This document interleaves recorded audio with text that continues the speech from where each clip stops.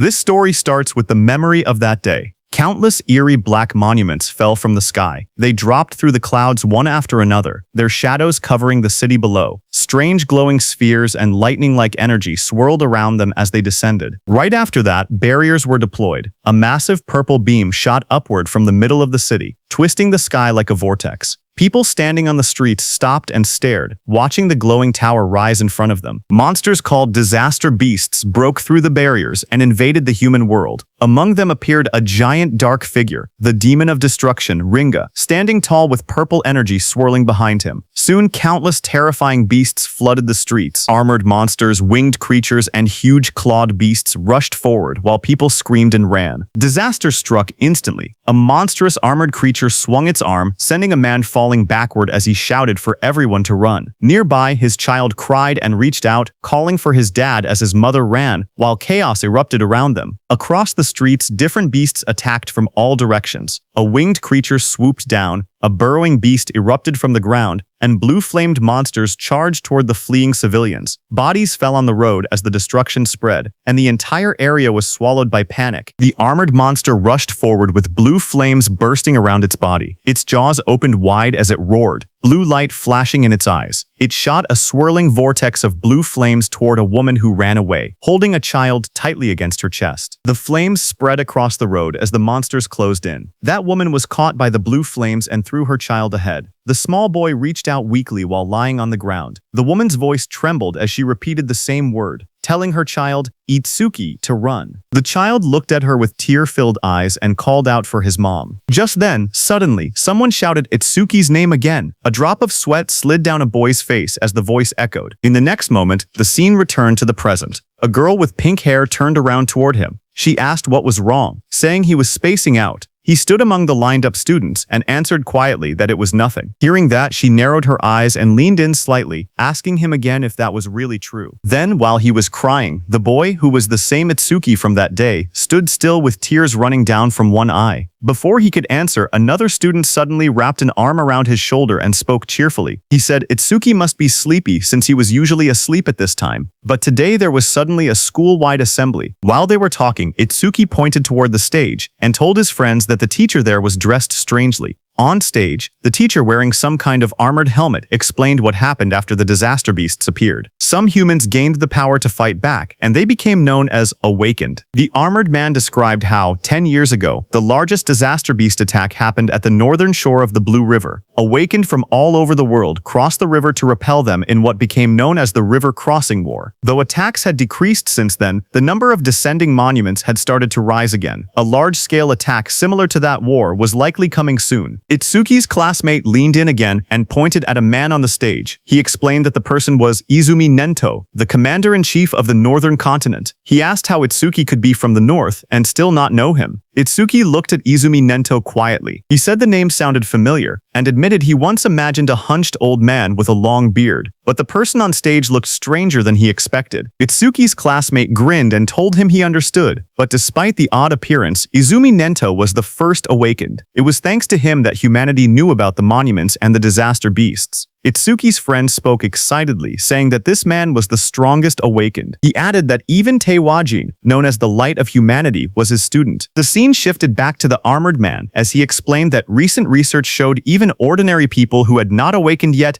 had a chance of gaining power by touching a monument. Izumi Nento stood on the stage, his long cloak spreading like black flames. He told the students he had come to let them try to awaken. He urged them to devote themselves to the fight against the disaster beasts. Just as he said that, a glowing blue blade slashed across the stage as the monument burst open. Light shot outward, scattering fragments, while a guard in sunglasses stood nearby watching. Seeing this, the students reacted with loud excitement. One of them shouted in shock as a monument rose from the ground, wondering if it was magic. Another yelled that this was not the time to be surprised. They clenched their fists, saying it felt like a dream, praying to become awakened. In the crowd, Itsuki's friend grabbed his arm in excitement. He told Itsuki that they finally had a chance to become awakened. His eyes shined as he said the word finally. Saying that, he started walking toward the stage. Seeing this, Itsuki's friend grabbed his shoulder, shouting that he shouldn't be left behind. The pink-haired girl called out to them, telling Itsuki to get back in line properly. But Itsuki walked past her, and a red glow flashed across his eyes. The girl looked at him in shock as the light streaked through the air. A close-up showed Itsuki's expression changing. His eyes shined red with excitement as he said that the day had finally come. On stage, a student touched the large black monument, but nothing happened. A guard immediately called out that it was no good and told the next person to step forward. The students watching reacted nervously. One boy pointed out that the previous student had broken the school's athletic record in his first year. He said that if even someone like that couldn't awaken, then there was no way he could. The girl beside him replied that athletic ability probably wasn't related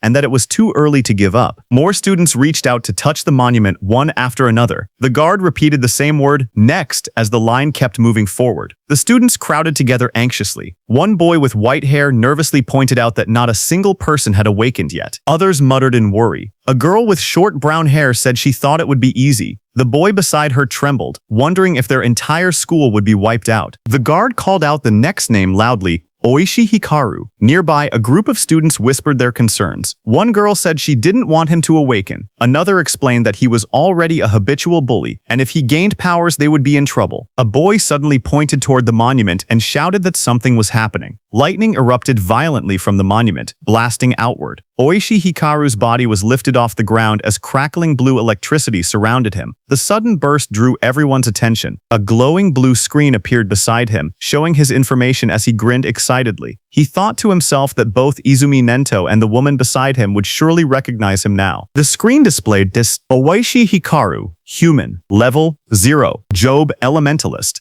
lightning gift, grade 2, undisclosed status, attack 3, agility 4, defense 2, magic 3, total 12 stat points. Watching from beside the monument, the blue-haired woman spoke softly. She told her father that they finally had one. She explained that level 0 stats usually totaled only 5, but this boy had reached 12. Her father, Izumi Nento, remained calm. The girl said it was still better than nothing. The school courtyard grew silent as Oishi Hikaru raised both arms triumphantly. Confetti sparkled around him while he grinned proudly. He muttered to himself, wondering if the old man Nento had anything to say to the first awakened student. But before he could boast further, someone grabbed his shoulder from behind. He turned sharply, surprised to see Itsuki stepping past him. Oishi spun toward Itsuki angrily, shouting at him. He demanded to know why Itsuki was touching him with dirty hands, yelling if he had a death wish. The watching students whispered among themselves. One girl asked who the boy was, noticing that he had cut the line. Another replied that it was Tenma Itsuki from class 5. Someone else muttered that he was finished. Once Oishi targeted someone, it was over. From above, the blue-haired woman and Commander Nento observed quietly. The woman narrowed her eyes and said she sensed incredibly intense emotions coming from that student. Itsuki stood before the towering monument, placing his hand on the stone. His eyes glowed red as dark memories flashed through him. He muttered that he refused to forget his hatred for the disaster beasts. He had burned the events of that day deep into his mind. Commander Nento stared forward as if sensing something unbelievable. Out on the awakening platform, a massive blue apparition rose behind Itsuki. The glowing figure towered over him, holding a sword and radiating overwhelming power. Itsuki stood calmly beneath it as blue light filled the air. The monument erupted with energy. A sharp, glowing structure formed above Itsuki, surrounded by swirling streams of light. The light expanded outward, wrapping around the entire area like a giant lotus blooming in the sky. The crowd below watched as the school grounds were covered in a glowing dome. Students stared upward, speechless. One boy pointed out that the pillar of light reached hundreds of meters into the sky. Another said it looked far more spectacular than Oishi's awakening. Two of Itsuki's classmates watched with excitement. Both of them smiled and cheered proudly, shouting that this was exactly what they expected from Itsuki. The blue-haired officer stared at the sky in shock. She said that this phenomenon only appeared when the rarest job, Order Breaker, was born. She placed a hand near her mouth, unable to hide her surprise. Even Commander Nento said he looked forward to seeing how capable the student would be. Seeing that, Oishi's expression twisted with frustration as he glared at the overwhelming light. Itsuki opened his eyes in confusion. Surrounded by shimmering blue energy, he wondered where he was and asked himself if he had awakened. Looking around, he found himself sitting cross-legged in the center of a massive glowing lotus made of light. Countless petals surrounded him, floating in a calm, otherworldly space. Suddenly, a blue system screen appeared before him. Itsuki stared at it in shock as it displayed Tenma Itsuki's stats. He was a human at level 0, which was fixed. His job was Order Breaker, Nirvana. His gift was Nirvana, a special grade. His level was fixed. His stats increased when acquiring skills. It removed all debuffs and fully healed injuries. Just then, another blue window appeared, showing his skill, Over Mimesis, which was Z rank. It analyzed enemy attacks and allowed the acquisition of counter skills. Then another screen showed Itsuki's stats. His were Attack 0, Agility 0, Defense 0, Magic 0, Total 0. Itsuki's face went pale as he stared at the results. His jaw dropped and he exclaimed silently that everything was at 0. But then 2 blue system windows appeared in front of Itsuki. The first announced that the Z rank skill Over Mimesis had been acquired. The second stated that the special grade gift Nirvana had activated, increasing all of his stats by 200. Another screen displayed the changes. Attack went from 0 to 200. Agility went from 0 to 200. Defense went from 0 to 200. Magic went from 0 to 200. Total went from 0 to 800 stat points. Seeing this, Itsuki's expression brightened. He looked at the glowing screen with excitement and said he understood. He realized that whenever he gained new skills through Over Mimesis, Nirvana would raise his stats. Even if he couldn't level up like others, he could still grow stronger in his own way. He clenched his fist and smiled confidently. He admitted he didn't know what level this power compared to, but he had no doubt he had become an awakened. With determination in his eyes, he declared that he would annihilate the disaster beasts. A massive burst of blue light exploded from the monument. Students around him shielded their faces and shouted that the light was too bright. Some grabbed their eyes in pain.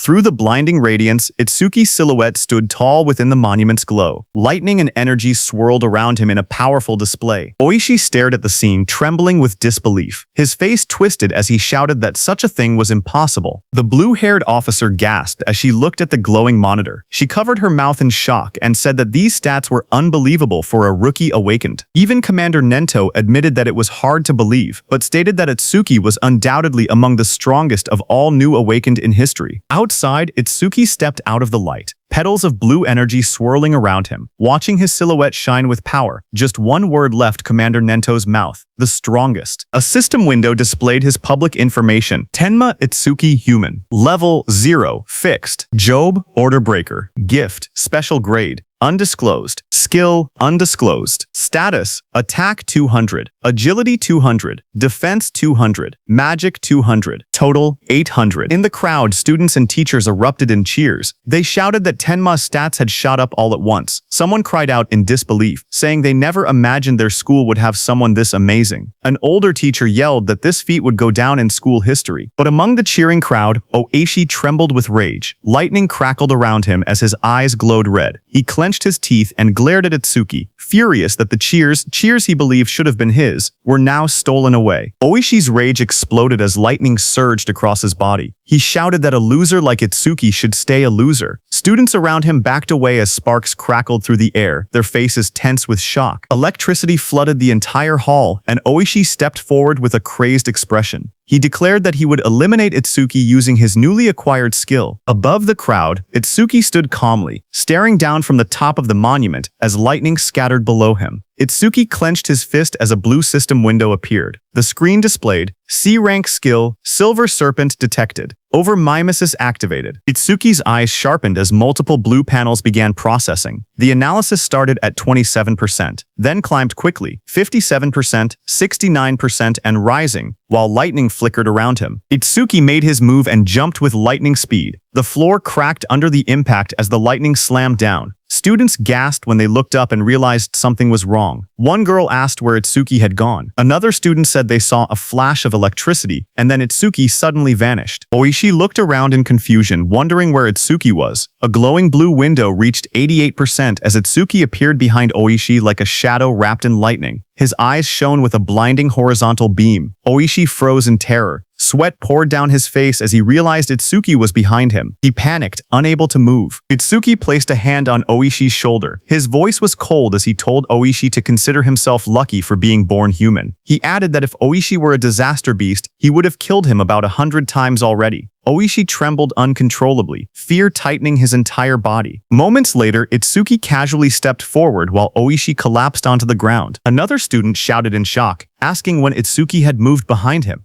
Someone else laughed nervously, saying Oishi must have been so scared his legs gave out. Another warned them to be quiet before Oishi heard them. A new panel floated above Itsuki, showing 94%, then rising quickly. Blue energy swirled around him as the progress reached 99%. Itsuki glanced at the glowing screen and commented that maybe the analysis was fast because it was only a C-rank skill. The display turned pitch black and flashed. Analysis progress 100%. Lightning exploded around him as a new message appeared, saying C-rank skill Thunderbreaker acquired. Itsuki stood in the center of the crackling blue electricity, his body glowing as the newly gained power wrapped around him like living lightning. The students watched nervously as the light began to glow again. One of the boys stared in shock, saying it was happening once more. Another student, wearing sunglasses, adjusted them with a grin, saying it was a good thing he had brought them. Inside the glowing space, Itsuki appeared sitting calmly with a thoughtful expression. He realized that every time an analysis finished, he was forcibly brought into this strange place. In front of him, the system windows appeared, stating that the analysis of Silver Serpent was complete, and the skill Thunderbreaker had been acquired. Another window opened, showing the description of Thunderbreaker, Level 1. The skill allowed him to absorb C-rank and lower lightning attacks into his body. When releasing the absorbed lightning energy, his agility would increase by 50%. It also had a passive effect. Each time he absorbed a C-rank lightning attack, his agility would permanently increase by 5%.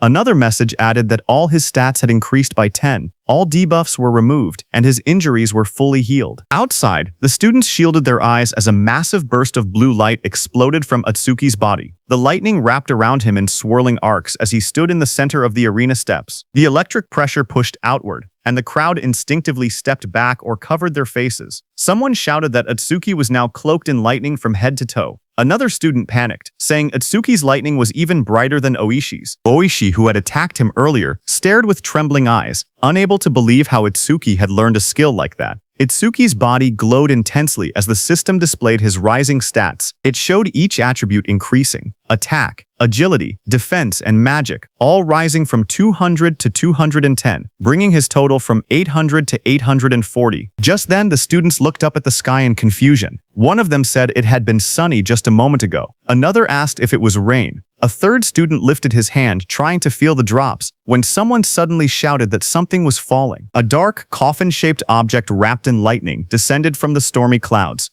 The rain poured harder as it crashed down toward the school grounds. The woman with blue hair and glasses saw it and shouted in shock, calling it a monument. She questioned why it had appeared here, of all places. Commander Nento quickly announced that the school-wide assembly was cancelled and ordered everyone to evacuate outside the school grounds, just like in their drills. He realized that there was no doubt the target was him. The woman turned to Commander Nento and told him that they should escape too, since combat wasn't their specialty. But Commander Nento beside her shook his head. He warned that if they ran, everyone else would panic. He pointed ahead, telling her to look, because the boy standing there was calmer than both of them. Ahead of them, lightning exploded around the descending object. Students ran in all directions, fleeing in fear. Only one boy, Itsuki, remained still in the middle of the field, bathed in a faint blue glow. From behind, the blue-haired woman shouted at him, demanding to know why he wasn't running. A massive dark pillar crashed down from the sky, shaking the ground as debris exploded outward. Rain poured heavily around it. Nearby, a group of students panicked. One boy shouted that disaster beasts were coming and urged Itsuki to escape. But Itsuki, with glowing red eyes, stood still. His voice was cold as he declared that he would exterminate every single one of them. His friends stared at him in shock. One of them yelled that he would die if he didn't run. Another insisted that since he had only just awakened, he couldn't possibly fight disaster beasts. They told him to leave everything to the other awakened. But Itsuki shook his head. He calmly told them to trust him. The pink-haired girl hesitated, worry written all over her face. Finally, she shouted that if he died, he shouldn't blame them. She grabbed the other guy's clothes and dragged him with her. The glasses-wearing boy asked her if it was really okay to let him go, reminding her that the enemy was a disaster beast, a walking weapon of mass murder. As the two ran off, Itsuki looked ahead with a crazed smile. His eye glowed bright red through the rain. He muttered that his first enemy after becoming an awakened was the one who killed his parents, and that it was lucky. Lightning curled around him as he stepped forward. A glowing panel appeared beside him, displaying the status of the creature before him. It was Skeleton Soldier #1369, Level 8. Gift Grade 2, Defense increases by 100%. If the enemy's attack exceeds its own defense, the gift becomes invalid. Skill, Bonefire,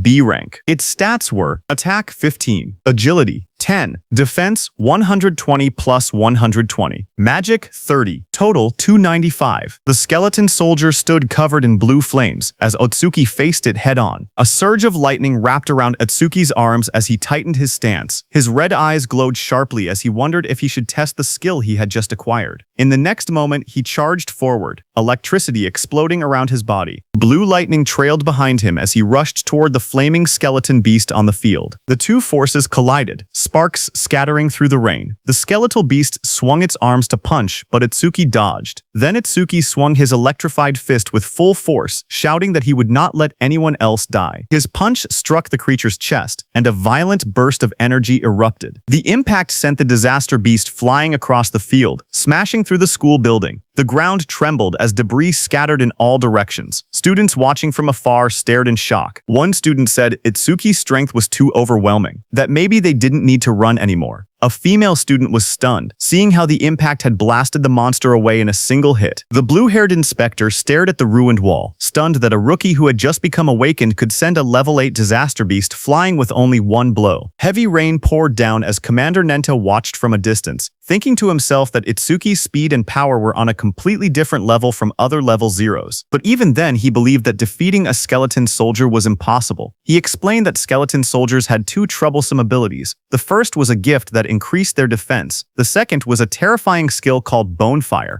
a flame that burned anything it touched into ash. Blue flames erupted violently across the field, spreading like a wave toward Itsuki. The students gasped as the fire surged forward. Itsuki's friends cried out in fear, shouting Itsuki's name. Oishi stepped forward with a crazed smile, yelling that the fool who didn't know his place would just burn to ash. Meanwhile, glowing screens appeared in front of Itsuki. A system message informed him that the enemy was using Bonefire. The analysis began, first at 1%, then rapidly accelerating. As the blue flames engulfed him, more screens appeared, 25%, 39%. 57%. Itsuki stood firmly inside the blazing bonfire, surrounded by data streams. He calmly observed that the analysis speed increased whenever the enemy's skill struck him. The blue-haired instructor watched with widening eyes. She said that even a level 10 awakened wouldn't stand a chance if they took a direct hit. Blue flames continued to swallow the arena as Itsuki stood in the center, half of his body burned away and glowing like a skeleton. The blue-haired instructor's voice echoed through the flames, saying it would be tragic for a genius who had just appeared to be killed by a disaster beast before he could grow. System windows floated around Itsuki, showing 77% and 81%. Itsuki looked at his burning body and muttered that this was what it felt like when the body burned. He added softly that it must have hurt. A memory flickered through the flames. He saw his mother's face, half burned away. He realized that it hurt so much, but even in her last minutes, she smiled so as not to scare Itsuki. Commander Nento peered out with a sharp gaze, wondering if Itsuki hadn't used his full power yet. The blue fire swirled violently as the progress bar climbed. Itsuki's skeletal hand tightened, and he said that once the analysis was complete, the enemy was finished. The system window flashed. Analysis progress, 100%. Outside the flames, the students whispered nervously. One asked if it had been too soon to hope for a rookie who had just become awakened. Another admitted he had been stupid to expect anything. But suddenly, someone pointed forward in shock. He shouted that the blue lotus flower had appeared again. He said Itsuki might show them another miracle. Blue light swirled around Itsuki as he stood inside the burning aura, wondering what kind of skill he would gain this time. The flames around him continued to fade, revealing his burned and cracked body beneath the blue energy. Then a system window appeared, showing that the analysis of Bonefire was complete. It stated that a new skill, Black Wall, had been acquired. More windows followed, explaining the skill. The active effect would create ice on the body by consuming magic power, and could block B rank or lower fire skills. The passive effect increased defense when blocking those skills. Another notification appeared, saying that Black Wall, LV2, had been acquired and that all of his stats had increased by 20. It stated that all debuffs were removed and his injuries were fully healed. A new window showed his updated status. Attack, agility, defense, and magic had all risen from 210 to 230, bringing his total from 840 to 920. Itsuki looked at the glowing screen calmly. He remembered how even his strongest attack earlier couldn't break the skeleton soldier's defense. Now, with this new increase, he believed he should be able to do it. Suddenly, blue lotus petals unfolded around him, blooming like a massive light flower. Itsuki stood at the center, his body surrounded by shining energy. The students watching gasped in shock. One of them cried out in relief, saying Itsuki was alive. Others cheered loudly, convinced that he would succeed. Someone pointed out that a full recovery like this was practically a miracle. The blue-haired instructor stared in shock as she watched the scene unfold. She wondered aloud if Itsuki had a self-healing skill. She had seen him use a lightning element skill earlier, so she couldn't understand how he was recovering. Commander Nento was also shocked. He remembered that order breakers were considered the most mysterious job, but even among them, Itsuki seemed uniquely strange. Meanwhile, Itsuki stood in the center of the glowing lotus petals. His body had recovered completely, not a single injury left. Blue fragments drifted around him as he looked down at his restored form. Itsuki whispered in disbelief, saying it was a perfect recovery. He wondered whether he would heal even if his limbs were cut off, or if his brain was destroyed. He admitted he was curious about the limits of his self-healing. Suddenly, the skeleton soldier roared, its armor burning with blue bone fire. The flames surged violently as the monster charged forward. Itsuki turned calmly, raising his arm as black spikes spread across his skin. The blue flames rushed toward him. His entire body became engulfed in the fire, but he stood unmoving within it. Moments later, his silhouette appeared again through the blaze. Thick layers of black spikes covered him completely, and his red eyes glowed coldly behind the cracked ice armor. Itsuki cracked through the air as he shot upward. The explosion of blue flames shook the area when he crashed down. Itsuki's armored body glowed with electricity as he readied another strike. The skeletal beast struck, but Itsuki moved again, instantly appearing behind the beast, faster than anyone could follow. Itsuki then raised his arm, and it turned into a massive black spike sword, lightning running through it. Itsuki moved with lightning speed, and with a single slash cut the skeletal beast in two with that sword. The students watching from afar were stunned. One of them said that Itsuki moved behind the disaster beast in an instant, as if he had teleported. Another said that only awakened people could track movements like that. Oishi was also stunned, saying she couldn't see Itsuki's movements at all. She compared it to what she had seen before. The blue-haired instructor questioned if someone like Itsuki could really be a rookie. On the other hand, as the dust settled, Itsuki stood alone. As the black spikes on his body disappeared, he kicked and destroyed the skeleton beast's head. He was stunned to realize that it not only generated solid armor to protect his body, but could also shape that armor into any kind of weapon he wanted. A divine skill that combined both offense and defense. Suddenly, someone shouted his name. Itsuki turned his head in surprise as his friend rushed toward him and wrapped him tightly in a relieved hug, saying he was glad Itsuki had won because he had been worried the entire time. Itsuki stayed still for a moment before asking about Saya. His friend pulled back and admitted that Saya had been watching earlier with a face that looked like she might cry, but now she was nowhere to be seen. Itsuki looked toward the crowd, wondering why she didn't come. He scanned the students in the distance, confusion growing. He quietly wondered if she might be angry. Not far away, the blue-haired instructor watched the aftermath of the fight. She spoke seriously, noting that for a boy to defeat a skeleton soldier, something even a level 10 awakened would struggle against, was unbelievable. Commander Nento called the blue-haired instructor Choha and told her to stay and assist with the cleanup. He also told her to deliver his message to the principal that he would be taking Itsuki with him. On the other hand, Itsuki's friend patted Itsuki's hand, saying there was no way Saya would be angry after he won. He guessed that Saya was probably scared of falling behind Itsuki, so she might have gone to touch the monument instead. Itsuki lowered his gaze slightly and murmured that he hoped that was the case. Just then, a voice called out to him, asking if he was Tenma Itsuki. Itsuki turned and noticed someone approaching. Commander Nento, wearing a long cape, stood before him. Itsuki looked up at him in silence. People watching from a distance began whispering among themselves. They saw that Izumi Nento, a famous figure, was talking directly to Itsuki.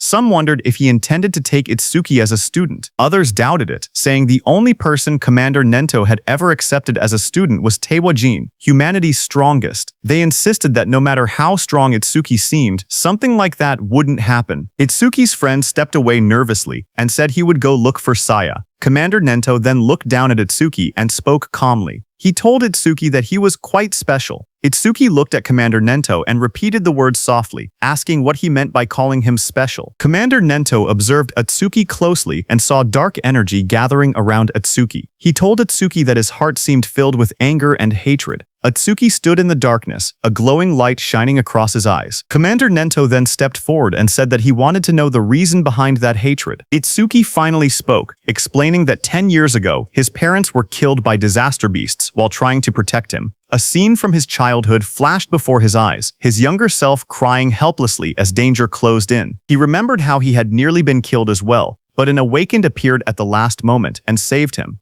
The powerful figure struck the beast right in front of the frightened Itsuki. Itsuki told Commander Nento that, right before his eyes, he had watched his mother die. A glowing blue flame slowly consumed his mother's body. Even as half her face vanished into bone and ash, she smiled gently at Itsuki and told him that he must walk the rest of the path on his own. Young Itsuki stared at her with trembling eyes, unable to understand. His voice cracked as he cried out for his mother. Anger raged inside him as he looked at the beast. Words echoed in his mind, reminding him that both his mother and father had died because of beings like this. Tears streamed down his face as he shouted in denial. Before him, a towering, monstrous figure rose from the darkness, an enormous being surrounded by raging purple flames. Its shadow loomed over Itsuki as he realized the horrifying truth. The creature before him was the root of all evil. Shaking with rage, Itsuki glared upward. His eyes burned red as hatred filled his heart. On that day, he swore a vow. He would kill that demon and every last creature of its kind. In the present, Itsuki clenched his jaw, a tear slipping down his cheek as he shouted that he would kill all of its kind. Commander Nento looked at him and commented that even with a heart consumed by hatred, Itsuki still shed tears. Itsuki raised a hand to his face and explained calmly. Ever since he witnessed the tragedy of his mother's death, his left eye had stopped producing tears, but his right eye had begun crying on its own. Thanks to that, he said, he never forgot his hatred for the disaster beasts. Commander Nento then asked if Itsuki would become his student. He promised to get him into the Salvation League and help him gain the immense power needed to take revenge on the disaster beasts. Itsuki repeated the words quietly, asking what the Salvation League was. Commander Nento then explained. He told Itsuki that to counter disaster beasts more efficiently and scientifically, the governments of the 5 continents had gathered strong awakened from around the world and created an official organization. The members of this organization were called saviors. He continued, saying that saviors were provided with resources such as dedicated training grounds and powerful weapons. They were also guaranteed high compensation. Even trainee saviors received 10,000 gold per month. Itsuki listened in surprise, realizing that 10,000 gold was enough to buy a car. Commander Nento then warned that such generous treatment was not given for free. Saviors were expected to constantly fight disaster beasts on the front lines and protect people's safety. Itsuki stood shirtless, his expression calm as he spoke. He said that he did not care about high pay or special resources. What mattered most to him was something else. Determination filled his eyes. His gaze sharpened as he clenched his fist. He declared that what mattered most was fighting disaster beasts on the front lines. With unwavering resolve, he announced that he wanted to become a savior as well. Commander Nento then explained the process.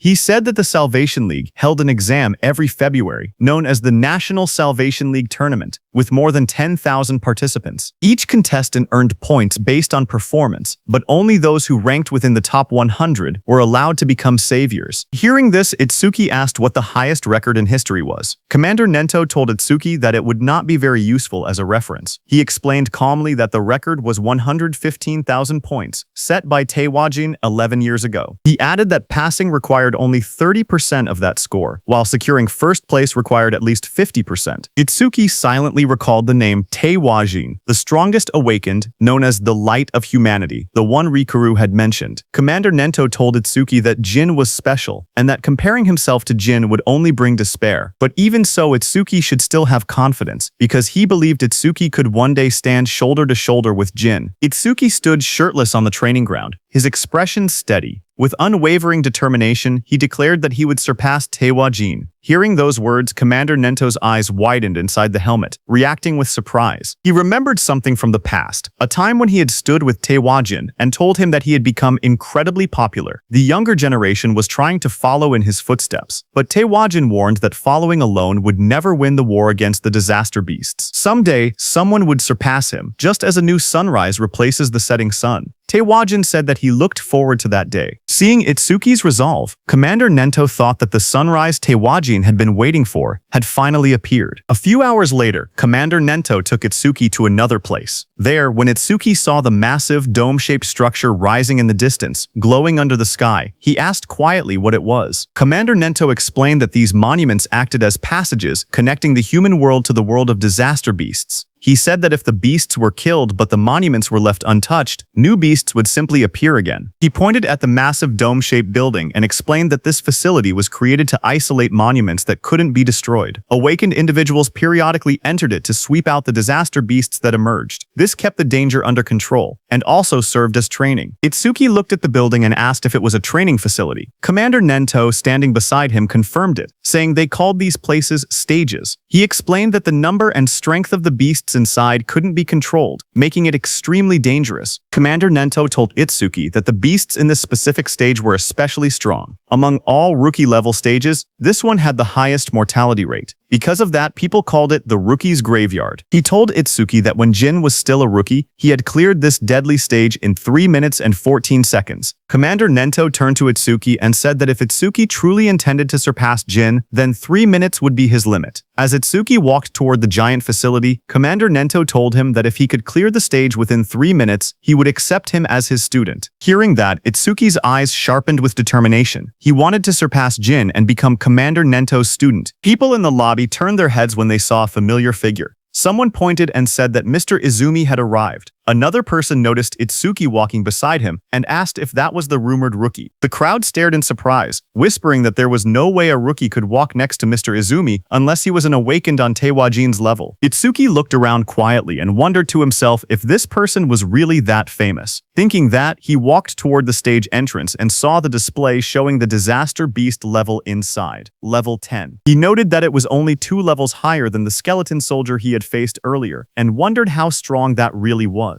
But what surprised him more was that even though several people were gathered nearby, none of them seemed prepared to enter the stage. He wondered why that was. Someone nearby muttered that the rookie looked way too confident and assumed that a high-level awakened must be accompanying him. Another wished they could be taken along too, while someone else joked that the rookie probably came just to flirt with the receptionist, saying that with a decent face he was getting cocky. At the counter, the receptionist approached him with a polite smile. She asked if he wanted to enter the stage and how many challengers there would be. He calmly replied that it would be just him. Hearing that, the area fell silent as the receptionist stared at him across the counter. Suddenly, she leaned forward and yelled angrily. She told him not to make unfunny jokes and asked if he was messing around. She warned him that if he was just there to hit on her, it was pointless. She explained that even if the place was an artificial stage, it was still dangerous. People could get hurt or even die. Itsuki stared at her in confusion, wondering what she was even talking about. Behind them, several people watching from afar started laughing. They joked that he really was there to hit on her. Some said that there were always people who treated the stages like dating spots, and those people usually got scolded and went home. Itsuki looked at the receptionist calmly and explained the misunderstanding. He told her he had absolutely no interest in her. He said he only came to challenge the stage, nothing more. But the receptionist sighed and rubbed her forehead. She told him he didn't have to act tough just because he was embarrassed. She even said she would give him her contact information, so he should just go home. But Itsuki's expression darkened.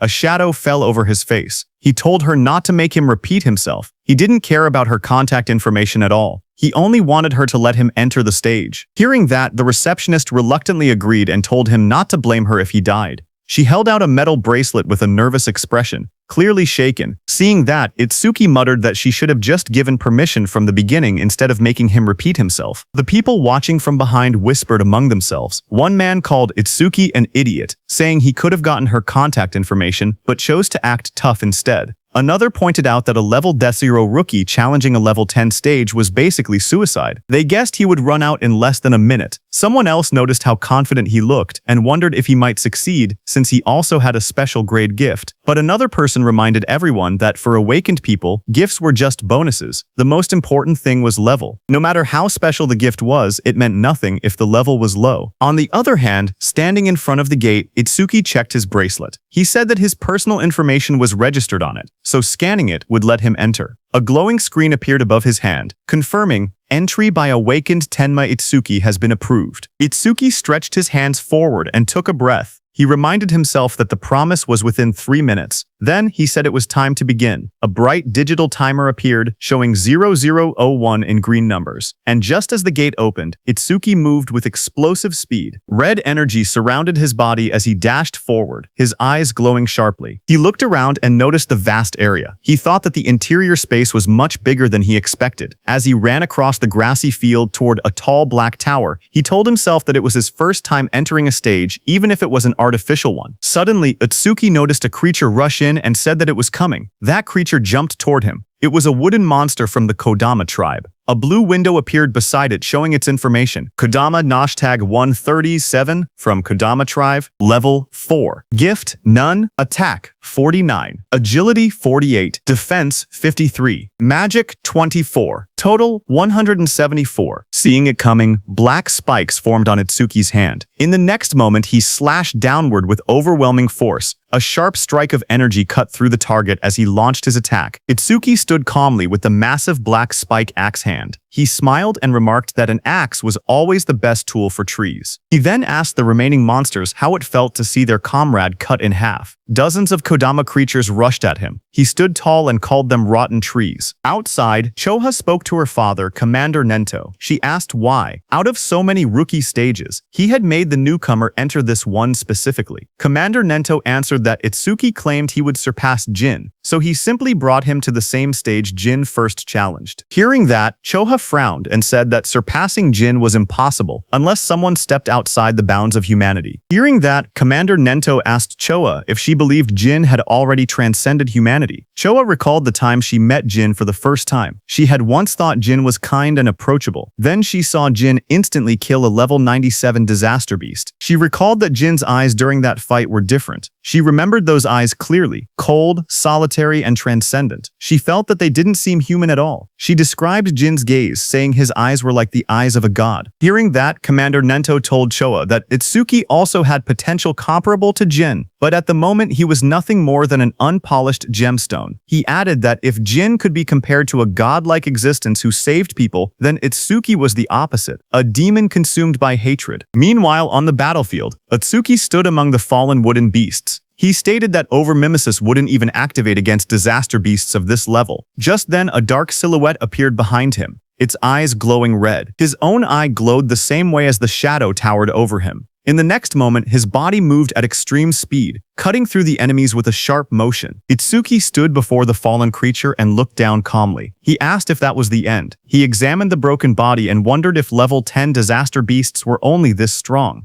But then he thought that if that were true, this place wouldn't be called the Rookie's Graveyard. There had to be something else. Just then, a blue system window appeared before him. It displayed B-rank skill, self-regeneration detected. Overmimesis activated. Another window followed. Analysis started. Then a second one. Analysis progress 5%. Itsuki turned as a sudden sound caught his attention. His expression shifted slightly. That level 10 disaster beast rose again behind him, its entire form twisting upward with glowing green eyes. Its long vine-like limbs burst outward and lunged at him. Itsuki braced himself, thinking in surprise that he had cut off half its head, yet it had regenerated. The moment the towering monster regenerated, Itsuki narrowed his eyes and muttered that he knew things wouldn't be straightforward. A glowing blue system window appeared in front of him, revealing the creature's details. It identified the monster as regenerated Kodama #520 of the Kodama tribe, a level 10 beast with a grade 2 gift. Its defense had dropped by 50%, but its self-healing ability had greatly increased. Another blue window listed its stats clearly. Attack a 110, Agility 100, Defense 60, Magic 180, total 450. As the creature's roots and branches whipped wildly, Itsuki tightened his fist. A system alert flashed. Black wall activated. The next second, his hand was covered by black spikes cutting through the roots. Itsuki jumped at the monster. While dodging the monster's attacks, he quickly analyzed the situation. He realized the beast couldn't regenerate if he damaged it fast enough. He told himself that he had to deal massive damage in a short amount of time. The analysis window appeared beside him. 17%, then 19%, rising slowly. Itsuki smashed forward with his armored arm, splitting through the Kodama's defenses as sparks and debris burst around them. His eyes glowed red as he moved like a shadow, slicing through the forest of wooden limbs. Each step sent shockwaves across the ground, and each strike pushed the progress window higher. Itsuki surged forward again, his blade-like arm shining with a cold blue light. 21%. Then he shot upward before crashing down like a falling spear, splitting the monster's giant body in half. Light from his attack cut straight through the Kodama, illuminating the entire battlefield. The towering creature's body split down the middle, a glowing crack running from its head to torso. Its golden eyes shone through the gaps as its massive frame began to fracture. Itsuki watched with sharp red eyes, a grin forming on his face. He said he wasn't done yet. He said he would mince the creature completely, so it wouldn't regenerate. In the next moment, he raised both arms. A blinding vertical slash of light tore downward, cutting the giant monster clean in half. Cuts spread across the creature's body, and the wooden shell shattered into countless pieces. The fragments scattered through the air, glowing faintly before breaking apart completely. As the dust settled, Itsuki lowered his arm and exhaled. He said this should be enough. He added that using Black Wall for so long was draining his magic. But before he could rest, vines and roots twisted together again in front of him. That wooden creature's form surged upward with glowing yellow eyes, rising from the remains and preparing to attack. The glowing display in front of Itsuki showed 60%, but the fight still raged on. Wooden tendrils whipped toward Itsuki as he moved between them with sharp, fluid steps. He glanced back with an annoyed expression, thinking that even after all of this, the monster still refused to die. He quietly muttered that it was becoming a real pain. The attacks continued to strike from every angle. As he dodged, he noticed something important. Every time the monster regenerated, Overmimesis's analysis speed increased. His eyes narrowed. That meant the longer this continued, the faster the analysis would complete. He realized he needed a new approach. He decided to cancel Black Wall to conserve his remaining magic and instead rely on Thunderbreaker to avoid the attacks while keeping his distance. Continuing this pattern until the analysis finished would be the winning strategy, but there was a problem. He didn't have much time left before the 3-minute limit ran out. Lightning crackled across his arm as the display climbed to 75%. Determination hardened his expression. He activated Thunderbreaker and Black Wall at the same time, pushing his offense to the extreme, while forcing the monster to repeatedly regenerate. Doing so, he thought, would increase the analysis speed even further. Power surged around him,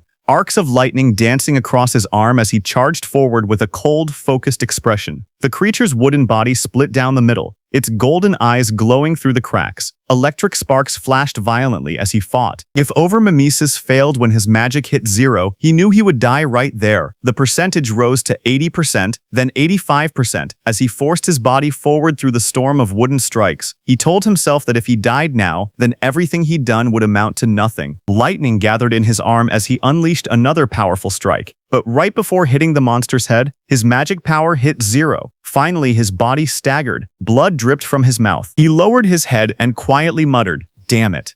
Itsuki stood pierced by sharp wooden spikes, his body battered and barely holding on. He lowered his head as white steam drifted off his wounds. He quietly admitted that his magic seemed to have finally run out. Then a glowing window appeared beside him, showing 99%. Seeing that, Itsuki's expression sharpened. Blood streamed down his chin as his eyes glowed coldly. He declared that, just as he thought, Overmimesis did not need magic to activate. With a strained smile, he announced that this match was his win. The window in front of him then showed. Analysis progress, 100%. A bright lotus-shaped energy began expanding around him, glowing blue and cracking the wooden spikes. A system window appeared, saying, Self-regeneration analysis complete. Lotus burst acquired. The lotus continued to bloom outward, pushing everything away as more spikes shattered. Another window displayed the details. Lotus Burst, LV2, active effect, consumes magic to deal explosive damage to enemies within a 5 min diameter. Power scales with magic consumption, passive effect. Each time Lotus Burst defeats a living creature of level 1 or higher, all skill ranges increase by +1%. The Lotus opened fully. A pink glow surrounded Itsuki as his wounds rapidly healed. Another window appeared. Lotus Burst, LV2 acquired. All stats +20. Remove all debuffs and fully heal injuries. The monster watching him narrowed its glowing yellow eyes. A final window appeared. Lotus Burst activated. Itsuki brought his hands together and clapped. A burst of force erupted instantly, followed by a roaring explosion of flames that engulfed everything in front of him. A blazing wave swept outward, and the monster's shadow shot through the smoke and sparks. When the flames settled, He stood there with blood running down his cheek, his hand still extended from the technique he had just used. With a calm breath, he looked ahead and said that Lotus Burst wasn't bad. Smoke rose around the scorched crater at Itsuki's feet as he examined the destruction. He noted that using only a third of his magic produced this much power, and sweeping away weak disaster beasts would now be far easier. But he admitted he never expected Overmimesis to restore magic that had already reached zero. As he stepped forward, something on the ground caught his attention. He stopped, staring at a glowing green crystal beside him, and quietly asked what it was. Meanwhile, outside, the receptionist stared anxiously at the bright red screen. She said that almost 3 minutes had passed since the rookie Itsuki went inside, yet there was still no sign of him coming out. She pointed at the display where the status window showed, Challenge in progress. Stage level 10. Challenger Tenma Itsuki. Time used, 2 minutes 09 seconds. Seeing this, she nervously added that they should call the rescue team quickly. Choha adjusted her glasses and spoke calmly. She said she didn't think Itsuki would lose to level 10 disaster beasts, but clearing the stage within 3 minutes seemed impossible. Her sentence trailed off as silence fell between them. But suddenly, a new message appeared on the large screen, saying new record achieved. Seeing that, everyone in the hall froze. Shocked whispers spread through the crowd. One woman stepped forward, staring at the green screen in disbelief, whispering, "No way." Choa widened her eyes. She asked aloud how Itsuki managed to clear it, unable to believe what she was seeing. And the most shocking thing was that even 3 minutes hadn't passed. A final notification flashed brightly on the monitor. Challenge success. Stage level 10. Challenger Tenma Itsuku. Time used 2 minutes 14 seconds. Stage clear record updated. The room fell silent as everyone stared at the unbelievable result. The leaderboard screen displayed the results. It showed first place belonging to Tenma Itsuki, with a clear time of 2 minutes 14 seconds. Second place belonged to Taewajin, who cleared it in 3 minutes 14 seconds. Third place was Hiten Sho, with a time of 7 minutes 17 seconds. Just then, Itsuki came out of the gate, his clothes torn and stained with green liquid.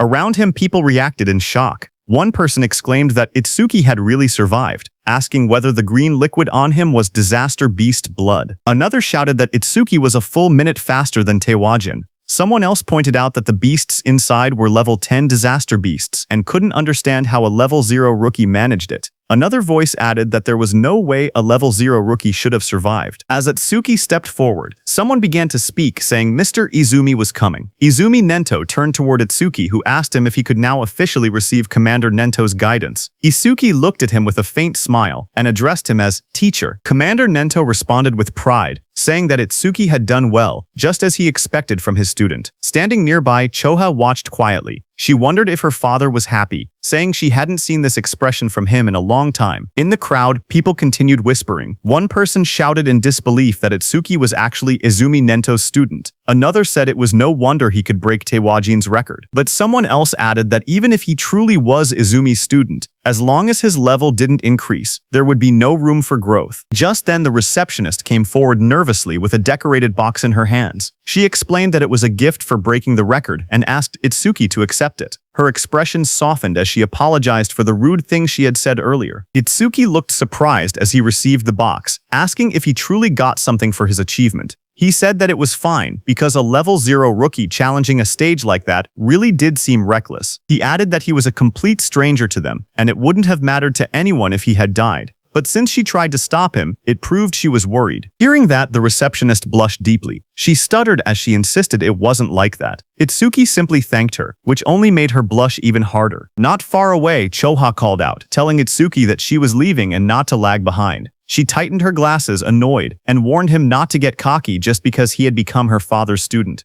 Itsuki straightened up and replied quickly, agreeing. Then Commander Nento, beside Choha, studied Itsuki and commented that a stage of this level now seemed too easy for him. He suggested raising the difficulty. He continued, saying that Itsuki should be able to challenge advanced stages now. Itsuki looked at him, surprised, and repeated the words, advanced stages? As the three of them walked together across the rooftop at sunset, Commander Nento continued explaining. He said that a disaster beast's strength was not determined by level alone. The most important factor, he stated, was something else entirely. He explained that the true deciding factor was species. Choa explained that species without intelligence, which moved only by instinct, were usually easy to deal with. but some species possessed intelligence equal to or greater than humans. She explained that such species were far more troublesome than ordinary disaster beasts. Choa continued. She said that awakened beings and disaster beasts were essentially the same type of creature, but with one difference. Only humans were said to possess jobs. Because of that, stats differed depending on species. She went on to explain that advanced stages contain these powerful species, or intelligent disaster beasts. Their difficulty was several times higher than normal stages. Most of the northern continent's advanced stages were located in North District 4, and she told Itsuki that this would be his next destination. She asked whether Itsuki had any other questions. Hearing her explanation, Itsuki suddenly remembered the two beasts he had defeated earlier. He thought about them in silence. They hadn't shown any signs of intelligence, and they hadn't screamed even when attacked. He wondered if that meant they didn't even have pain receptors. Itsuki's eyes glowed with sharp intensity as he looked up. He asked Choa whether intelligent disaster beasts had pain receptors or not. Hearing that, Choa suddenly felt a chilling pressure behind her. As she turned, her expression stiffened. She wondered what this terrifying aura was and what Itsuki was thinking. Behind them, a group of people gathered and whispered among themselves. One of them asked if anyone had heard that Mr. Izumi planned to make Itsuki challenge an advanced stage. Another replied that Itsuki, who broke Tewajin's record, should be fine. But one man explained that advanced stages were completely different from normal ones. More importantly, almost all the stages in North District 4 were under a single man's control. He said that every awakened person who had entered an advanced stage there had gone missing, and rumors claimed that the man had killed them. Someone immediately asked if he meant Kinoshita Reiji. Another man began to speak disrespectfully, asking who Kinoshita Reiji even was, and suggesting he acted like a king. His friend quickly covered his mouth, hushing him in panic. He warned him that he would be killed too if that man heard him. After all, he said, that man was the son of the North District 4 governor, Kinoshita Reiji. The scene shifted to a luxurious room. A young man lounged confidently while servants stood around him. He was the infamous Kinoshita Reiji. A subordinate asked him when he would be departing. Reiji smirked as he answered. He said that all the stages in North District 4 were under his control, so he would go whenever he wanted. To him, waiting in line was something only commoners did. He lifted his glass with a satisfied smile. After leaving from there, Itsuki opened the small ornate box, revealing a shining stone resting on a red cushion. As the three of them sat together beneath the shade of the trees,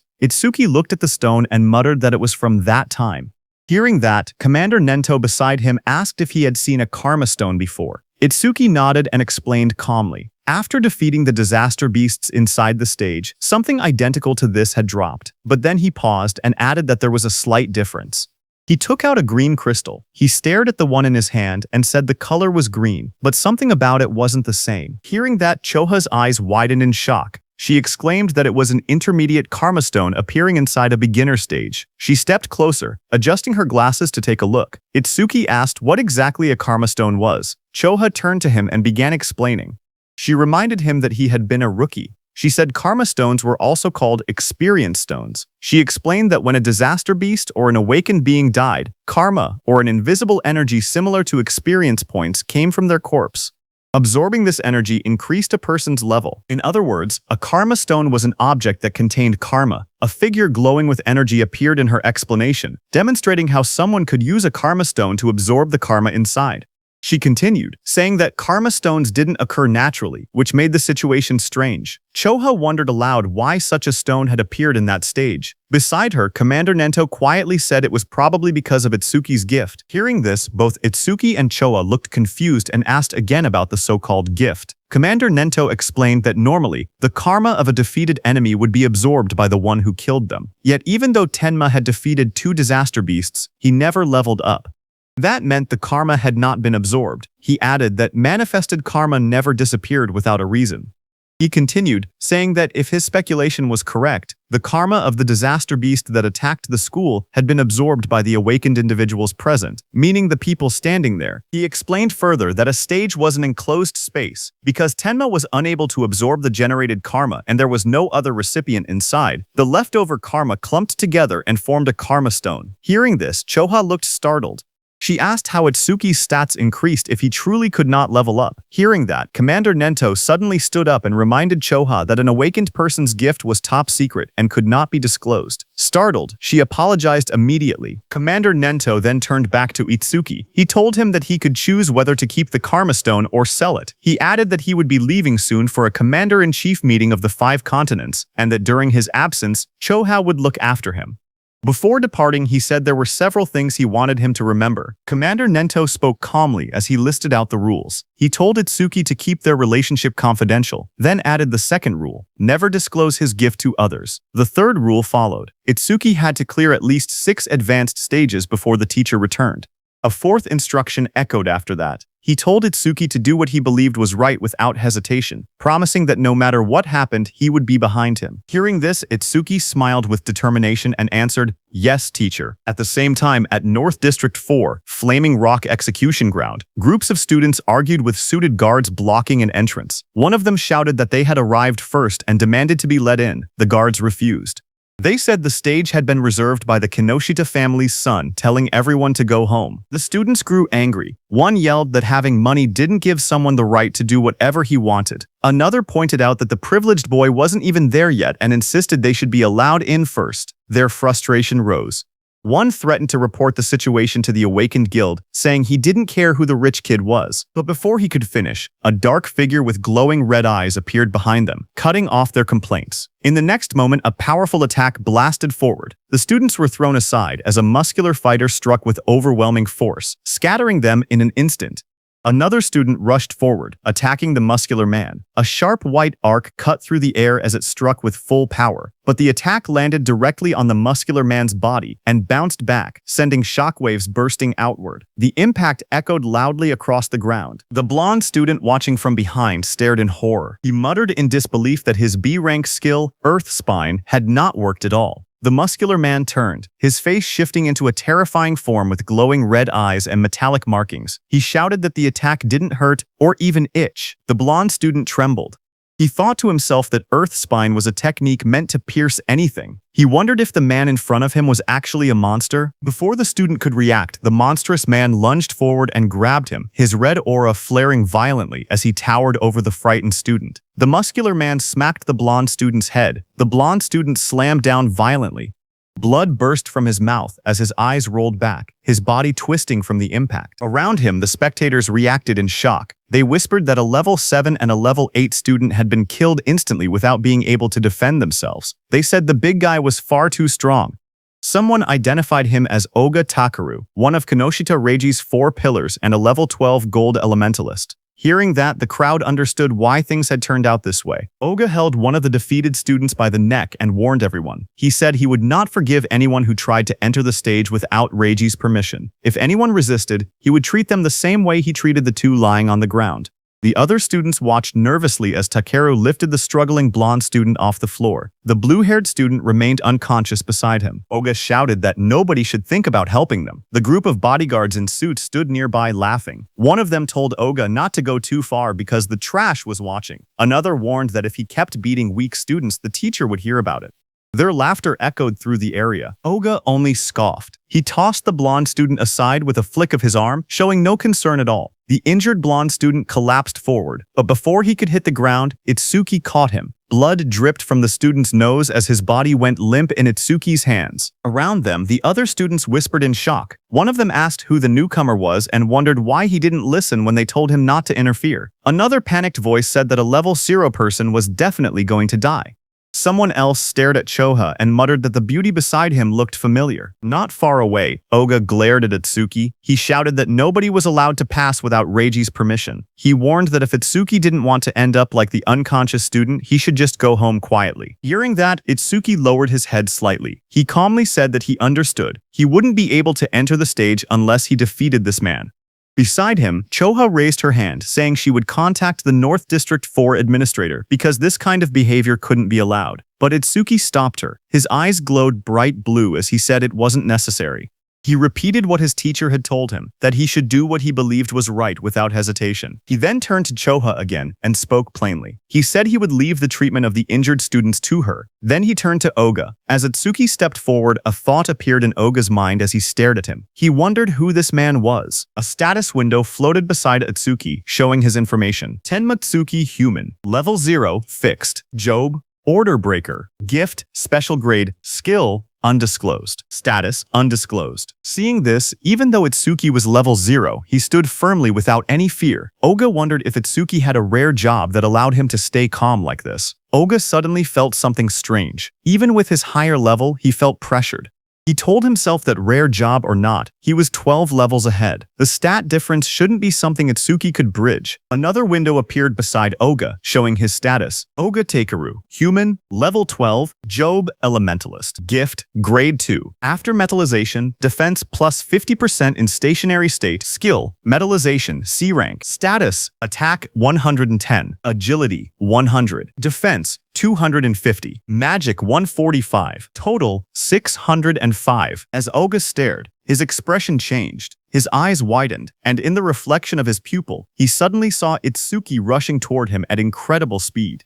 In the next moment, Itsuki's fist collided with Oga's body with overwhelming force, sending a shock through the frame as the impact landed cleanly. The crowd watched in shock as two students stared ahead, sweat running down their faces. One of them exclaimed that the speed was unreal, and wondered if Itsuki was really level 0. The other admitted that even though he was level 8, he wasn't sure he could keep up with that kind of movement. But as the dust settled, it was revealed that Itsuki's fist had struck Oga's metal head, sending steam rising from the impact. Oga had blocked the blow with his metallization skill, his face hidden behind the shining metal layer. Seeing this, Itsuki pulled back slightly, his eyes narrowing as he realized the strike had been stopped. Oga then raised both hands, his arms transforming completely into polished metal. He looked down at Itsuki and commented calmly that the speed was good.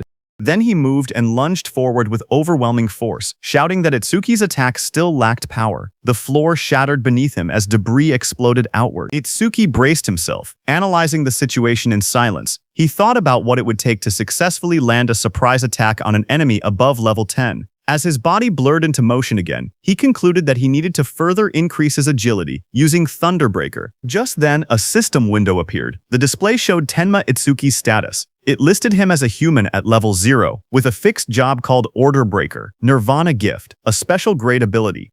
His Nirvana skills were shown: Over Mimesis, Z rank, Thunderbreaker, LV1, Black Wall, LV2, and Lotus Burst, LV2. All of his stats, attack, agility, defense, and magic were listed as 250, totaling 1,000. Then another screen appeared. It detected a C-rank skill, Metallization. At the same moment, Over Mimesis activated and began analysis. The progress bar rose to 1%. Itsuki crouched on the ground, watching his opponent. He wondered if the threat level was high enough for Over Mimesis to activate. He decided he needed to get serious. A new screen showed the analysis increasing to 5%.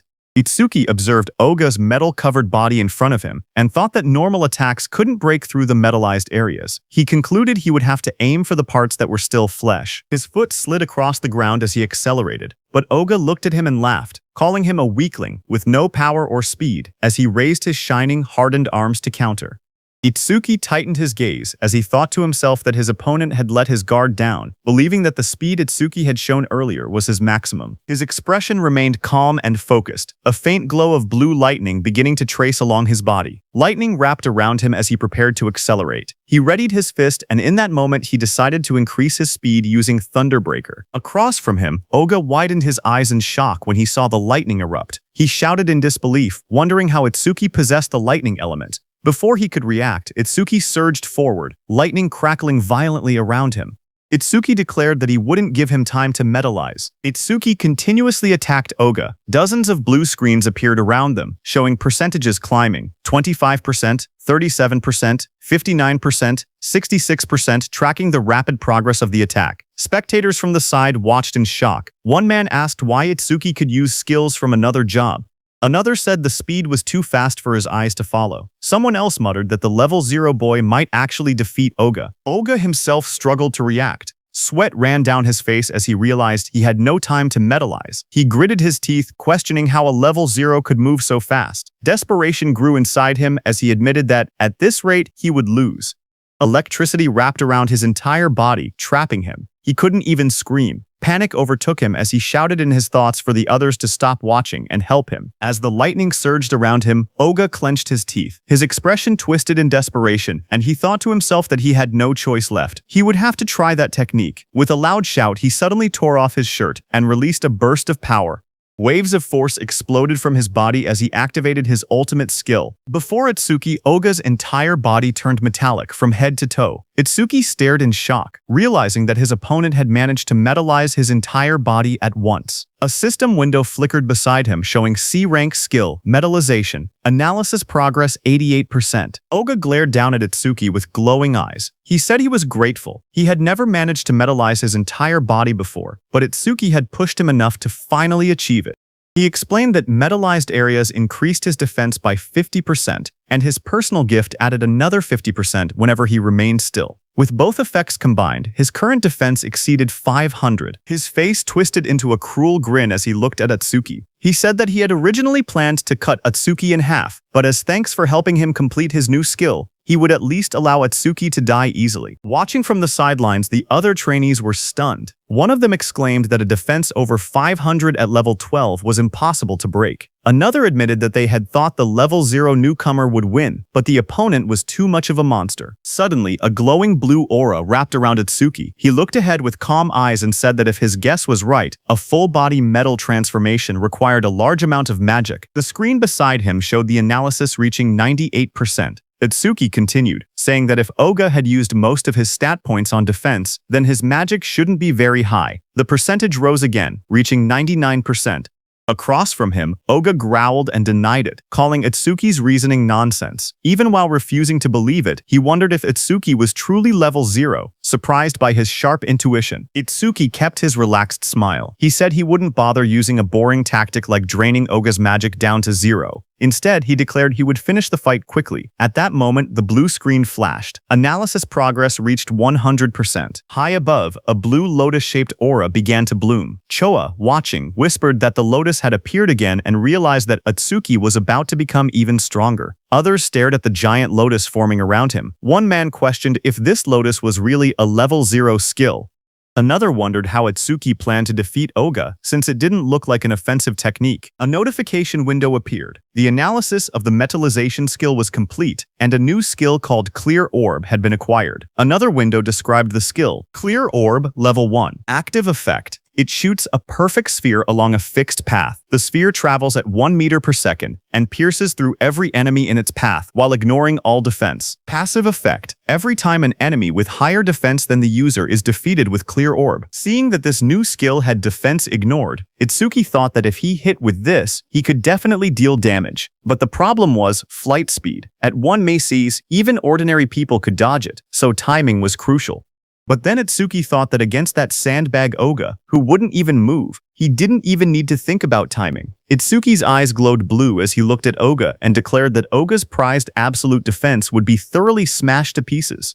Just then, a system window appeared, saying, Clear Orb LV1 acquired. All stats plus 10. Remove all debuffs and fully heal injuries. Status. Attack went from 250 to 260. Agility from 250 to 260. Defense from 250 to 260. Magic from 250 to 260. Total from 1000 to 1040. The blue lotus petals opened as Itsuki stood in the middle, pointing his finger at Oga. Right above his finger, a small lotus flower appeared. As the lotus spun and bloomed, Itsuki told Oga to now try to dodge this. A system window displayed that Clear Orb has been activated. The students stared at the glowing sphere and whispered among themselves. One of them said he had never seen that skill before. Another explained that this must be the Order Breaker, the job known as the most mysterious among the four. Someone questioned whether a skill released by a level 0 could break through the defense of a level 12 specialist. Another pointed out the confident look on Itsuki's face, saying that the technique must be incredible. A glowing lotus-like shape opened, revealing a small black orb. The orb floated forward, shining as colors scattered around it. The onlookers watched silently as the orb drifted through the air. Some students stared in confusion. One boy complained, saying it was just a tiny ball. Another asked if they were being serious and called it disappointing. Oga glared at the orb. He mocked the attack, saying that such a small sphere couldn't make him move or cancel his gift, calling it naive. He stepped forward confidently. He asked if this was Itsuki's trump card. Then, the orb continued floating toward him. With a mocking glare, Oga shouted that Itsuki was going to die pathetically. For a moment, he remained certain of his victory, until his expression suddenly shifted. His eyes widened as the orb began to sink into the side of his metal-coated body. A faint crack appeared where it touched him. A heartbeat later, a violent burst of blood exploded from the wound. Oga screamed in agony as the clear orb tore through his arm, ripping it apart in a single clean line. He collapsed to the ground, clutching the bleeding stump, shouting desperately about his arm. Itsuki walked toward him calmly. He told Oga that he had warned him to dodge. Itsuki said that because Oga was human, he had only aimed for the arm. If he had been a disaster beast, the attack would have been aimed at the neck. Itsuki then looked at Oga's men standing frozen nearby. He ordered them to stop staring and take Oga to a hospital, asking if they couldn't hear him. When no one moved, he turned back with cold eyes and repeated sharply that he was telling them to get lost. Immediately, Oga was carried away by the guards, blood covering his back and dripping onto their suits. One guard looked shaken while another wiped sweat from his face. In the distance, the crowd began cheering. Showa smiled proudly as the students around her celebrated. Someone shouted that Itsuki won. Another yelled, "Well done," and others said it served Oga right. Immediately, two students rushed up to Itsuki. One asked if he wanted to team up with them, saying 3 people could clear the mission quickly. The other quickly insisted he should join their team instead, explaining that with only 2 members, he would get more experience points. They argued again, asking if he planned to challenge the Flaming Rock execution ground with 3 people. They warned that all the disaster beasts inside had defense equal to Oga's. One of them added that their team had a healer who could restore his magic and let him fire the orbs endlessly. Itsuki looked ahead calmly. He thought that beasts with defense equal to Oga's were perfect. He reminded himself that Clear Orb's flight speed increased each time he defeated an enemy with higher defense. He decided he would increase the orb's speed inside that stage. The 2 boys leaned forward eagerly, asking Itsuki to let them know which team he would choose. Itsuki lowered his gaze and spoke quietly. He said he was going alone. Around him, the others reacted in shock. One person shouted in disbelief that he was challenging a level 15 advanced stage by himself. Another complained that he had become overconfident just because he defeated Oga. Those 2 students walked away. One of them admitted that Itsuki was strong, but insisted there was a limit to arrogance. The other added that they must not meet his standards and suggested they look for someone else instead. Showa stepped forward and spoke calmly. She explained that all the disaster beasts in this place had defenses similar to Oga's. She said she understood he had a way to defeat them, but questioned whether his magic would last long enough. Itsuki turned toward her with a small, confident smile and told her not to worry, he would be fine. Hearing that, Choha's face immediately reddened. She replied sharply that she wasn't worried. She said she only asked because her father would blame her if he died. Then she turned away, saying she would go treat the injured and that he could do as he pleased. Before she left, she adjusted her glasses and added one more warning. She explained that the Stone Tribe had no intelligence, but they moved in groups. She told him to be careful about his magic consumption. Itsuki stepped toward the glowing entrance device and raised his hand. A soft beep echoed through the air as the system confirmed him. A notification projected beside the door, stating that entry for the awakened Tenma Itsuki had been approved. Once inside, Itsuki looked ahead with sharp eyes. He muttered that there were more enemies than he had expected. Right in front of him, countless stone beasts filled the rocky canyon, their bodies made of thick boulders and glowing yellow eyes. The ground cracked under their weight as they charged. Itsuki watched them and noted that the disaster beasts in this advanced stage had levels and stats far higher than before. A blue system window appeared in front of him, showing the information of a stone statue from the Stone Tribe, level 9, with its gift converting all magic power into defense. As one of the stone beasts rushed toward him, Itsuki held out his glowing purple orb.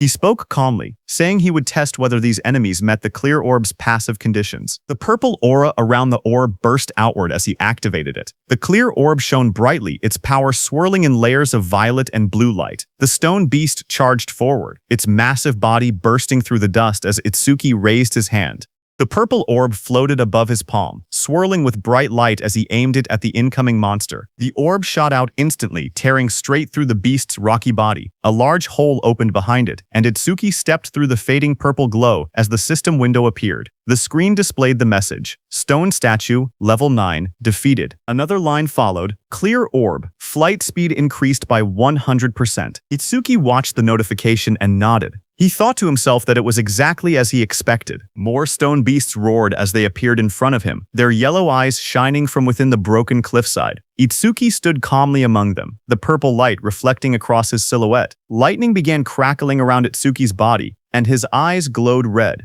He looked ahead and said that these slow beasts with poor evasion were perfect prey for the clear orb. System windows continued to appear one after another. Stone Statue Level 9 defeated. Clear orb flight speed increased by 100%. Stone Statue Level 8 defeated. Clear orb flight speed increased by 100%. Pieces of broken stone scattered across the ground as the notifications filled the air. The glowing status window floated above Itsuki, showing magic a 110/260 remaining. He stood on top of a mountain of shattered stone beasts. Looking down at the battlefield, he calmly calculated the situation. Using the clear orb once consumed 50 magic points, which meant he only had 2 uses left.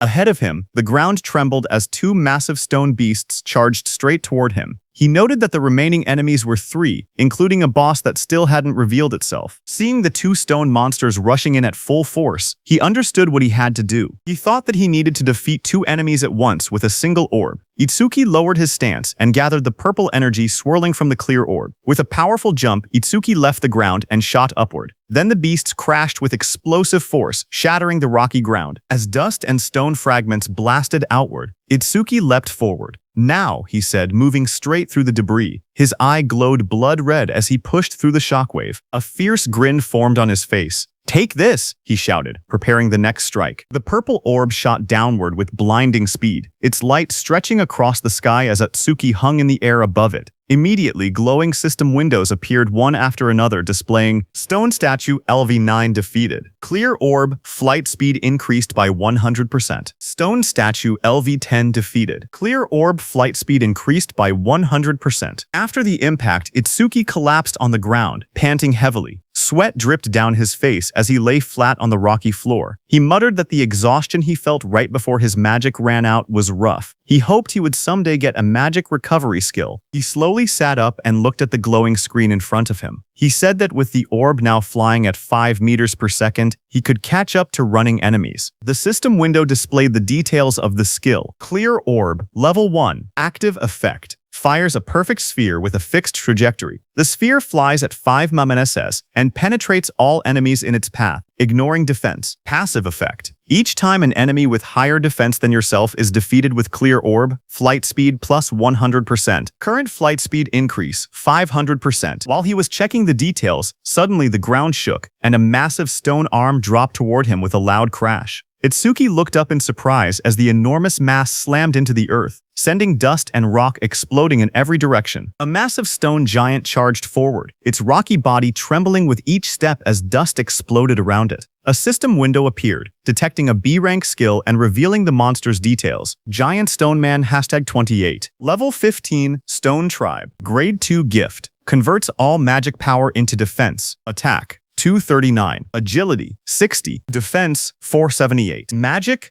0. Total 777. Itsuki looked up at the towering creature and gasped that it was huge. Lightning wrapped around his body as another window announced, Thunderbreaker activated. Agility plus 50%. Crackling with blue electricity, he sprinted toward the giant. As he dashed below the monster's massive frame, he wondered if he could defeat it with a single clear orb hit. He looked up at the stone giant's head and thought that maybe aiming for the head would work. Lightning trailed behind him as he climbed the monster's rocky body. He spotted a moment of opportunity and shot a clear orb at the monster's head. However, Itsuki soon realized something troubling. He told himself the orb was too small, and even if it penetrated, it wouldn't deal much damage. The massive stone giant swung its enormous arm, and the impact sent wind blasting through the air. Itsuki leaped upward, light and energy swirling around him as he tried to avoid the attack. His eyes widened when he realized he was stuck in the air.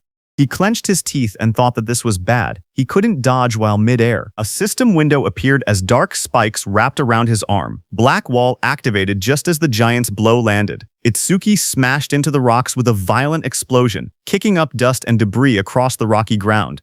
When the dust settled, Itsuki was wedged into a stone wall, breathing heavily. He muttered that this big guy was tougher than he expected. Another system window flickered in front of him. A B-rank skill, Gigantification, was detected. Over-mimesis activated and began progressing at 1%. Seeing that, Itsuki looked up with a confident grin.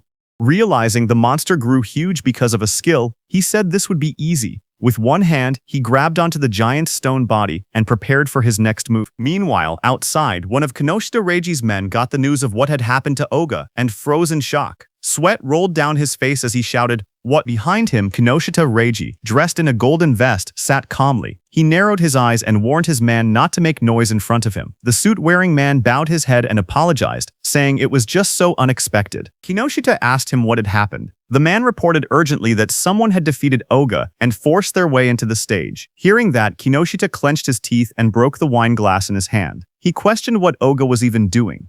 He reminded himself that Oga always bragged that no one below level 30 could break through his defense. He wondered if a level 30 or higher awakened had shown up, but his man quickly explained that with the recent surge in descending monuments, all awakened above level 30 were busy dealing with them and shouldn't have time to come here.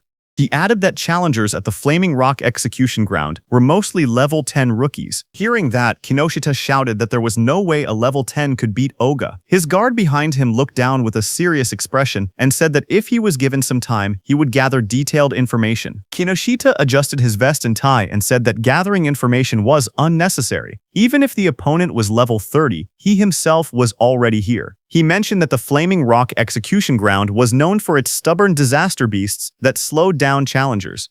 He added that if they headed there now, they would make it in time. However, his guard said that since the opponent's identity was unknown, they should still be cautious. Hearing that, Kinoshita's expression grew sharp. His glasses glowed as he told the guard that he had already said they were heading there now, and that he shouldn't have to repeat himself. The guard stiffened, sweating nervously, and replied with a quiet, "Yes." Kinoshita then threw his arm upward confidently and declared that he would make them regret opposing the Kinoshita family. At the same time, in the dungeon, blue energy lotus surged around Itsuki. A glowing screen appeared behind him, showing 100%. Seeing that, Itsuki smirked and said that he no longer had to run around like a mouse anymore. He was standing on top of the massive stone beast, and a bright blue lotus had formed on the beast's forehead. At that moment, a system window opened in the air, announcing that the B-rank skill Gigantification had been fully analyzed. Itsuki looked at the window in surprise. He muttered that instead of gaining a new skill, something else had happened. He realized that Clear Orb had leveled up to level 2, and he checked for new effects. Another set of windows appeared, explaining the changes. Clear Orb, level 2, now fires a perfect sphere at 5 meters per second, piercing all enemies while ignoring defense. New effect. After activation, the orb's size can now be adjusted by consuming additional magic power. Passive effect. Each time an enemy with higher defense than your own is defeated using Clear Orb, flight speed increases by 200%. Current accumulated speed boost, 500%. Itsuki stared at the window, shocked that the passive effect had risen from 100% to 200%. More importantly, he was excited that he could now control the size of the orb with magic. Power surged around him as the blue energy lotus opened. Itsuki said he wanted to try the new ability immediately, and glowing energy surrounded his body. Another window appeared, confirming the upgrade. Clear Orb level 2 acquired. All stats plus 20. All debuffs removed. Injuries fully healed. A second window showed his new status. Attack went from 260 to 280, agility from 260 to 280, defense from 260 to 280, magic from 260 to 280, and total stats from 1040 to 1120. Itsuki then jumped above the massive stone beast, and a massive dark glowing flower appeared beside him, pulsing with power. He thought to himself that it was consuming all his magic to create the maximum orb it could produce right now. The stone beast glared up at him with bright yellow eyes as cracks of energy spread across its body. Itsuki shouted, telling the stone beast to take the biggest clear orb. The giant flower opened like petals and released a powerful clear orb. The massive orb shot downward and struck the stone beast, blasting through its body as Itsuki unleashed the attack with full force. After landing the blow, Itsuki lowered his hand and smiled. He joked to himself, asking if he had pushed it a bit too far. A small window beside him showed that his magic had dropped to 0 out of 280. As the stone man was destroyed, a system window appeared, announcing that the giant stone man, level 15, had been defeated, and the clear orb's flight speed had increased by 200%. Amid the collapsing stone debris, Itsuki looked at the destruction around him. He realized that the orb he created by consuming all his magic had grown this huge. He examined its power calmly. The orb's flight speed had reached 7 meters per second. He thought to himself that if he cleared this stage 2 more times, it would become as fast as a car. Just then, a new system panel displayed the skill information. Clear orb, level 2, active effect. Fires a perfect sphere on a fixed path. The sphere travels at 7 memotas and penetrates all enemies, ignoring their defense. After activation, the orb's size can be adjusted by spending more magic. Passive effect. Each time he defeats an enemy with higher defense than his own using Clear Orb, the orb's flight speed increases by plus 200%. The current total increase had reached 700%. Itsuki held a glowing green crystal in his hand while reading the information. He admitted that he had ignored passive effects until now, but now saw how useful they actually were. Dust settled around him as he walked forward. He then thought about another passive skill. Lotus Burst's passive expanded the range of all skills. That meant Clear Orb's range should also increase along with it.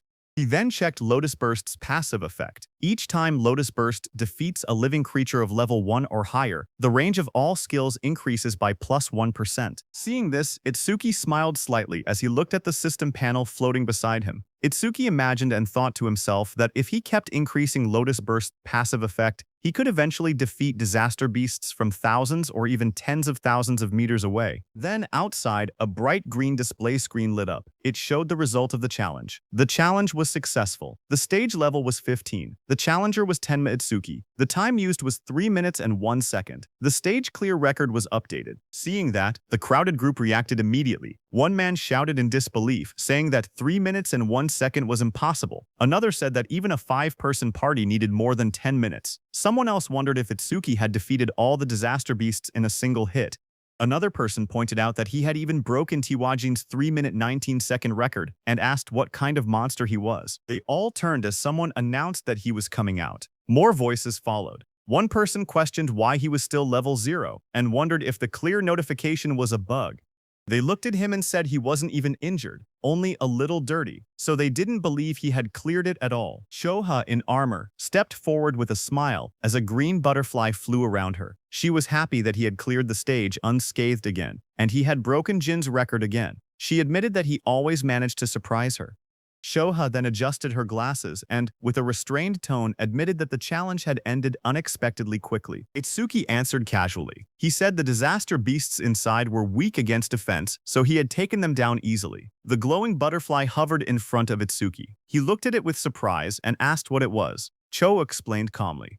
She said that her job was a Shikigami user, and the glowing butterfly was her Shikigami. Itsuki watched the butterfly flutter near his hand. He softly repeated its name, Tamacho, and admitted that this was his first time seeing a Shikigami. To him, it looked beautiful. Curious, he asked Choha what kinds of awakened jobs existed. His question startled her, and she asked why he didn't know something so basic. She then began explaining. Jobs, she said, were divided into 4 major types. According to her, he should have already encountered 3 of them by now. She raised her hand and continued her explanation. The first type she mentioned was Elementalist. Elementalists controlled 7 elements: fire, water, wood, metal, earth, wind, and lightning. She said elementalists had the largest population among awakened jobs and also possessed the highest minimum combat capability.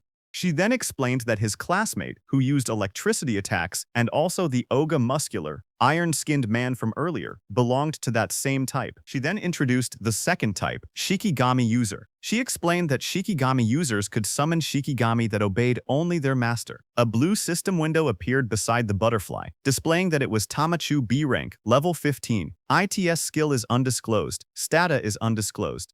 Shoha continued explaining that a Shikigami stayed with its master from birth. Then another system window appeared showing her own status. Izumi Choha, human, level 6. Job B, Shikigami user. Gift, grade 2, undisclosed. Sekigami, undisclosed. Status, undisclosed. After explaining everything, she asked him if he had any questions so far. Itsuki looked at her Shikigami and then asked why her own level was lower than her Shikigami's level. He wondered aloud if she was really a veteran awakened. His words hit Choha like arrows. She wondered to herself if Itsuki had no concept of sugarcoating things. Choha touched her forehead with a tired expression and explained that Shikigami also absorbed experience and leveled up. Because of that, they were basically always at a higher level than their master. Hearing that, Itsuki's expression darkened.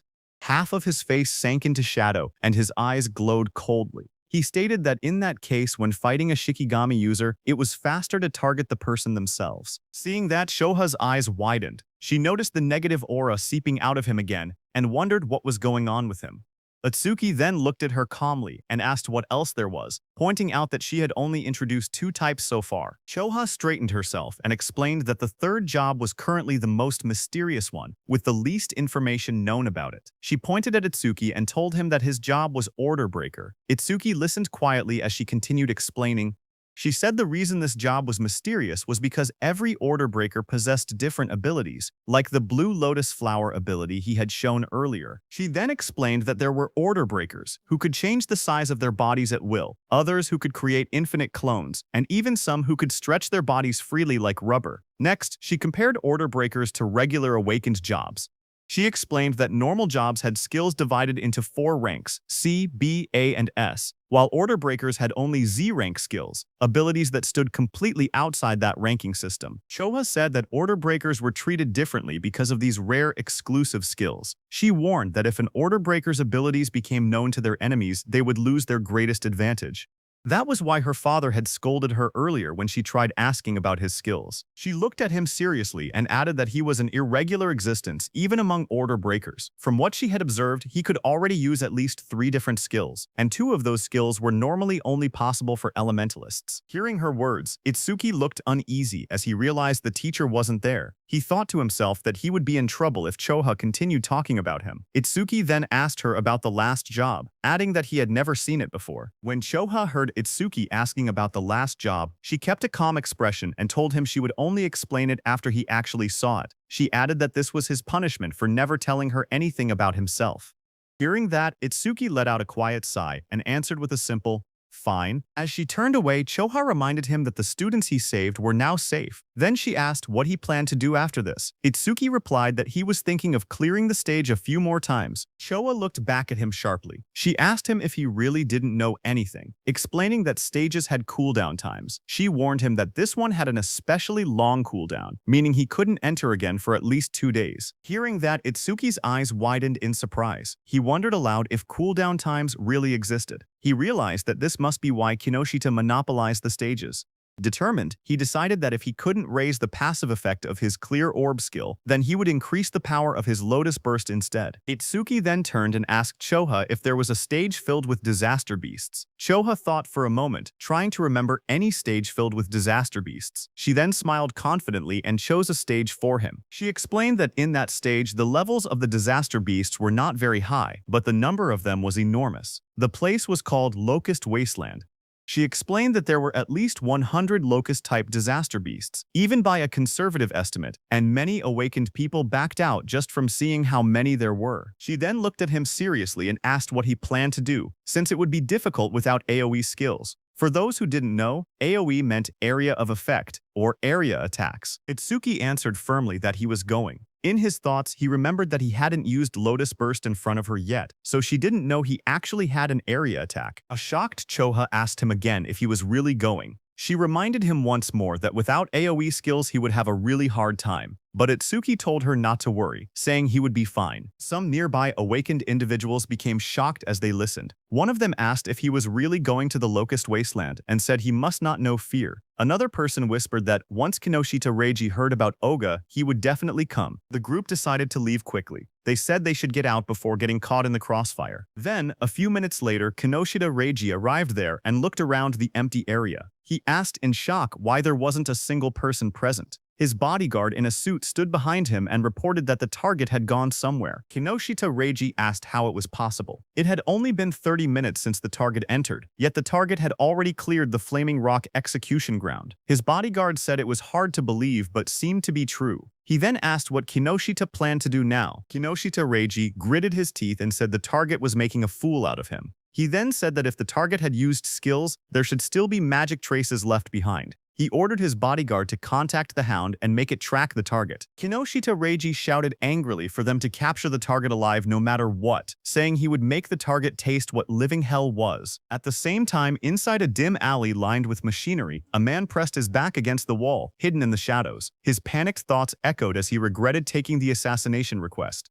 He muttered to himself that he never knew Kinoshita Reiji had such a strong subordinate, and cursed himself for accepting the job. That same man slumped to the ground, exhausted and trembling. He breathed heavily and admitted that, without his earth escape technique, he would have been killed. Sweat dripped down his face as he caught his breath.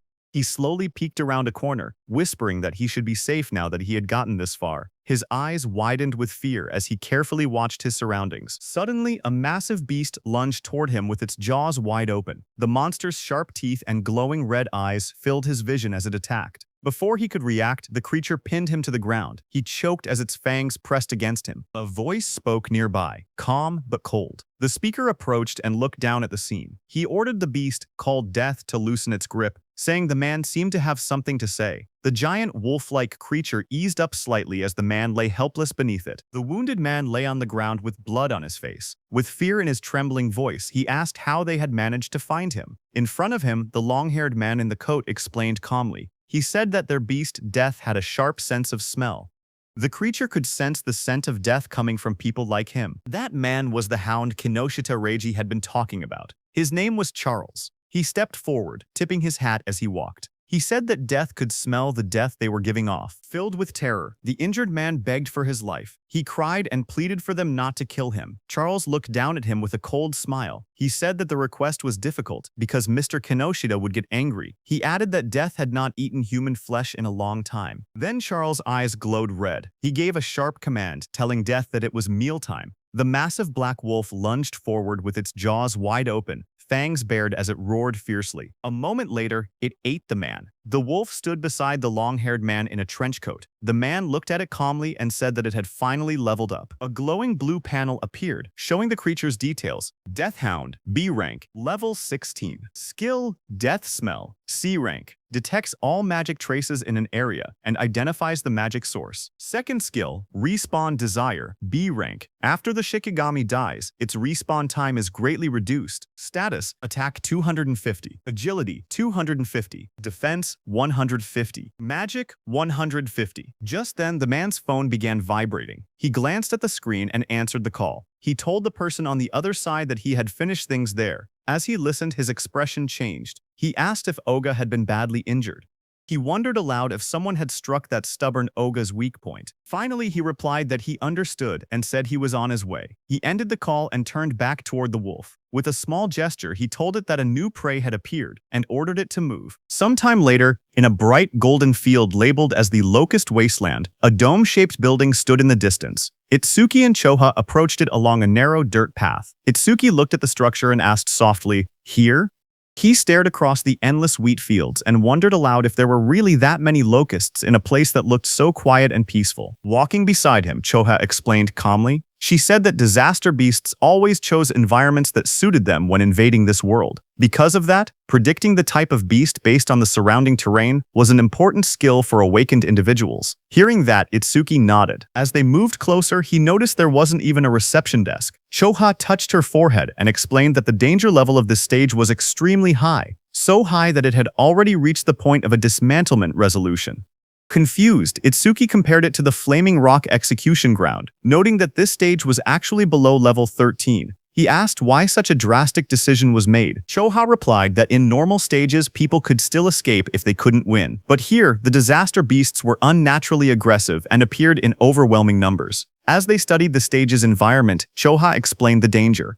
She said that if an awakened person let their guard down even a little, they would quickly be surrounded by countless locusts. She continued, saying that anyone caught like that would be devoured completely, down to the marrow of their bones. Hearing all of this, Itsuki only smirked. He said that it was perfect if there were really so many disaster beasts here. His excitement made Choa stare at him in disbelief. She asked if he was in a rush to die. He calmly replied that he wasn't desperate enough to die by being eaten by bugs. Moments later, he stepped toward the entrance of the glowing stage gate. Choa watched him, noting from his attitude that he seemed confident enough. She reminded herself that he had entered this stage by his own choice, and she had already given him all the advice she could.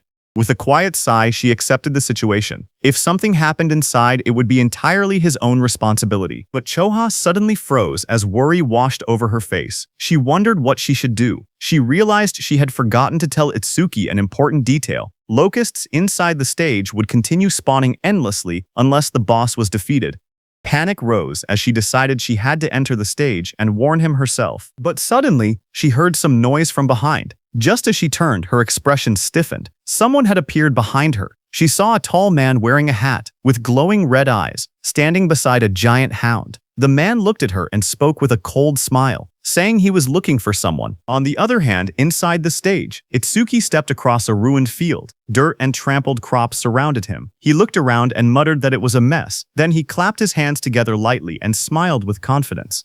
He called out to the unseen swarm, telling the pests to wake up. He had come to exterminate them. A lone scarecrow stood in the middle of the dry, cracked wasteland as countless small insects flew around it. Itsuki looked at the scene and noted that the enemy's individual levels were surprisingly low. He said that since they met the requirements for Lotus Burst, there would be no problem. Information windows appeared one after another. Evil Locust, Shaft 22301. Insect Tribe Level 1, Gift None, Status Undisclosed. There were also some Level 2 Evil Locusts mixed in. Itsuki stared at the dark sky as an enormous swarm of locusts covered everything. He commented on the incredible number of enemies, but instead of being worried, he said that this worked in his favor. Flames rose around him as he formed a glowing lotus of light in his hands. He explained that the more the locusts clustered together, the less effort he needed. Once they entered the range of Lotus Burst, he said he would crush them all at once. The ground shook as a vortex of locusts formed around him. When the moment was right, he shouted a single command. Now, a bright red explosion ignited in the air as the system message appeared, stating that Lotus Burst had been activated. Then there was a huge explosion. Right after the blast, notifications flashed one after another.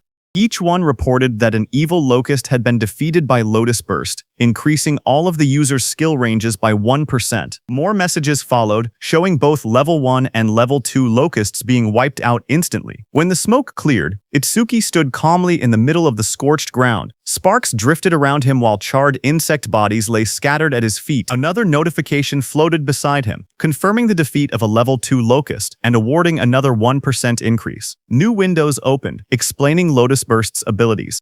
The active effect consumed magic to deal explosive damage within a 10.5-meter range, its power proportional to how much magic was spent. The passive effect stated that every time Lotus Burst killed a living creature of level 1 or higher, all skill ranges increased by 1%. Itsuki glanced at the numbers and made a small comment. He had defeated 110 enemies, which meant a 10% increase, therefore receiving 10% at once. Lotus Burst's range had now expanded to 10.5 meters, which he considered impressive. He analyzed the situation calmly. Against disaster beasts of this level, consuming 10% of his magic to output 10% of his firepower should be enough. Taking his remaining magic and recovery speed into account, he could probably use about 10 more shots. If he gained even 100 kills per use, he could increase his total skill range by 1000%. Another screen displayed his magic level, 252 out of 280. He looked at it and muttered that things would go much more smoothly if stages didn't have cooldown times. But suddenly, Itsuki noticed something. He stared at his bracelet with a confused expression.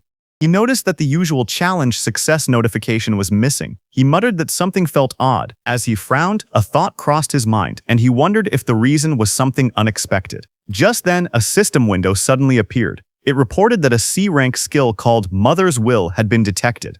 It also stated that over-mimesis was activated, and that the analysis progress was at 1%. Itsuki looked up sharply. He realized that one locust had survived. Dust and broken ground swirled around him as more locusts flew through the air. He turned, watching the locust swarm gather again. He questioned whether Mother's Will was the boss monster's skill. At that moment, several locusts lunged at him. He jumped back and blocked the attacks with the crystal armor covering his arms. He admitted to himself that he had let his guard down. He had truly believed there was no boss monster in this area. He narrowed his eyes, thinking aloud, He said it was good that he could still expand his skill range by using Lotus Burst again, but he also stated the bigger problem. He had no idea where the boss actually was. The glowing lotus-shaped energy expanded from Itsuki's hands as he activated his skill. His expression hardened with resolve. He declared that he would defeat all the small enemies first and force the hidden boss to reveal itself. A bright explosion erupted around him. The ground shook as countless evil locusts were blown apart by the blast. System notifications appeared one after another.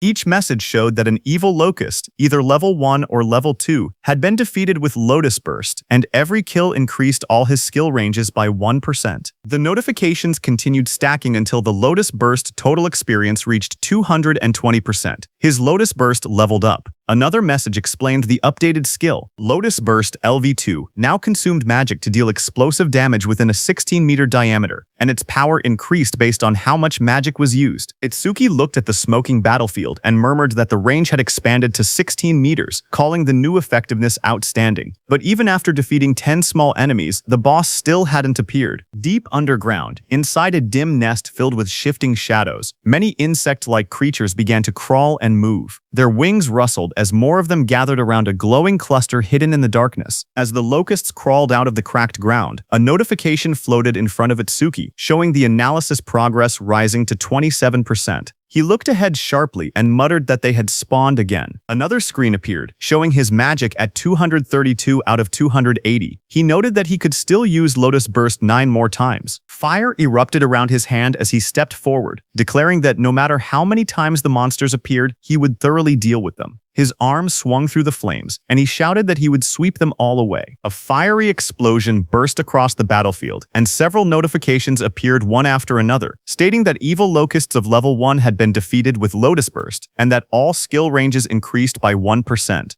More screens stacked up endlessly, showing the same message again and again. A blinding explosion tore through the ground as Lotus Burst activated again, scattering debris in every direction. Bright light flashed across the stage, and the blue notification window appeared with the same message, Lotus Burst. Another massive blast followed right after, engulfing the area in a wave of yellow flames and flying rubble. The screen repeated the skill name, Lotus Burst. A new system panel displayed the updated description of the skill. It stated that Lotus Burst LV2 consumed magic to deal explosive damage within a 54.5-meter diameter. Its power tied directly to magic consumption. Below it, another panel explained the passive effect.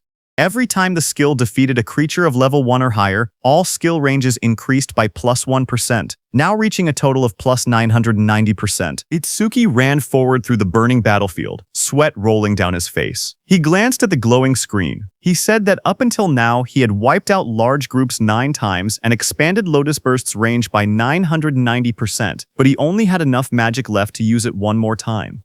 He wondered why the monsters kept appearing non-stop. His magic display dropped to 52/80. He looked up as the sky darkened with swarming insects. He muttered in frustration that there was no end to them. The swarm grew thicker overhead, but even after all the destruction, he saw no trace of the stage boss. He frowned and said that there was still no sign of the boss appearing at all. He considered withdrawing temporarily from the stage and returning after the analysis finished. But even as he thought it through, the endless swarm closed in around him. Itsuki narrowed his eyes sharply as a thought erupted in his mind. He declared that behaving like that was what third-raters would do. Fire gathered in his hand, and flames wrapped around his arm. With determination burning in his expression, he stated that no matter how many disaster beasts appeared, he would defeat every single one of them. A massive explosion erupted like a lotus blooming in fire, sending shockwaves across the ground. As smoke rose around him, Itsuki steadied himself and muttered that, with this attack, but before he could finish, countless more insects filled the air. Swarms surrounded him, and he realized in frustration that there were still more, and their numbers hadn't decreased at all. A glowing system screen appeared before him, showing the analysis progress at 91%. Itsuki's eyes widened as he tried to make sense of the situation. He wondered what was happening. All the disaster beasts that had appeared since the first defeat were still only level 1. Their bodies were small too, as if they had just hatched. As he connected all the dots, he realized the truth at once. The boss's ability was infinite reproduction. A massive golden insect, the queen locust, crouched in the darkness as glowing eggs shot out from its abdomen. A system window identified it. Queen locust #0379. Insect tribe, level 13. Gift. Grade 1. Lays large quantities of evil locust eggs. Skill. Mother's Will, C rank, remotely controls up to 110 hatched evil locusts. Itsuki looked up, sweat trailing down his face. If the queen could reproduce endlessly, then fighting the small ones meant nothing. The only way forward was to defeat the boss itself. His magic was nearly gone, but the analysis bar floated in front of him, rising steadily. 98%. 99%. He clenched his teeth as the final percentage completed. The blue sphere of the analysis pulsed outward. Analysis progress. 100%. A new message appeared. Mother's Will analysis complete. Skill acquired. Magic Detection LV1. Another window followed. Magic Detection LV1. Active effect. After activation, continuously consumes magic to sense magic flow within a 100 m diameter. Passive effect. Range expanded to 1100 m because of Lotus Burst's passive effect. Additional passive. Each time one enemy unit is detected, the user's magic recovers by 10%. Seeing this, Itsuki's eyes widened as he read the description. A detection skill. Its effective range now stretching over 1,000 meters, and every enemy detected would restore his magic. A smile curved across his lips. The passive effect was perfect for this stage. Hunting the smaller creatures again and again would now benefit him greatly. He tilted his head slightly, his eyes shining with confidence. He thought that leaving the queen alone for a moment and clearing out more enemies wouldn't be a bad plan at all. As he lowered his gaze, he thought quietly to himself. He realized he had been keeping Choha waiting. For now, he decided to finish clearing the stage before returning. A blue system window appeared before him, announcing that Magic Detection LV1 had been acquired. All of his stats rose by 10 points, all debuffs were removed, and his injuries were fully healed. Another window displayed the up. His attack increased from 280 to 290. His agility rose from 280 to 290. His defense moved from 280 to 290. His magic stat climbed from 280 to 290. His total grew from a 112-20 to a 160. Itsuki then raised his hand to his forehead as swirling energy surrounded him. He activated the new skill, focusing intently. He began locating the boss using magic detection. Wide ripples of energy spread out from his body, expanding across the entire area like rings on water. The waves traveled far into the distance, lighting up the surroundings as they moved. Down below, the massive golden insect boss lifted its head, its yellow eyes glowing as the waves passed over it. Itsuki's eyes suddenly sharpened. In the next instant, he spotted the reaction in the distance. He slowly raised 2 fingers and pointed them forward, a confident smile forming on his face. A surge of dark, swirling energy formed at his fingertips, twisting the air around him. He was going to use his clear orb skill. Amid the chaos, his steady voice echoed. He said that even if the enemy used its children as shields, it would be useless. The clear orb began to glow, merging with the power of Lotus Burst. A bright lotus-shaped light burst outward, illuminating the battlefield. He declared that with Lotus Burst's passive effect and the clear orb's current flight range, the attack would definitely reach its target. A system window appeared, stating that the clear orb's flight distance was now 120 meters. In the next instant, the glowing orb shot across the field like a streak of purple lightning. Wind burst apart in its wake as the queen locust recoiled in shock, spreading its golden wings wide to escape. But Itsuki was already behind it, surrounded by crackling blue crystal. His transformed figure loomed like a shadow, sparks dancing across his body as he struck with overwhelming power. Lightning surrounded Itsuki as he appeared above the queen. Looking at her, he said, "Checkmate." He slammed his attack down, overpowering the queen with sheer force. He cut down the queen into pieces. Immediately, the whole insect swamp was disturbed. Seeing that, he realized the swarm fell into chaos after losing its queen. Itsuki turned toward them with cold eyes. Flames erupted from his crystal-covered arm as he promised to send the remaining creatures to their mama right away. After the Lotus Burst explosion, all insects fell to the ground. Itsuki stood in the settling dust, looking at the battlefield calmly. He stated that all his skill ranges had increased by 1,210%, that Lotus Burst's explosion radius now reached 65.5 meters, and that the clear orb's flight distance had expanded to 131 meters. A system window appeared, describing Lotus Burst at level 2. It explained that the active skill consumed magic to cause explosive damage within a 65.5 meter diameter, its power tied to magic consumption. The passive effect showed that every time Lotus Burst defeated a living creature of level 1 or higher, all skill ranges increased by 1%, now totaling plus 1,210%. A second notification appeared, showing the flight distance of the true ball, 131 meters. Itsuki looked at the result and smiled, saying it had been a good harvest. He held a green leaf in his hand while sitting on the ground, surrounded by rising dust. He then thought to himself that when the cooldown ended, he would challenge it again and raise Lotus Burst's passive effect to 5 digits. As he returned to exit the dungeon, a new notification appeared, stating, "New record achieved." Another line reported, "Time used 17 minutes 7 seconds." Standing in front of a glowing blue portal, Itsuki looked at the timer and noted that it had taken 17 minutes. He thought that Choa must be worried. He imagined Choa waiting outside. He believed that when he returned safely, she would probably act aloof again, yet he knew she was actually kind and considerate. He thought her inability to be honest was somewhat cute. Stepping out of the portal, surrounded by a swirl of blue energy, he lifted his hand and greeted her, saying he was back and sorry for worrying. But then his eyes widened sharply, shock filling them. Right in front of him, Choa appeared injured, blood on her lips. A man with glowing red eyes held her up by the collar. He looked down at Itsuki and spoke coldly. He said that going solo and coming out of the stage safely could mean only one thing. Itsuki was the guy Reiji had been looking for. Charles in the wide-brimmed hat looked at Itsuki and spoke calmly. He said the timing was perfect. He had been trying to get information about Itsuki from Choha, whom he had captured, but even in her current condition, she refused to talk. Charles added that Choha had more backbone than most men. Across from him, Itsuki stepped forward. His voice was cold as he told Charles to let go of Choha with his filthy hands. He warned that if Charles did not do so now, he would only be half killed. Hearing that, Charles laughed loudly. He mocked Itsuki and told him not to get cocky, calling him just a level 0 rookie. But in the next moment, blue electricity burst from Itsuki's body as he shot forward with incredible speed. His eyes glowed with a sharp red light as he charged toward Charles. Charles flinched in fear, shouting that he was fast, then called out to Death. Before Itsuki's blow could land, Death, a giant black beast, suddenly leapt between them. Itsuki's lightning-covered punch slammed into Death instead, sending sparks and force blasting outward as Death roared. Just as Death appeared in front of Itsuki, a glowing system window appeared, announcing that a B-rank Shikigami called the Death Hound had been detected. Another window followed, showing that overmimesis had activated, with analysis beginning at 1%.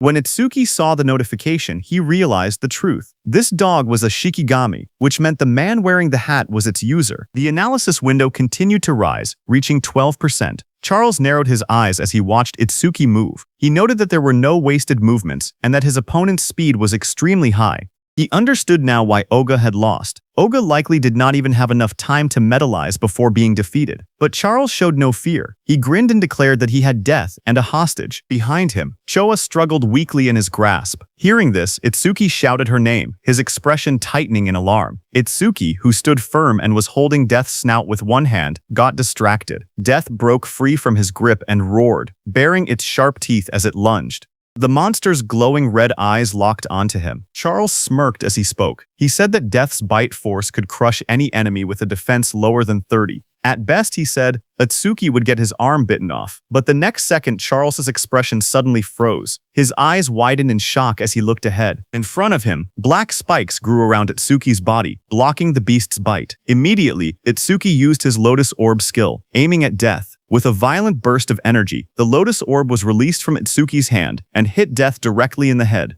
It tore through Death's skull, ripping out its core and ending its life instantly. A blue window appeared, showing the analysis progress climbing. The number reached 77%. Itsuki stood calmly over the defeated hound. He explained that without a Shikigami user was basically defenseless. Charles stared at him in disbelief. He wondered if Itsuki did not know that as a rookie, the Shikigami could respawn. On top of that, because of the B-rank skill Respawn Desire, Death's respawn time was greatly reduced. The next second, Death respawned and attacked Itsuki from behind. Charles warned Itsuki that staying careless like that would make him Death's prey. The beast charged, jaws wide open, but suddenly, waves of magical detection spread out as Itsuki activated his skill, Magic Detection. Itsuki sensed Death's attack and moved with lightning speed to counter it. He thought to himself that keeping Magic Detection active ever since he acquired it had been the right choice. The analysis progress climbed. 89%, 90%, 91%. Itsuki glanced at Charles, who was watching while holding Choha, and noted that the analysis would finish soon. He thought that if the Blue Lotus appeared from over mimesis, Charles might become wary. The progress bar reached 95%. Seeing Itsuki move and kick Death without even looking back, Charles started sweating. He realized the truth. This opponent had more power and more speed than Death and even possessed detection skills. He panicked, realizing he could not launch a surprise attack at all in this situation. Charles pulled Choha in front of him and tightened his grip around her neck. His voice trembled with panic as he warned that if Itsuki resisted any further, Choha's life would end. Itsuki watched quietly. He wanted to finish his analysis without revealing the Blue Lotus, but the situation made it difficult. Just then, a bright system window appeared before him, showing the message, "Analysis progress 100%. Another screen followed. Death Eater analysis complete. Shikigami Eater has been acquired. It explained the active effect. By directly touching a Shikigami, he could take ownership of the opponent's Shikigami. Itsuki looked at the result and realized he could even control whether the Blue Lotus appeared, because the analysis had completed without revealing it. More system messages appeared. Shikigami Eater, LV2, acquired. All stats increased by 20. Then a system notice explained that because Over-Mimesis had activated incompletely, debuff removal and full recovery had failed. Itsuki's updated status flashed. Attack, agility, defense, and magic increased from 290 to 310, and his total stat points increased from 1060 to 1240. Seeing the notification, Itsuki thought to himself that skipping the Blue Lotus came with a price since it lost its recovery ability, but he had already fully recovered once during the last stage. Because of that, he could still fight at almost full strength even without recovering now. Just then, Death charged forward with its jaws wide open, roaring as it rushed toward Itsuki. In that moment, Itsuki realized something important. He understood that this new skill allowed him to steal other people's Shikigami. He looked down at the glowing energy gathering in his hands, calm despite the danger. He thought to himself that if that was the case, then he already knew what he should do. Blue energy burst around him as he raised his hand. With sharp determination, he placed his hand on top of Death's head, deciding that he would take Charles's dog. Blue flower petals erupted like a storm. Death's body was wrapped in swirling petals of energy as the power pulled it away. The next second, Itsuki stepped forward with overwhelming speed and kicked Death, sending it blasting across the field. Death went flying and fell behind Charles. Seeing that, Charles panicked. He stared at the scene and cursed angrily, calling Death a useless mutt. He shouted in frustration, demanding to know what he had fed it all that experience for. Charles tightened his grip on the injured Choha and shouted in rage. He warned that if Itsuki resisted any further, he would snap her neck. Choha, battered and barely conscious, forced her eyes open. With a trembling voice, she told Itsuki not to worry about her. Across from them, Itsuki slowly raised both his hands in surrender. He called out, telling Charles not to touch her. Seeing that, Charles smirked coldly. He said that if Itsuki had been obedient from the beginning, Choha wouldn't have had to suffer like this. Itsuki glared at Charles and asked why he was being targeted, saying he didn't remember doing anything to earn such a grudge. Hearing that, Charles sneered, accusing him of still trying to probe for information. He then explained that it didn't matter because Itsuki would meet him soon anyway. He told Itsuki that Kinoshita Reiji was furious that Itsuki had entered a North District 4 stage without permission. He introduced himself, saying he was Charles the Hound, sent under Reiji's orders to capture him. Hearing that name again, Itsuki muttered that he needed to meet Kinoshita directly and talk things out. Charles grinned and said that Itsuki would meet him soon, but only in a battered body. He then announced that Death would bite off his legs next and warned that if Itsuki wanted Choha to stay alive, he was forbidden from using that strange ice again. Charles pointed at Itsuki and gave the command, telling Death to bite off both of Itsuki's legs. Hearing that, Itsuki narrowed his eyes. Instead of fear, a cold determination filled them. He told Death to prove it was worthy of being his Shikigami. In the next instant, Death turned and lunged. Not at Itsuki but at Charles, sinking its teeth into its former master. Taking advantage of the moment, Itsuki moved at lightning speed, appearing behind Choha. Blue sparks burst around him as he caught her gently in his arms, pulling her away from danger. Charles screamed as he stared in shock. Sweat ran down his face as he shouted, asking why Death was attacking him, its own master. Shikigami Death stood beside Itsuki with glowing red eyes. Death growled quietly as Itsuki praised it, telling it that it did well. Itsuki then held the injured Choha in his arms. Blue energy surrounded him as he spoke coldly. He said he would return the pain Choha suffered 10 times. No, 100 times over. He warned that Charles would regret laying hands on them, crying and wailing. Hearing that, Charles fell back terrified. He begged for a chance to speak, claiming he had only followed Reiji's orders. His voice shook as he suggested they team up instead. He said he would lure out Reiji for him. Itsuki's eyes glowed red. He looked down at him and said that it was a good proposal. Seeing this, Charles's expression changed. A sharp grin spread across his face as he muttered that he had found an opening. He threw a blade toward Itsuki and shouted for him to die.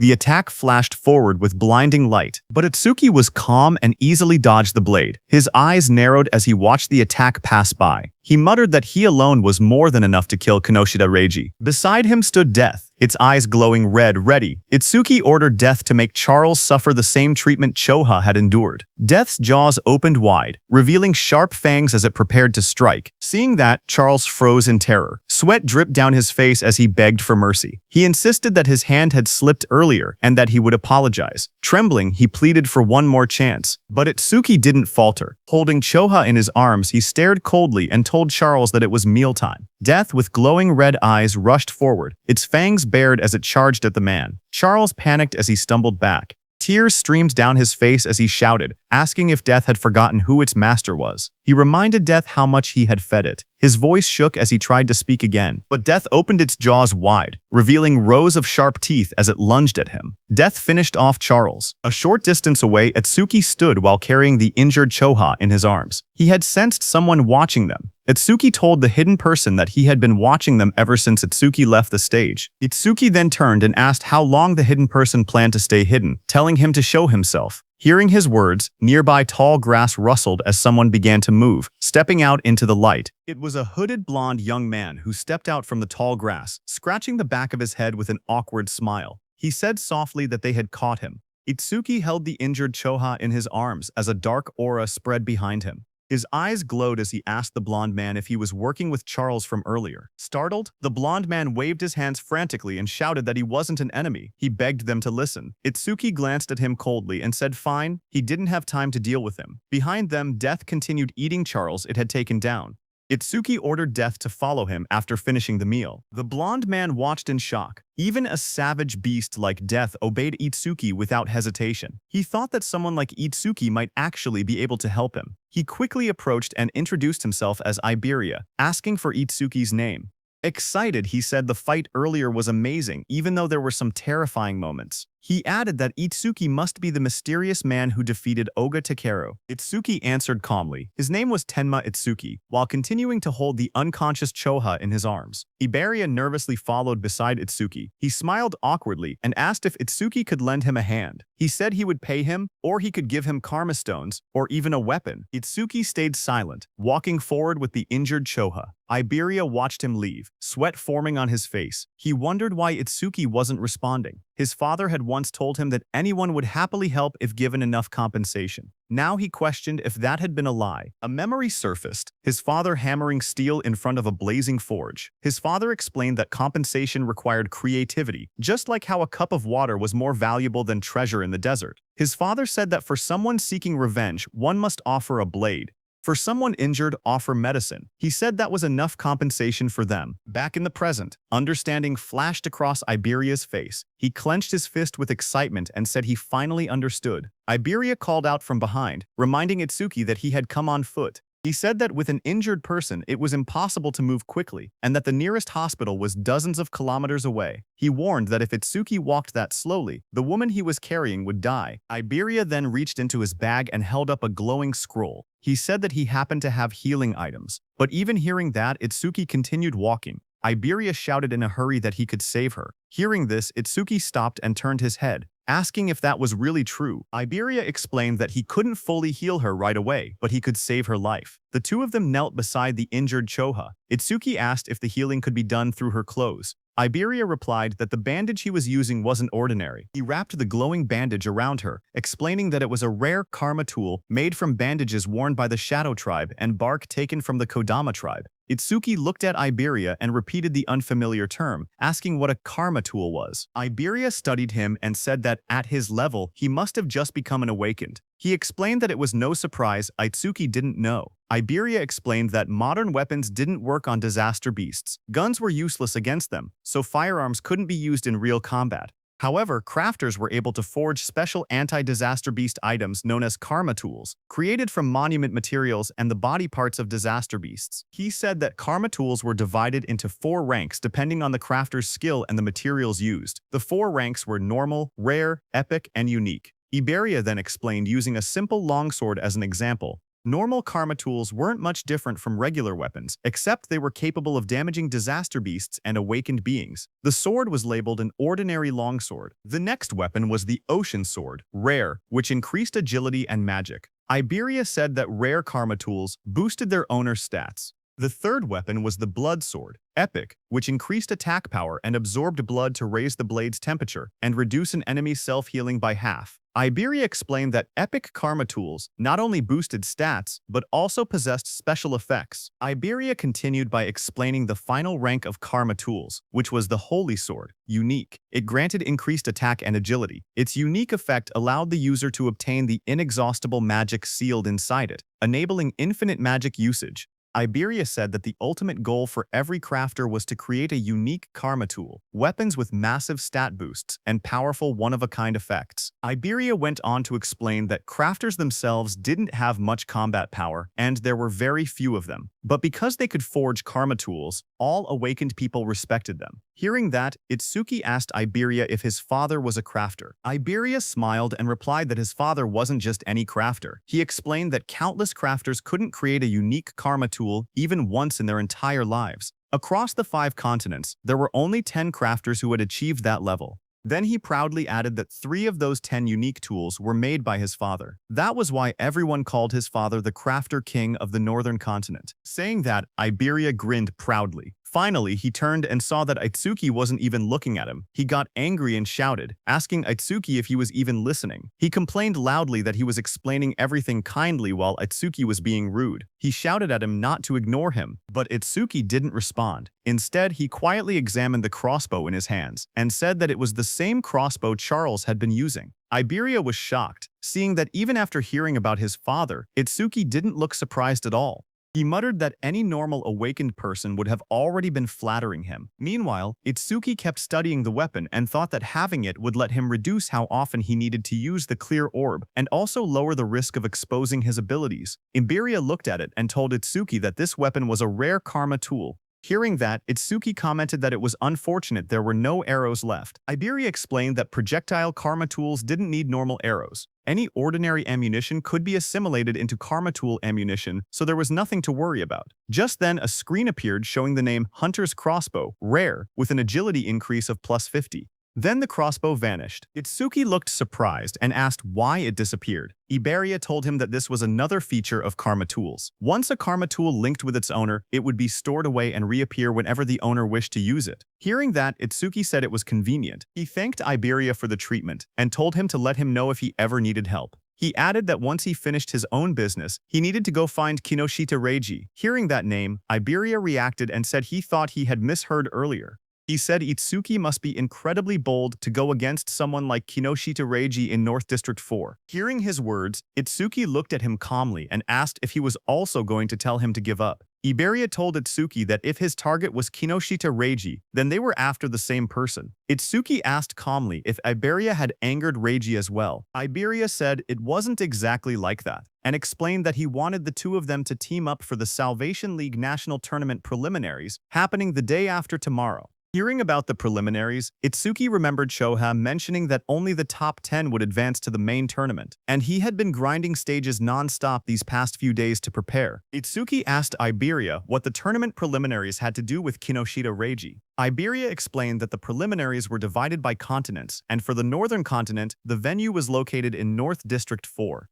He explained that as the son of the North District 4 administrator, Reiji was determined to compete in the main tournament. His older brother was also a savior, so failing to reach the top 10 would disgrace the Kinoshita family name. Hearing that, Itsuki then understood why Reiji monopolized all stages in North District 4 to level up quickly. He looked at Iberia and asked why someone like him would want to team up with him, especially since he had been receiving help from him this whole time. Iberia raised his voice confidently, saying it was because Itsuki was strong. He believed that if they teamed up, they would definitely pass the preliminaries. Itsuki then asked why Iberia was so fixated on this year, pointing out that he was younger and had plenty of opportunities ahead. Hearing Itsuki ask that, Iberia looked tense as he clenched his fist. Then he answered softly that there was a reason. He recalled his childhood. Since he was young, he had watched his father create karma tools right in front of him. His eyes had always sparkled as he watched. Every completed karma tool looked perfect, like a piece of art. His admiration for his father kept growing. He remembered his dream. He had always wanted to become an awakened one someday. He imagined himself fighting disaster beasts using the karma tools his father made. In that memory, a month ago, he finally awakened. Excited, he begged his father for a karma tool.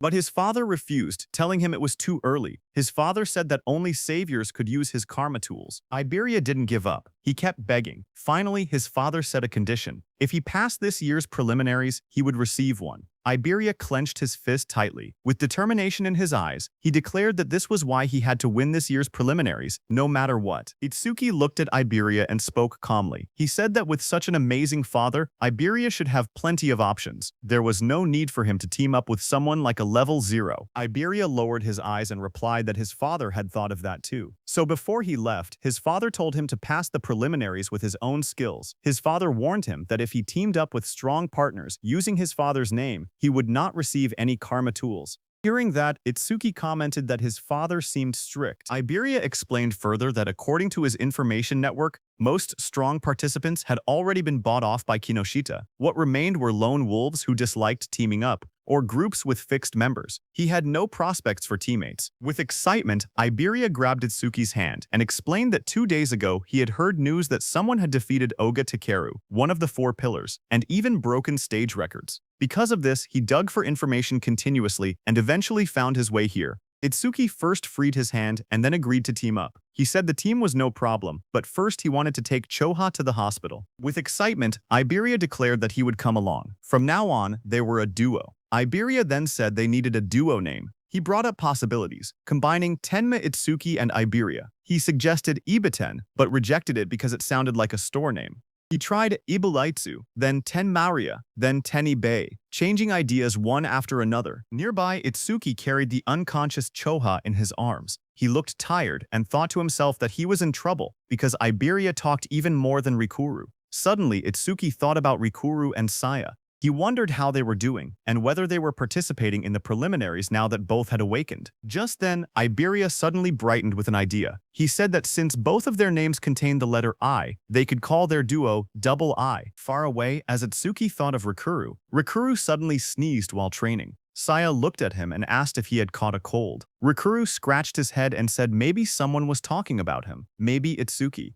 Saya lowered her gaze and quietly asked how long it had been since the attack incident. She said she never expected them to be apart for so long, and wondered if Itsuki was doing well. Rikeru looked at her strangely. He said that if she was that worried, she should have gone to see Itsuki after the disaster beasts were defeated. Saya blushed deeply and bowed her head in embarrassment. A moment later, she thrust her hands forward and released a burst of water, sending Rikeru flying back as he shouted in surprise. Rikeru shouted that attacking suddenly was unfair, but Saya quickly replied that fair or not, it was sparring practice, and he was the one who left an opening. Just then, their teacher appeared behind them. Both students straightened up in shock. Rikuru called out, "Sensei," while the teacher scolded them, reminding them that the national tournament preliminaries would start the day after tomorrow. He asked if this was really the time to fool around. Saya's eyes lit up. She said she was excited to finally fight other awakened people, because sparring only with Rikuru had become boring.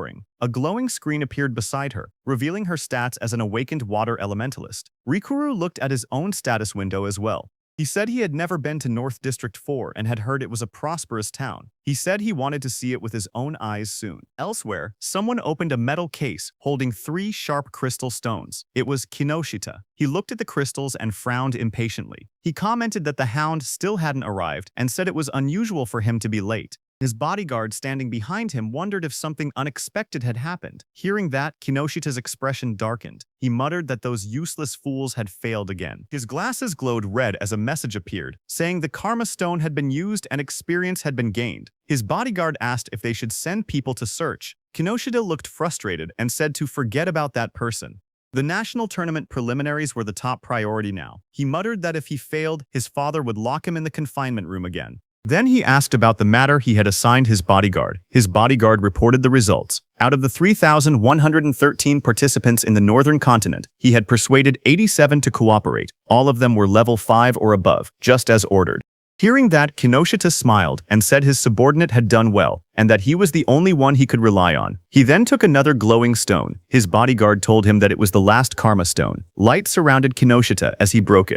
The experience was absorbed, and his level went up. Power surged around Kinoshita as lightning burst from his body. He said it was enough, and that he would use this strength to crush the commoners. A status screen appeared, showing Kinoshita Reiji, level 12, job, Lightning Elementalist, gift grade 2, attack 135, defense 130, agility 168, magic 170, total points 603. A bright blue teleportation column formed outside the hospital as Itsuki stood calmly in the center of it. He lowered his head and spoke softly, saying he was sorry to his teacher. He explained that he had let Choha end up in such a condition. His teacher came out of the teleportation portal and asked what he wanted to do. He said he could dispose of Kinoshita if Itsuki wished. Itsuki looked up and answered firmly, telling his teacher to leave Kinoshita to him. His teacher agreed. He told Itsuki to explain the details of what happened later. Nearby, Iberia watched in amazement. He realized that the Northern Continent Commander-in-Chief had been Itsuki's teacher. Iberia understood why Itsuki wasn't surprised, even after hearing who Iberia's father was. Iberia thought that Izumi Nento was truly a mysterious person. He even wondered if he should ask for his autograph later. Then, in the hospital room, Itsuki calmly explained what had happened and told his teacher that that was why he chose to participate in the Salvation League National Tournament preliminaries. His teacher said he understood and turned toward Choha, asking how she was feeling. Choha smiled softly. She said Tamachu had treated her, so she had fully recovered. A glowing green butterfly floated near her hand. She added that Iberia's rare karma tool had also helped in her healing. Hearing that, Izumi Nento looked at Iberia in surprise. He said that since Iberia possessed the rare karma tool Kodama Bandage, crafted by Aiden, he must be Aiden's son. Iberia was surprised to hear that. Realization hit him as he thought to himself that Izumi Nento knew about karma tools and even recognized his father. He reminded himself that he needed to show the dignity of the Crafter King's eldest son. He pointed proudly at himself and shouted with confidence that he was Aiden's father. Hearing that, everyone stared at him in silence. Then Itsuki told him that he had gotten it backwards. Hearing that, Iberia lowered his head, hiding his red face behind his hand. In a shaky voice, he apologized and admitted that Aiden was his father. Commander Nento cleared his throat and tried to shift the atmosphere. He said he was grateful that Iberia had saved his daughter. He added that once the preliminaries ended, he wanted to visit Aiden together with Tenma.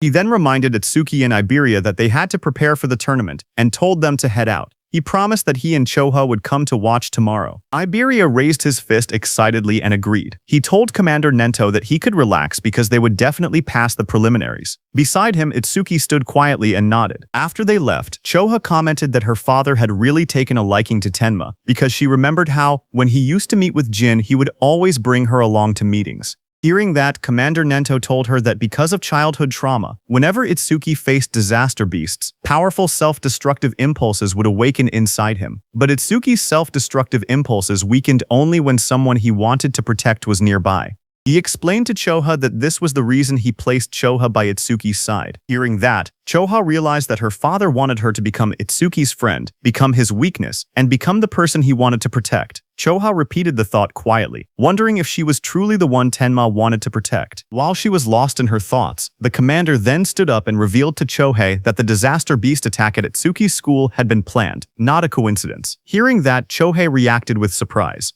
Commander Nento added that more traitors were joining the disaster beasts, and that similar attacks on commanders-in-chief had happened across other continents as well. The commander turned toward a large window, his silhouette dark against the night. He said that for now humanity's future was pitch black. Then he added softly that Itsuki would surely be the one to illuminate it. His voice rang out that Itsuki would become a light of hope. Then, at the national tournament preliminary venue in North District 4, the massive circular arena sat in the middle of the wasteland. Inside, a crowd gathered. Itsuki looked around and remarked that there were more people than expected. Iberia explained that once news spread that Commander Nento would be watching, many who originally refused suddenly decided to participate. The number of contestants rose from about 3,000 to nearly 5,000. On the side, Reiji glared in frustration. He muttered that Izumi Nento had increased the number of unpredictable variables far more than expected. His subordinate tried to calm him, saying the newcomers were just last-minute riffraff who didn't have time to form teams, so Reiji's side still held the numerical advantage.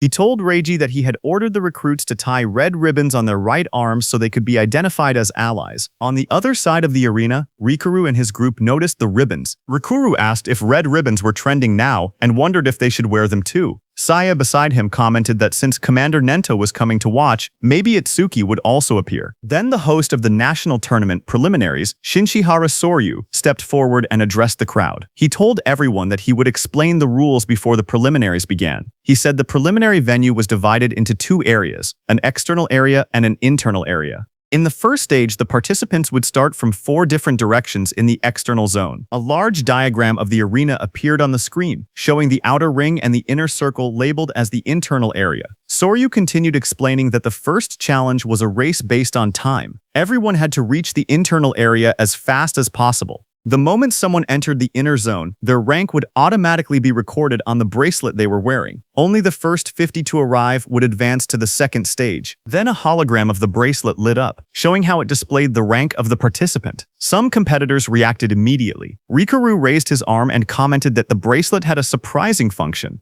Hearing that, Saya beside him thought that eliminating thousands of people in just the first stage was extremely harsh. Next, Soryu explained that each person was allowed to carry up to 2 karma tools. Participants were also free to team up with anyone they wanted and use any method necessary. Results were all that mattered. As the rules were being announced, Iberia nudged Itsuki and pointed ahead excitedly, asking Itsuki to look. He was pointing at the Reiji team in front of him. As the host announced that the first stage would end with rankings and an explanation of the second stage, Iberia pointed at Kinoshita Reiji standing in the middle of a group and told Itsuki that he was Kinoshita. Meanwhile, Kinoshita ordered the people he had recruited to obstruct anyone running ahead of him. Watching from the side, Iberia guessed that the people standing near Kinoshita were the ones he had bought off. He suggested that they should rush into the internal area as soon as possible. His plan was to launch a surprise attack once Kinoshita lowered his guard after entering the interior. But before he could continue explaining, Iberia suddenly froze with a shocked expression. He saw Itsuki walking toward Kinoshita. Shocked, Iberia asked if he had even been listening. One of Kinoshita's men noticed Itsuki approaching. He asked who Itsuki was.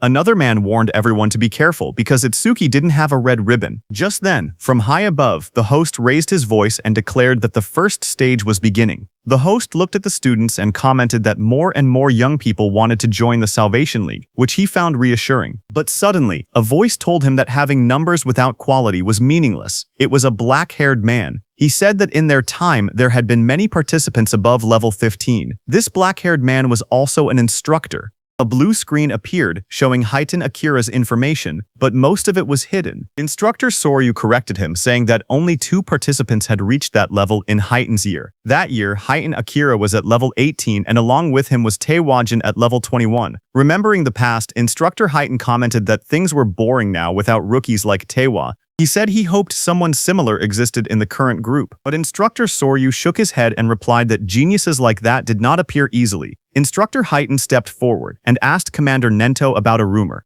He said he had heard that a student from the northern continent had defeated a level 8 skeleton soldier right after awakening, and later became Commander Nento's pupil. Instructor Soryu widened his eyes and asked if it was true, calling it ridiculous for someone to defeat level 8 monsters immediately after awakening. Commander Nento, covered in dark flames, answered calmly, saying that the rumor was true. Hearing this, Instructor Heitan asked if that person was in the group they were watching. Instructor Soryu thought that since this was Izumi's second recognized pupil after Taewajin, it meant the student must possess exceptional talent. Examiner Soryu looked at the participants list and wondered who the mysterious participant could be. The tablet displayed the first candidate. It showed Harino Rikaru, a level 10 metal elementalist. Examiner Soryu noted that Rikaru's gift was only an ordinary grade 2, and decided it couldn't be him. Another profile appeared. Kisaragi Saya, a level 11 water elementalist with a grade 1 gift. She specialized in support type abilities, so he assumed she wasn't the one either. The next image revealed Hanyu Kana, a wood elementalist at an unusually high level 16. Seeing this, he guessed she must be the hidden talent, but when he looked at Commander Nento, he didn't say anything.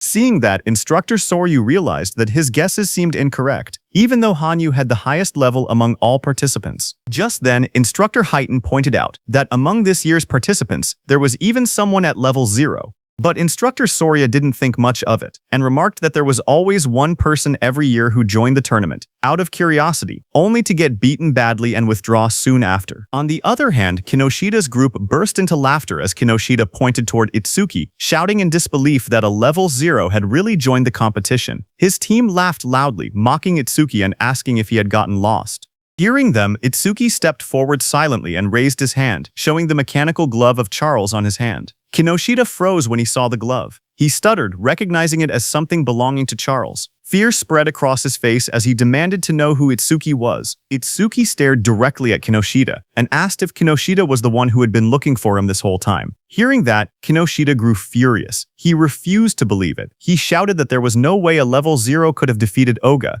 He insisted that Itsuki must have been sent by someone just to shake him up. He then pointed forward and yelled for his group to attack. The men beside him grinned confidently and stepped forward. They said they would handle it and make Itsuki regret provoking them. While Kinoshita's men stayed back to block Itsuki, with a burst of purple lightning, Kinoshita rushed toward the center, saying he didn't have time to deal with trash like Itsuki. As Kinoshita left, his remaining men formed a circle around Itsuki, ready to attack him. From the watchtower, Instructor Heighten watched everything and thought that there were 3 level 6 fighters and 2 level 7 fighters present, so there was no need to wait for the results. He thought that if Itsuki just begged for mercy now, he might survive. On the ground, Iberia also grew nervous and started calculating the situation. He thought he could take down one opponent, but even with Itsuki's strength, fighting 4 enemies at once would be impossible. That meant he had no choice but to use a certain technique. Thinking that, he stepped forward slowly while reaching toward the item at his side. Suddenly, one of Kinoshita's men, a red-haired man, smirked as he looked at Itsuki. He said he had expected a strong opponent to appear, but the first one they encountered was just level 0 trash. Hearing that, Itsuki lowered his head slightly, his face hidden in shadow as he told the man in front of him to move. The red-haired man widened his eyes in surprise on hearing that. He hadn't expected such blunt words. For a moment he froze, then burst into loud laughter, throwing his head back. He mocked Itsuki's attitude, but Instructor Heaton smirked instead when he heard Itsuki. He said he liked that attitude and offered to step in later, claiming he would save Itsuki when things got bad. Then the red-haired man leaned forward with a twisted grin. He told Itsuki to let him crack open his head and see what was inside. Itsuki didn't reply to him. Instead, the next second, Itsuki struck. His fist slammed into the red-haired man's face with overwhelming force, sending blood and broken teeth flying. As the red-haired man fell backwards, screaming, Itsuki repeated in a cold voice that he had already told him to move. Instructor Heaton was shocked to see that Itsuki's opponent had been 7 levels higher than him, yet Itsuki had defeated him instantly. He couldn't believe that Itsuki had instantly killed the red-haired man. Kinoshita's other fighters stared in shock. One man shouted that Handa was level 7 and couldn't understand how a rookie defeated him. Another tried to calm him, saying the rookie must have caught Handa off guard. Flames swirled violently in the hands of that fighter as he growled that he would burn the rookie to a crisp. A system window appeared beside him, showing that he was using the B-rank skill flamethrower at full output. A massive wave of fire shot out. Iberia, watching, gasped, saying the attack was so fast he couldn't even use his karma tool in time. The flames roared across the arena. One of Kinoshita's fighters commented that the attack was overkill for a level 0, but the fighter who threw the fire said deaths in the preliminaries were common. He added that if the rookie wanted to resent someone, he should resent himself for acting cocky at level 0. But another fighter suddenly pointed forward, shouting that something wasn't right. As the flames cleared, everyone looked toward the center of the blast. Itsuki had created a huge black ice wall. Flames danced around it. One fighter stared at the scene and yelled, asking what this was. Inside the black ice wall, Itsuki and Iberia stood unharmed. Iberia stared at the scene with wide eyes. He shouted in shock that Itsuki had blocked such a wide-range flame attack completely. To him, it was exactly what he had expected from someone that strong. Itsuki didn't react to the praise. Instead, he looked to the side and told Iberia to get away from him. A system window appeared beside him. It stated that he had blocked a B-rank fire skill using Black Wall, and his defense increased by 10%.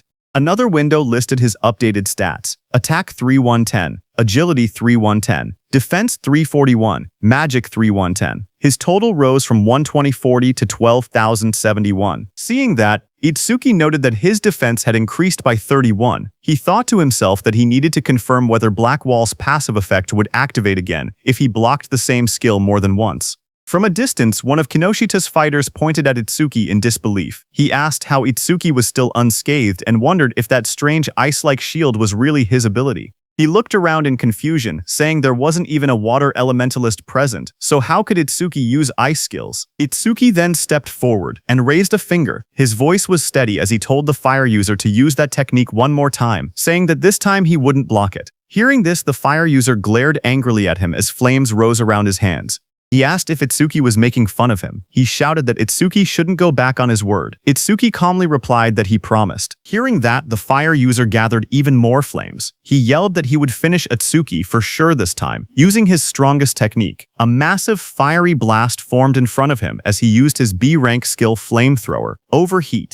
Seeing the fireball coming, Itsuki just stood there, unfazed in front of the swirling firestorm. He noted that the power was stronger than before, but it was still just a fire attribute skill. A wave of flames roared forward, engulfing Itsuki and the whole area around him. Seeing that, the fire user pushed both hands out desperately. Another fighter behind him looked shocked and said he was taking things too seriously. But the fire user muttered that the attack's power probably rivaled level 8. Sweat dripped down his face as he felt his magic drain instantly. He thought to himself that this was his ultimate technique. It felt wasteful to use against a level 0, but he declared that the farce would end now. But the next second, the fire user fell back in shock, his eyes wide and sweat dripping down his face. He stared at Itsuki standing calmly before him and shouted that it was impossible. Across from him, Itsuki examined the black ice covering his arm. He muttered to himself, realizing something.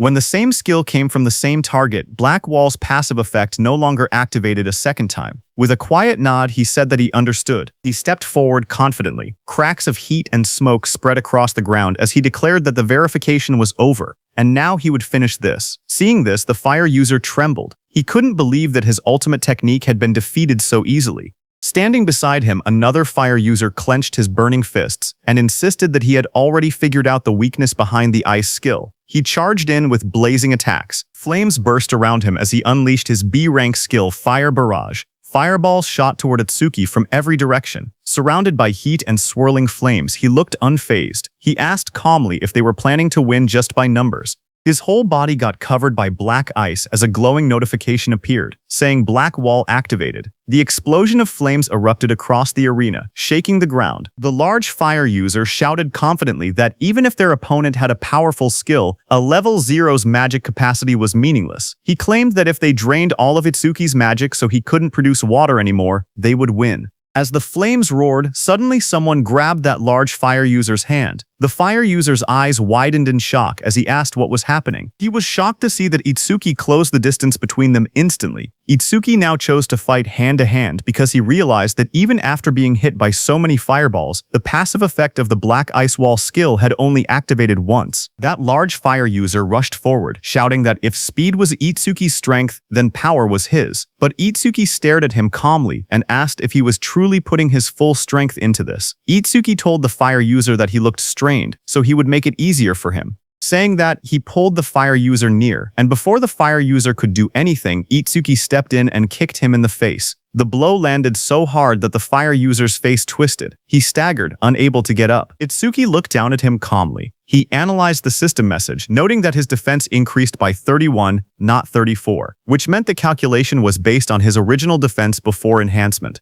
Just then, another window appeared, showing that he had blocked a B-rank fire skill, gaining a 10% defense boost. His total defense now stood at 310, with an additional 62 from Black Wall. Turning away, Itsuki noticed two lightning users standing nearby. He muttered to himself that lightning elementals were perfect targets and decided to increase Thunderbreaker's passive effect next. Seeing Itsuki, those two lightning users panicked. Watching both of their allies fall, they shouted that Itsuki's stats must be fake. One of them cried out that they should run. Itsuki glanced back with cold eyes and asked if they really thought they could escape. The two lightning fighters roared in desperation. Lightning burst around their bodies as they charged at Itsuki, yelling that this wasn't a fire attribute and the same trick wouldn't work.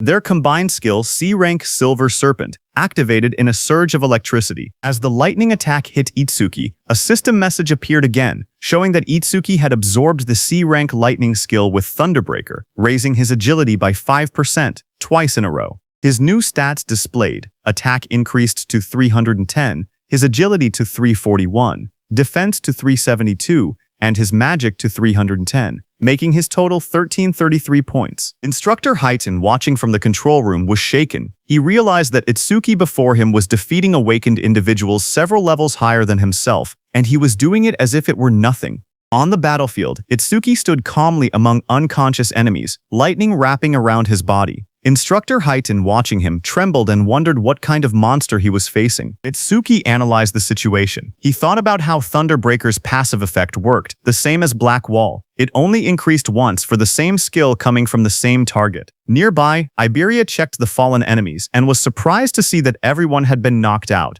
He admitted that he expected a difficult battle, but never imagined Itsuki would be this strong. Just then, one of the fire users who was badly injured asked from behind what ability Itsuki was using. His voice shook as he shouted, insisting that Itsuki wasn't level 0 at all. Hearing the fire user ask who they were, Iberia stepped forward with a grin. Seeing that, Itsuki realized that Iberia was going to do something. Iberia looked back as his smile widened. He proudly declared that together they were double I, and that one day they would become the strongest duo on the northern continent. He told the fire user to remember them. But before he could finish his proud introduction, Itsuki cut him off and said they should stop talking and chase Kinoshita. Iberia flailed in frustration, shouting that what he was going to say next was the good part of his speech. From the side, the fire user whispered double I to himself in disbelief. He muttered that it sounded lame. On the other hand, Kinoshita, who was running at full speed surrounded by crackling purple energy, noticed the commotion. He assumed that the level 0 participant was probably being beaten badly by now, but then he hesitated. He remembered the crossbow he had seen on Itsuki earlier. It had definitely belonged to Charles. He told himself that he needed to investigate later because he knew that,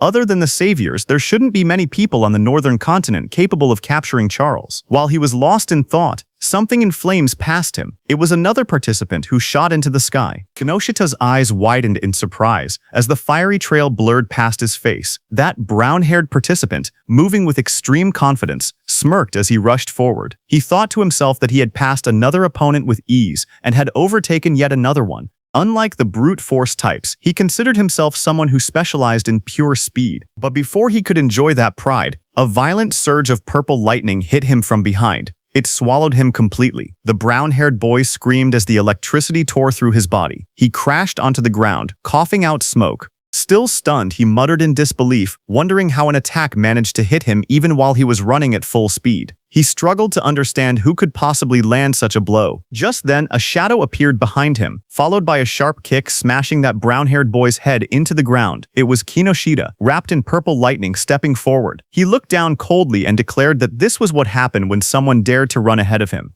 He then turned and shouted at the group he had hired, telling them to get it together. He reminded them that they needed to conserve stamina for the second stage and ordered them not to waste time on the trash in front of them. Commander Nento, seated in the control room, looked down at Kinoshita and asked Instructor Soryu if that arrogant boy was the son of the North District 4 Administrator, Kinoshita Genkyo.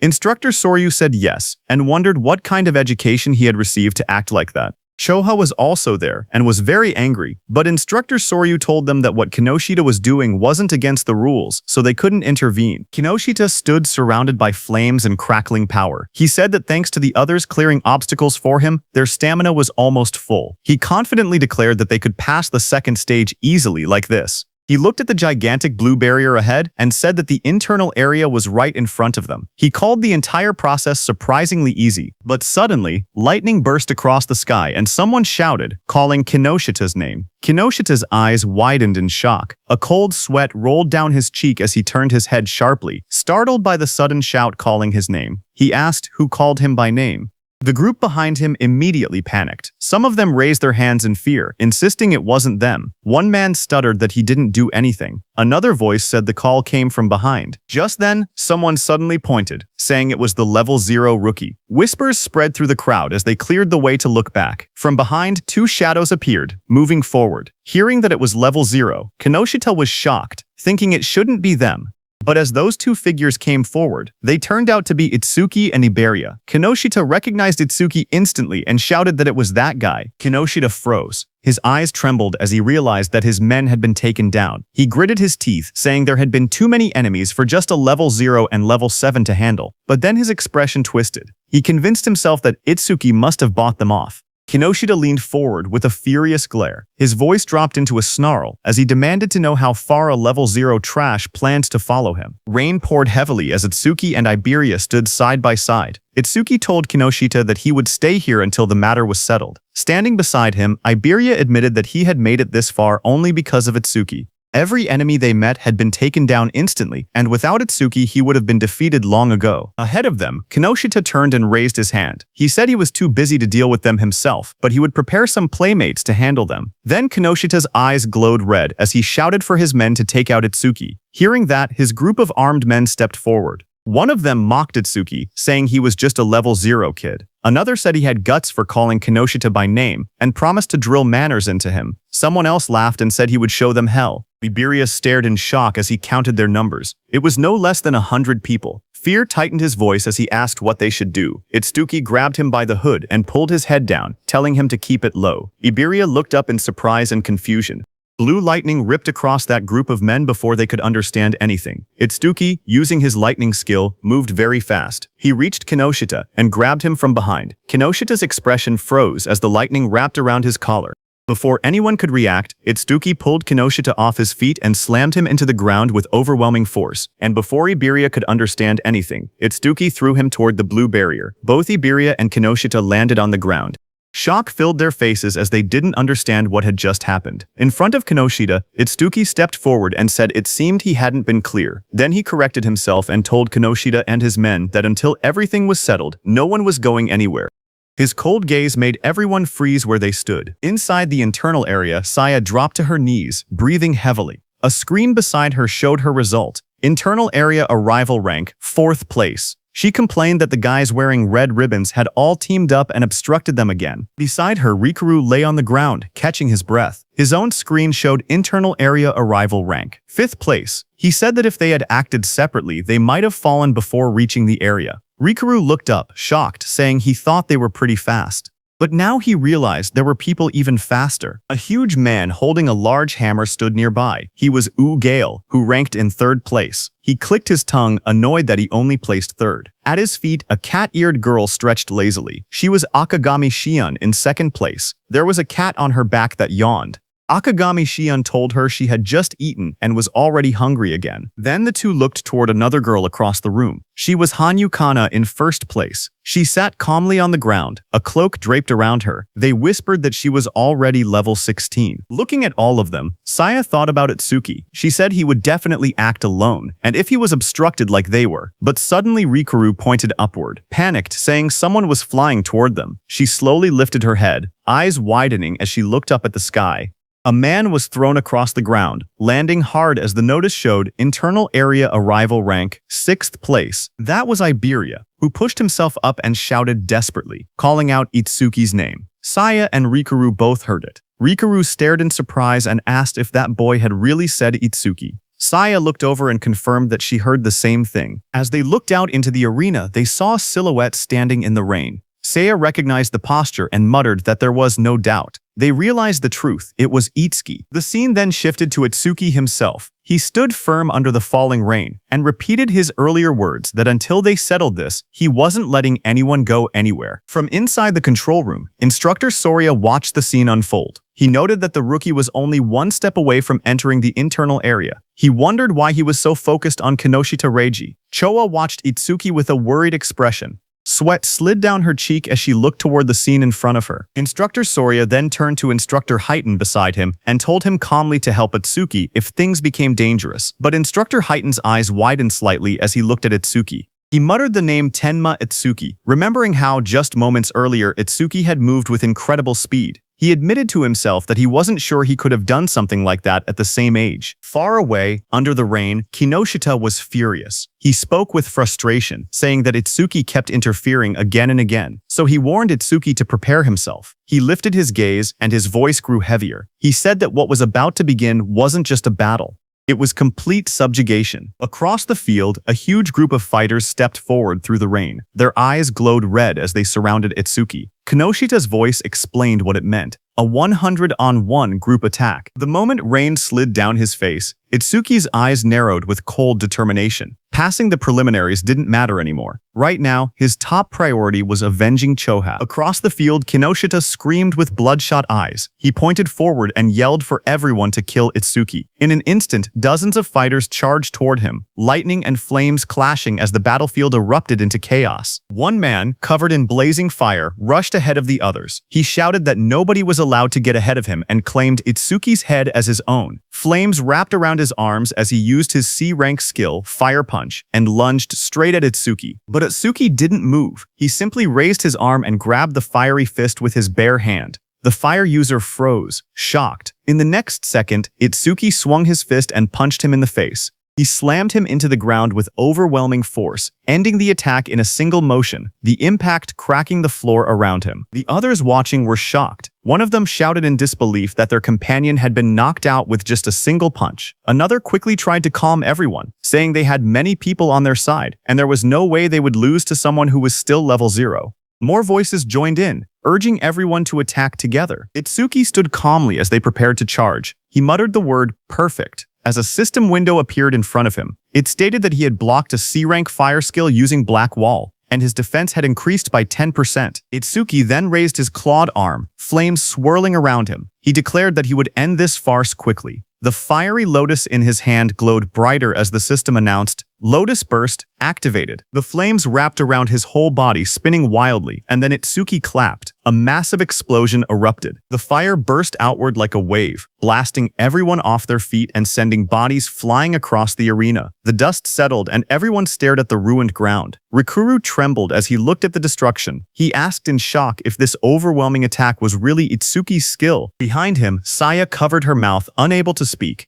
Gaku rushed over asking what had just happened. Beside him, Shion calmly stroked her small cat, saying that Mi-chan should be able to swallow an explosion of this size without any problem, speaking as if the blast meant nothing. Not far away, Kana sat silently with her sword, her expression unreadable as sparks drifted through the air. From inside the control room, Instructor Soria stared at the screen in disbelief. He shouted that the explosion had been caused by a level 0. He couldn't understand how someone with such a low rank could use so much power. What shocked him even more was how Itsuki used skills that didn't belong to his job class at all. Instructor Heighton was also shocked. Choha couldn't believe her eyes because she never knew Itsuki had learned an AoE skill. She thought back to the Locust Wasteland incident and finally understood why he had been so confident back then. She looked at him, wondering just how many trump cards he had. On the battlefield, Itsuki stood calmly. His suit was torn, and faint flames glowed around his clawed hand. He thought that 30% of his power would be enough. Since his opponents were human, he reminded himself to hold back and not to kill them. Kinoshita looked at the destruction in front of him. Smoke filled the air as the ground cracked open. Bodies lay scattered across the arena. Itsuki was standing in the middle. He looked straight at Kinoshita and said that he was the only one left. Seeing that, Kinoshita panicked, sweating heavily. He shouted that there had been over 100 people, and they were all taken out instantly. He asked why Itsuki was targeting only him. Itsuki stepped forward through the smoke. He repeated Kinoshita's words and said that it was Kinoshita who had attacked him first and seriously injured his friend. Itsuki said now he would return the pain she had suffered back to him. Enraged, Kinoshita released a surge of purple lightning. He called himself the young master of the prestigious Kinoshita family, saying every stage in the area was under his control.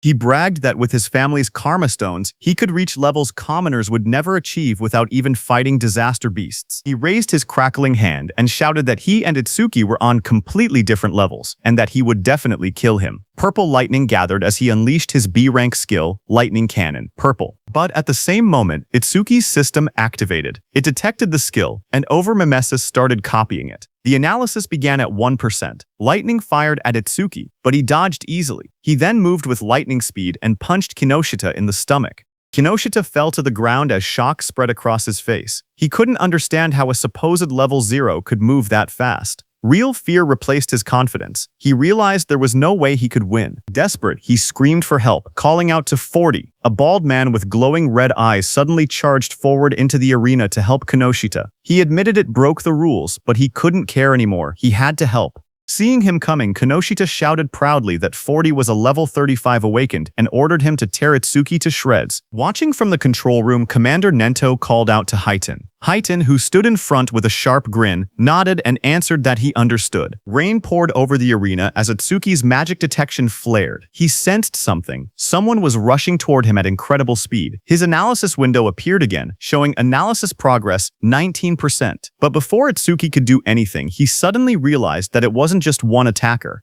Multiple people were coming. A figure crashed down from the sky, landing on Kinoshita's bodyguard 40 with heavy force. Dust shot up everywhere as Itsuki stood calmly watching with sharp, focused eyes. His expression didn't change. He simply observed the incoming threat, but then he realized that it was Instructor Highton, who sat calmly on top of Kinoshita's bodyguard. Without even looking back, he told Itsuki to keep going. Itsuki then turned and stood in front of Kinoshita, surrounded by glowing purple lightning. He stared down at the trembling Kinoshita and said that it looked like his lifeline wouldn't be coming anymore. Seeing Itsuki, Kinoshita panicked. He stuttered and begged for a moment, explaining that his father was the North District 4 administrator and his brother was a member of the Salvation League. Sweat rolled down his face as he warned that touching him would cause trouble. Before he could finish, a scream tore through the air, long and painful. The next moment, Kinoshita lay flat on the cracked ground, unconscious. Rain fell lightly around him. Itsuki walked away slowly, his coat swaying in the wind. He then looked up at the control room and muttered softly that this settled the score for Choha. From the control room, Choha looked toward him while blushing, realizing that he did this for her. Instructor Sorya was surprised to see that Itsuki had really beaten Kinoshita Reiji, but he wondered why Itsuki was suddenly looking their way.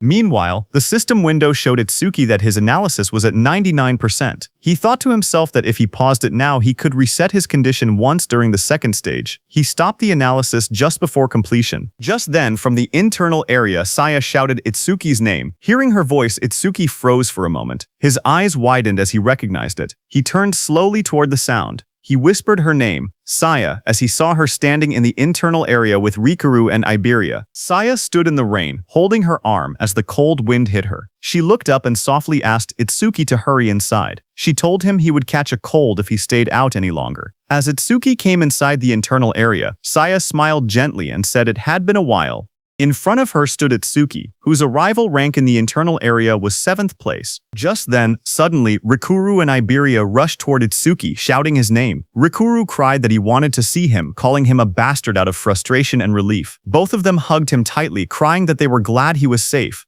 But when both of them saw each other hugging Itsuki, they glared at each other. Rikuru demanded to know who he thought he was, crying on Itsuki like that. Iberia pointed at himself in confusion, asking who he was. With a proud grin, Iberia raised his fist and declared that he was Itsuki's partner. Hearing that, Rikuru shouted angrily at Itsuki, saying he never heard about him teaming up with someone else. He called him a traitor. Saya looked at them with surprise while Itsuki stood quietly beside them. Sorya thought it was rare for Itsuki to make friends. Iberia and Rikuru started arguing. Iberia asked how Itsuki was a traitor and whether Rikuru had been in a duo with him. He demanded to know their duo name. Rikuru yelled back, asking why a duo name even mattered, and saying they weren't kids. He then asked if they themselves had a duo name. Iberia immediately puffed up with confidence and said, "Of course." Hearing that, Rikuru asked him to say it. Itsuki, watching from the side, quietly whispered for Iberia not to say it. But Iberia's eyes shone dramatically as he proudly announced the duo name, Double I. He insisted it took a lot of effort to come up with it.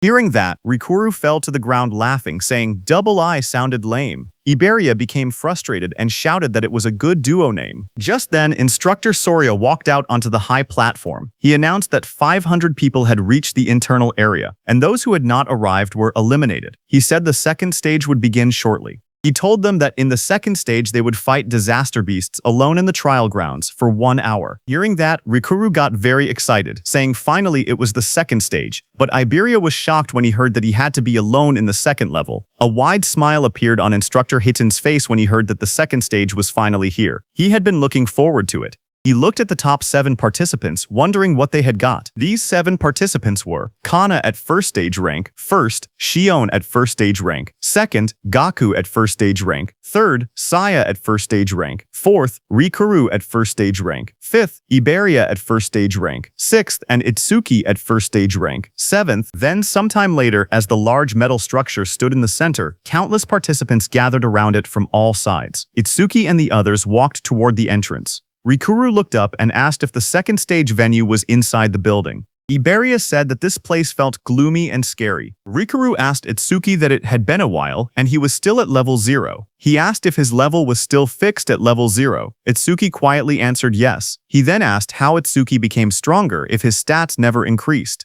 Iberia agreed, saying he was also curious why Itsuki was so strong despite being level 0. Itsuki looked away awkwardly and said his teacher told him not to tell people. Saya reminded them that they learned in class that order breaker skills were state secret level. She told Itsuki he didn't have to deal with the questions. Then suddenly, far ahead, the instructors and Commander Nento, along with Choha, appeared. They walked forward with serious expressions. Instructor Soria asked if everyone was ready. Hearing that, Iberia suddenly stiffened in shock, turning his head sharply. Up on the raised platform stood several well-known figures. Someone in the crowd whispered that the man in front was Fujiwara Soryu, the one who oversaw the national tournament every year. Another person explained that the muscular man beside him was Hiton Akira, a war veteran known for having the strongest physique. They also pointed out the masked individual and called him the legendary Izumi Nento. The murmurs spread as people recognized them as all legends. Instructor Soria then stepped forward and began speaking. He announced that he would now explain the second stage rules and told everyone to listen carefully. He continued, saying that various disaster beasts would appear in the trial grounds and kill points would differ based on difficulty. A screen appeared showing the values. A hard-class disaster beast gave 1,000 kill points. Another screen listed the full chart. Beginner class 100, normal class 500, hard class 1,000, and nightmare class 5,000 points. He explained that after defeating each disaster beast, participants would receive a 1-minute break before being forced to advance to the next difficulty. Hearing that, Gaku, holding a long staff, smirked confidently. He declared that he would go straight to Nightmare class. A status window appeared beside him, displaying his information. He was Ui Gaku, human, level 13, Job Elementalist, Earth Gift, grade 2, status undisclosed. Just then, Itsuki stepped forward slowly, his voice low as he said that he had a question. Seeing that, from around him, several contestants whispered among themselves. They pointed at him and mocked him, saying he was only level 0. Some wondered how he even passed the first stage. Others laughed, claiming he must have been carried. They joked that now that he knew the second stage involved individual combat, he was probably scared and thinking about withdrawing. Up on the platform, Instructor Soria looked down and told him not to hesitate. He could ask anything. Itsuki raised his head and asked calmly if Nightmare class was the highest difficulty. His question made several people freeze. Instructor Soria and Instructor Hiton both looked surprised. Hiton even grinned with interest, but in the crowd, the mocking continued. Some said he was acting tough. They whispered that if a level 0 encountered a nightmare-class disaster beast, he wouldn't stand a chance. Others scoffed, saying he couldn't even beat a beginner-class beast. One of them clicked his tongue, calling him trash who only talked big. Instructor Soria then explained further. He said that, theoretically, there was no upper limit to disaster beast difficulty. He told them they would understand once they actually defeated a nightmare-class beast. Hearing this, Itsuki's expression darkened as he repeated that there was no upper limit. Rikoro told Itsuki that thinking about such things was pointless because Nightmare class required at least level 10, and defeating a hard class would already be amazing for them. Instructor Soria continued explaining the rules. He said that points earned in the preliminaries carried over to the main tournament. In other words, today's performance would greatly affect whether they could join the Salvation League in the future. Down below, hearing that the points earned here would also become points in the main tournament, Rikuru got very excited. But Iberia got nervous, thinking he had no choice but to use that thing. Itsuki watched silently. He thought about Taewajen's record of 115,000 points, which included what he earned in the preliminaries. To surpass him, Itsuki believed he needed to take advantage of this opportunity. Soon the order was given. The instructor announced loudly for everyone to enter the trial grounds. The announcement echoed through the dome, declaring that the second stage of the preliminaries had begun. Itsuki stepped into the vast arena and quietly noted that the trial grounds didn't look much different from the regular stages. Just then, from the darkness around him, multiple red eyes appeared, watching him. A moment later, disaster beasts rushed out. A system window showed their details. Beginner class disaster beasts. Mad Dogs of Calamity, level 1. There were 10 of them, and killing them gave 100 kill points.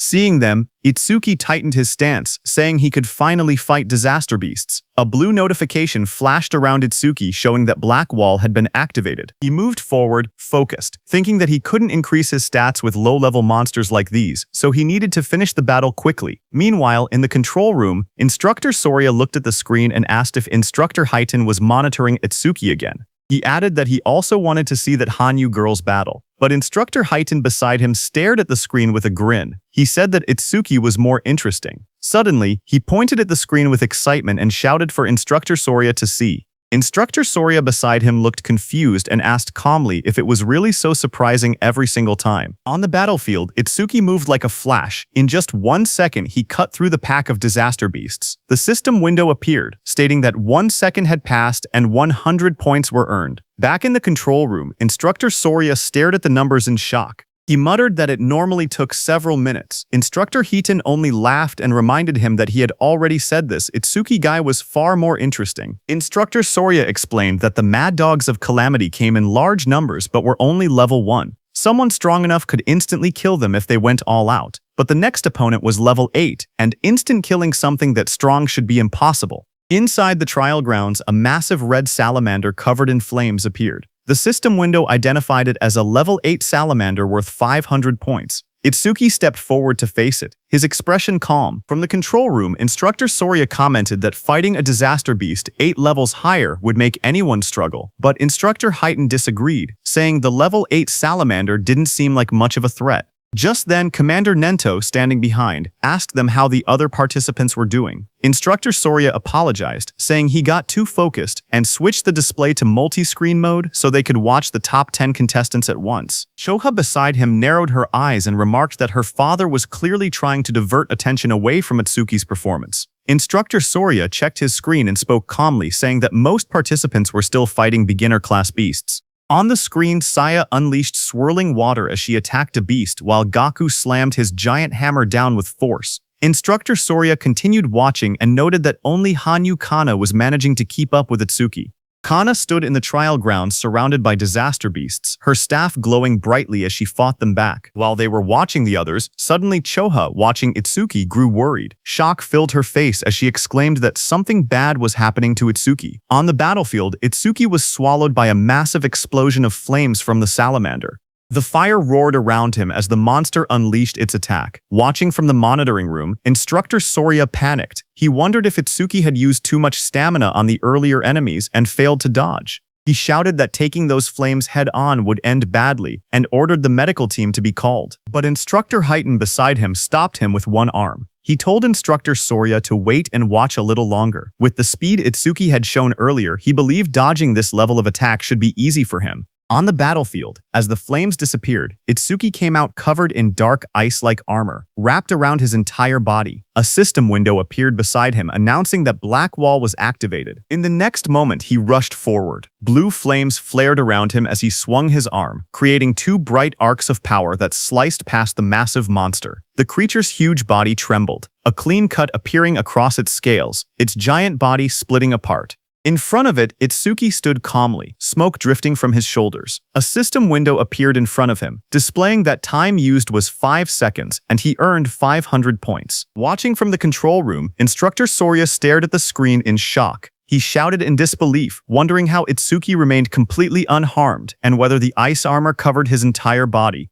Instructor Hiten beside him narrowed his eyes, questioning why Itsuki chose to take the monster's attack instead of instantly killing it. Just then, another system notification appeared beside Itsuki, showing that he blocked a C-rank fire element skill with Black Wall. His defense increased by 10%. Itsuki looked at the message and thought to himself that he needed to take every chance available to increase his stats. Just then, a blue screen appeared beside Itsuki, showing his updated stats. It stated that his defense had now risen to 484. A full status window opened. It displayed Tenma Itsuki, Human, Level 0, Fixed. Job, Order Breaker, Nirvana Gift, Nirvana Special Grade. Skills: Over Mimesis, Z-Rank, Thunderbreaker Level 1, Black Wall Level 2, Lotus Burst Level 1, Clear Orb Level 1, Magic Detection Level 1, and Shikigami Eater Level 1. His status was Attack 310, Agility 341, Thunderbreaker increased 10%, Defense 434, Black Wall increase 40%, Magic 310,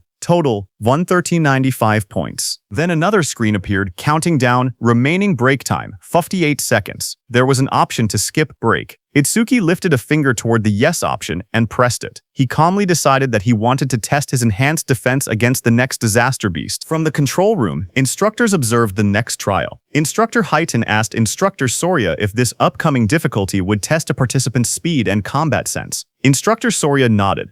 On the battlefield, as the next stage monster, a glowing blue creature appeared next, an Eleki rhino. Instructor Soria continued the explanation that the rhino stored electricity in its horn when charging and could unleash a double physical lightning attack. A status window showed that it was a hard-class disaster beast, level 10 Eleki rhino, that gave 1,000 kill points. Instructor Soria warned that taking the attack head-on carried two risks. With low defense, the horn would pierce the body, and with low lightning resistance, the shock would paralyze the body, leaving the person unable to move. Instructor Soria quietly explained that to defeat the Eleki rhino, there was only one method. He said a fighter had no choice but to rely on speed, using clever movements to wear the beast down, and strike only when it was exhausted. But then his eyes widened. He suddenly leaned forward, shocked, and asked aloud what Itsuki was planning. Inside the arena, Itsuki calmly stood before the massive blue rhino. He reached out and placed his hand on the creature's glowing horn.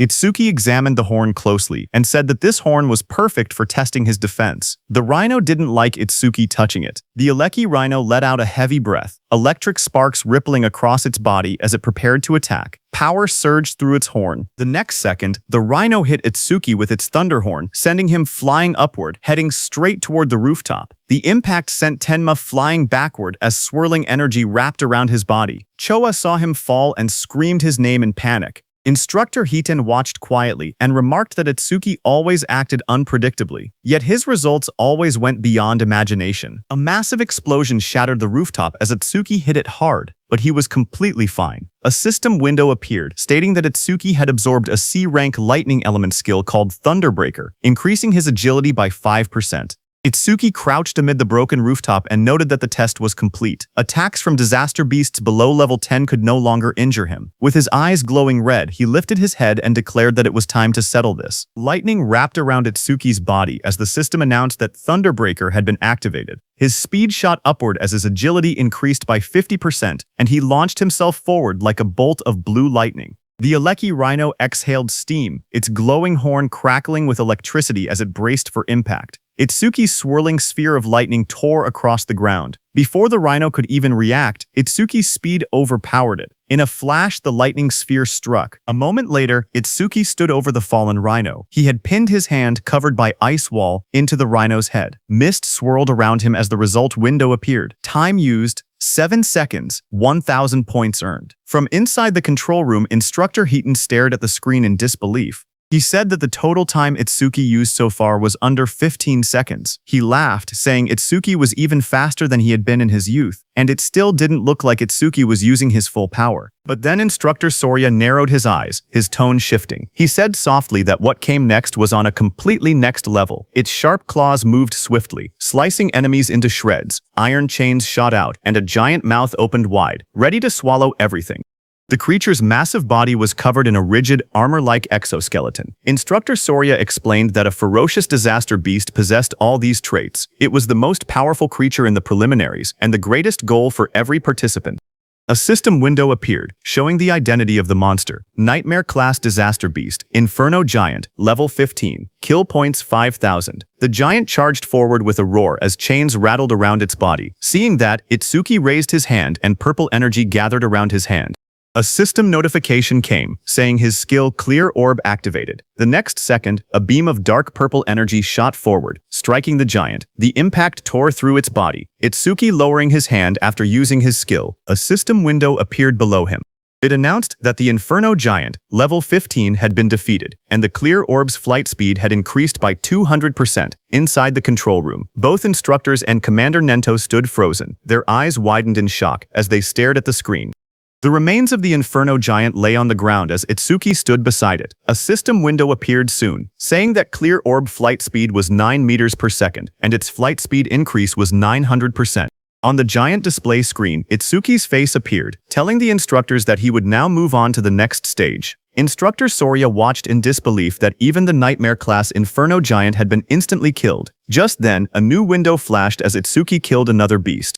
It showed that time used was 3 seconds, and he earned 5,000 points. On the other hand, a massive beast with glowing red eyes opened its jaws wide to attack, but a torrent of blue energy burst out like a violent stream and killed it. A system window appeared, announcing that a C-rank skill, Water Bullet, had been activated. The one who used that skill to kill the beast was Saya. She stepped forward with her fingers pointed like a gun as water swirled around her hand. She told herself that if she defeated the remaining 2 monsters, she could advance to normal class. Another window displayed her current status. Beginner class, clear progress, 80%. On the other side, Gaku faced a giant monster. Flames burned beside him as he spoke confidently. He said that since the other person skipped the break time, he would definitely reach normal class first. His panel showed, normal class clear progress, 0%. Meanwhile, Hanyu Kana stood atop a defeated creature, surrounded by bright green magic. She said she needed to recover the magic she used before moving on. Her window displayed, normal class clear progress, 100%. Just then there was an announcement saying, Nightmare class clear confirmed, time used, 21 seconds, rank first. Hearing the notification, Saya reacted first. She said the one who finished must be Asuki.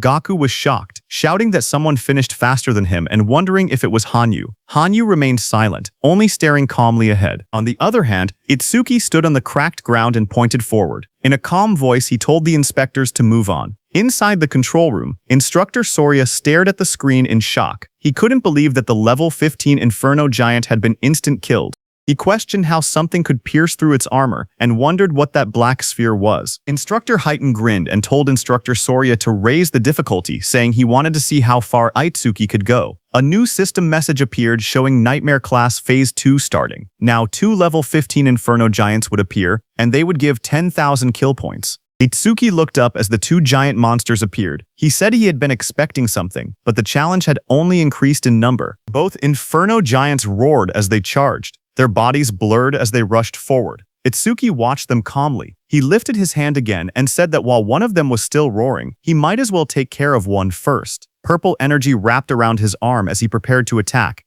The clear orb activated, glowing as one Inferno Giant was struck down. The system window appeared, announcing that the level 15 Inferno Giant had been defeated, and the clear orb's flight speed had increased by 200%. Another window followed, showing the orb's speed, 11 meters per second, with its total increase reaching 1100%. From the control room, Instructor Soria stared in shock. He shouted that it was another one-hit kill and questioned what that strange sphere was. He wondered aloud if there was no limit to how many of those spheres could exist. Instructor Heighten stepped forward, watching the screen closely. He admitted that Itsuki's skill was extremely powerful, but warned that it carried a fatal flaw. Instructor Soria beside him turned slightly and asked what flaw he meant. Back inside the battlefield, the remaining Inferno Giant crashed down in front of Itsuki. Dust exploded upward as the huge creature roared with glowing red eyes. Itsuki looked at the charging beast and muttered that its speed was faster than any disaster beast he had ever encountered. Watching from the control room, Instructor Heighten explained that Inferno Giants were often mistaken for being slow because of their large bodies, but that assumption was wrong.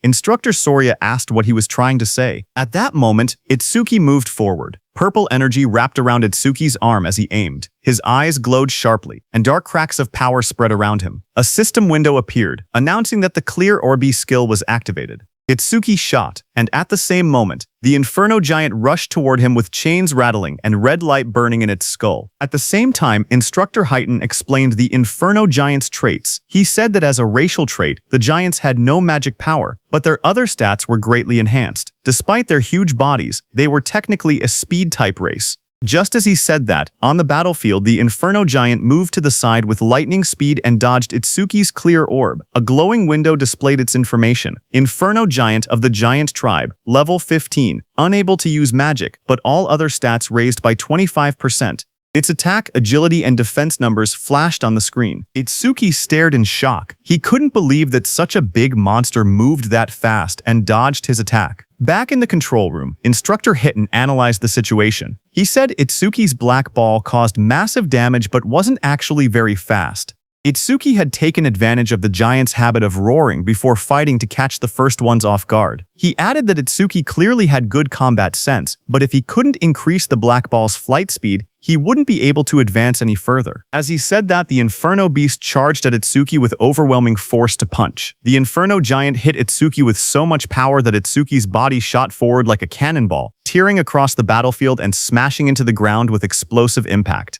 Dust and shockwaves rippled outward as the ground cracked under the force. Through the cloud of debris, Itsuki pulled himself up from the crater. He calmly noted that from mid-range, this Inferno Beast's attack could still be dodged. In the control room, Instructor Soria commented that even knowing the attack wouldn't land, Itsuki still used it, meaning he probably had no other moves left. But Instructor Hiton didn't believe it. He wondered if that were the case, then why was Itsuki smiling? Lightning flickered around Itsuki's face as he grinned, blood running down his cheek. He admitted that the monster's speed wasn't bad at all. Then he said he would simply close the distance and finish the fight his own way. Saying that, Itsuki moved. A blue notification appeared in the air, stating that Thunderbreaker had activated. Lightning burst across the ground as the shockwave exploded. He shot upward like a streak of blue light, electricity trailing behind him. The giant monster looked up as he rose through the air. The monster swung its massive fist, wrapped in spinning force, aiming straight toward him. Its punch landed hard, crashing into the ground as the impact spread in wide circular shockwaves.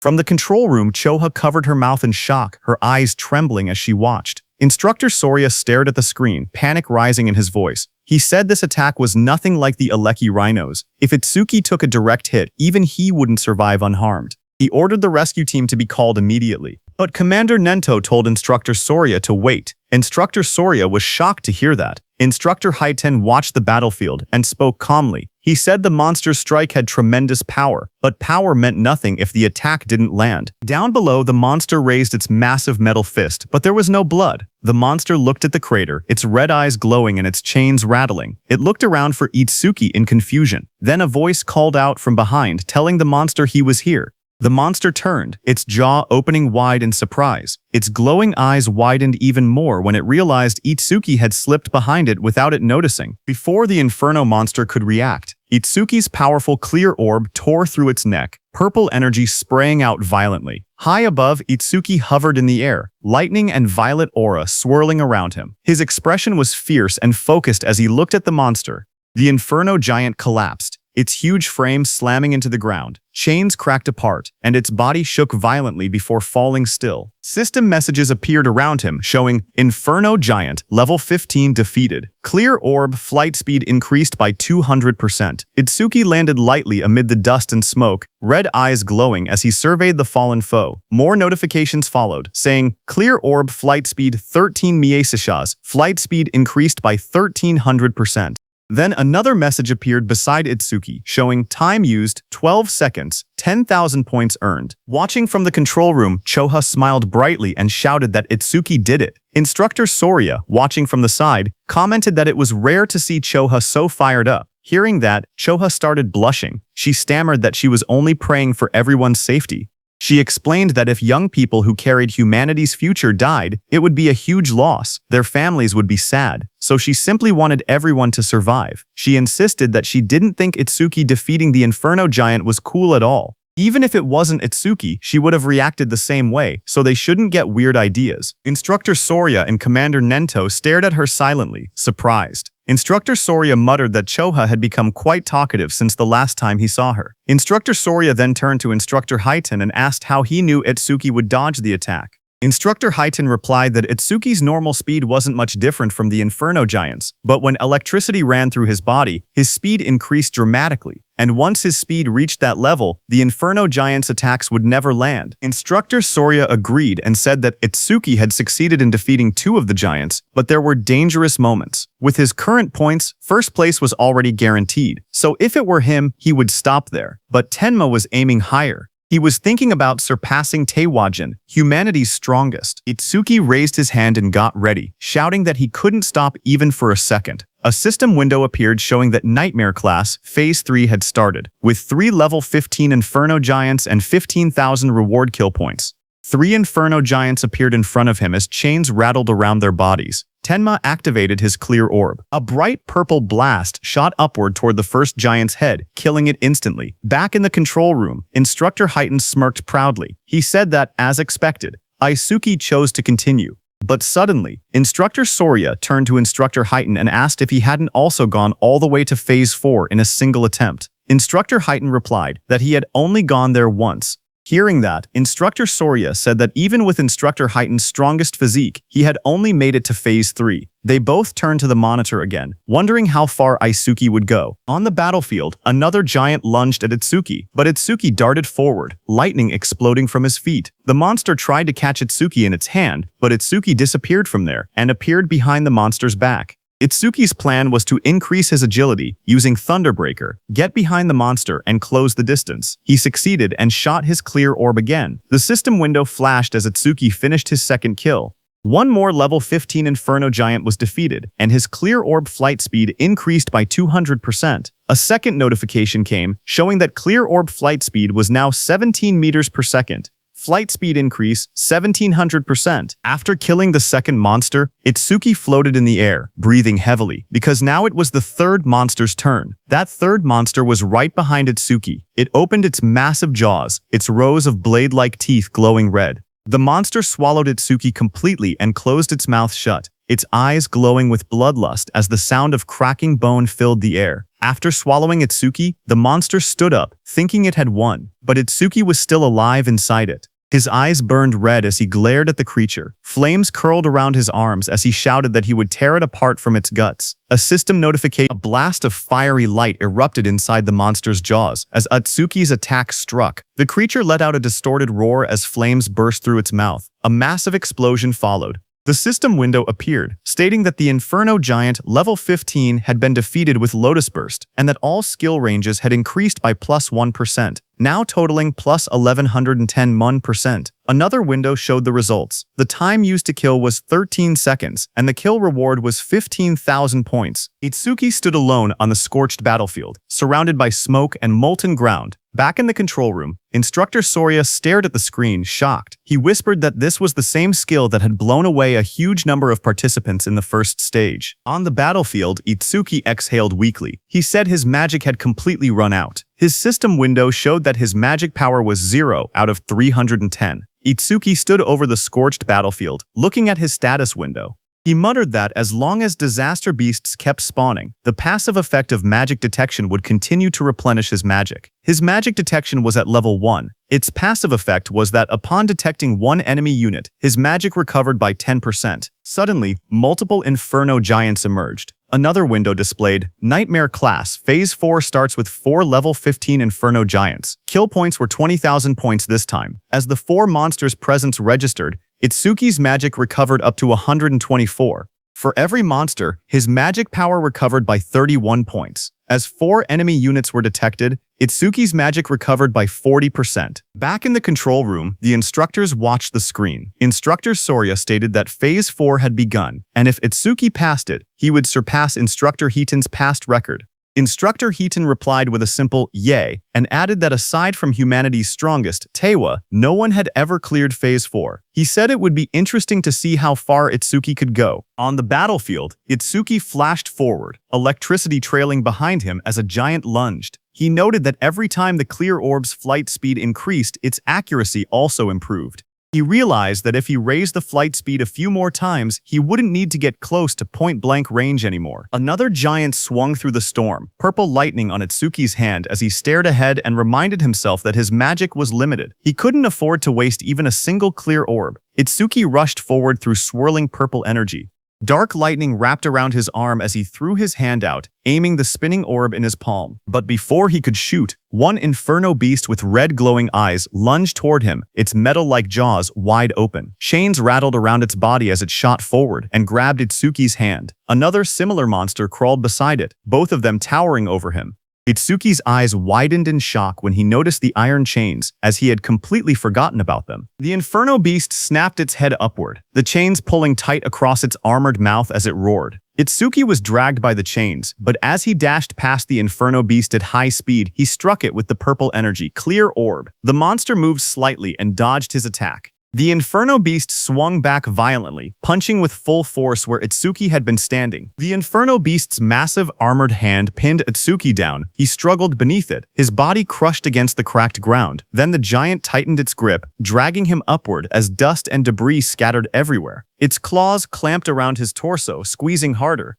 Itsuki was in very bad shape, as he couldn't put any strength into that position. A sickening crack echoed as the giant's grip twisted violently. A skeletal image of Itsuki flashed, showing all the bones in his body snapping under pressure. The giant then slammed him brutally into the ground. The impact split the earth, sending shards of stone flying. His body lay inside the crater, blood covering his clothes as smoke rose around him. Both his arms and legs were completely broken. Back in the control room, Instructor Soria panicked and shouted for Instructor Heighten to go help quickly. Instructor Heighten watched the screen with worry. Sweat slid down his face as he stared forward. He murmured that this must be Itsuki's limit. A memory flashed before his eyes. Just like Itsuki, he himself had once collapsed at the same point. Determined, Instructor Heighten turned away from the monitor. He said he was going to help right now, but before he could move, someone called out for him to wait. It was Commander Nento, who looked at the large screen. He said that Itsuki hadn't given up yet. Hearing that, Instructor Soria stepped forward urgently. He told Mr. Izumi that this wasn't the time to talk about such things. Choa agreed, saying that if they didn't act quickly, Itsuki would die. Instructor Hiten beside him also said that Itsuki's situation was desperate, but Commander Nento kept his eyes on the screen. He spoke with certainty, saying he could tell Tenma still had a trump card left. Instructor Soria looked surprised and asked how Commander Nento knew about a trump card. Commander Nento answered quietly, saying it was because of his eyes. The scene shifted to Itsuki's face. His eyes glowed fiercely. Commander Nento said these were not the eyes of someone who had accepted death. Itsuki stood battered and bloody, remembering the looming blue phantom Linga behind him. He thought about how he had exhausted every method to grow strong enough to kill that Linga who had killed his parents. Just then, a system window appeared, showing Overmimesis activated, resuming the analysis. This happened because during the battle with Kinoshita, Overmimesis had activated from Kinoshida's skill, B-rank skill Lightning Cannon, but Itsuki had chosen to stop the analysis at the very last moment. At that time, the system displayed analysis progress at 99% when Itsuki paused it.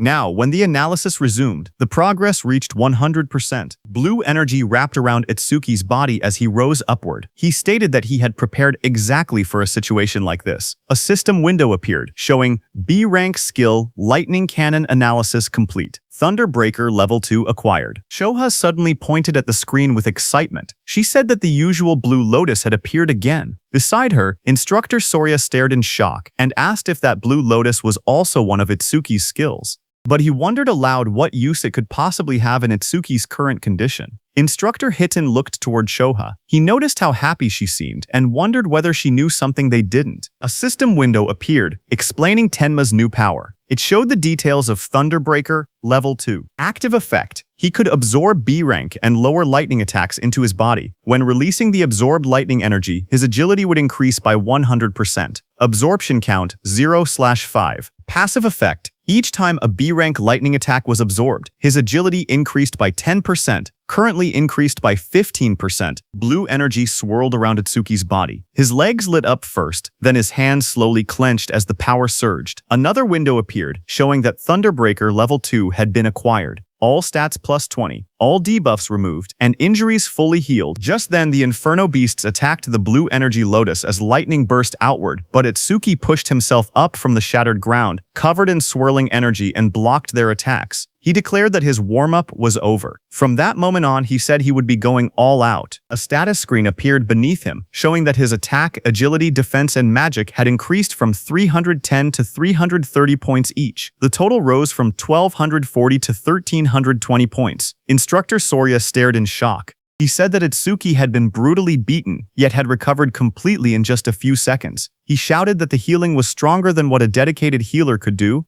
He continued, saying that along with that absurd area attack, he couldn't understand how many abnormal skills Itsuki actually had. On the battlefield, Itsuki moved with lightning speed and attacked the Inferno Beasts with his clear orb before they could even react. a notification appeared. It showed that an Inferno Giant, level 15, had been defeated, and the clear orb's flight speed had increased by 200%. More flashes filled the scene as another giant fell. Again, the display said Inferno Giant, level 15, defeated, and the clear orb flight speed increased by 200%. As all the Inferno beasts fell, another pop-up appeared above the arena. It said that Nightmare Class Phase 4 had been cleared successfully. The time used was 31 seconds, and 20,000 points were earned. Itsuki stood confidently as two large Inferno Giants fell down. He shouted that the current him would not lose, no matter how many Inferno Giants attacked. As time passed, another giant was pierced by Itsuki's purple beam of clear orb.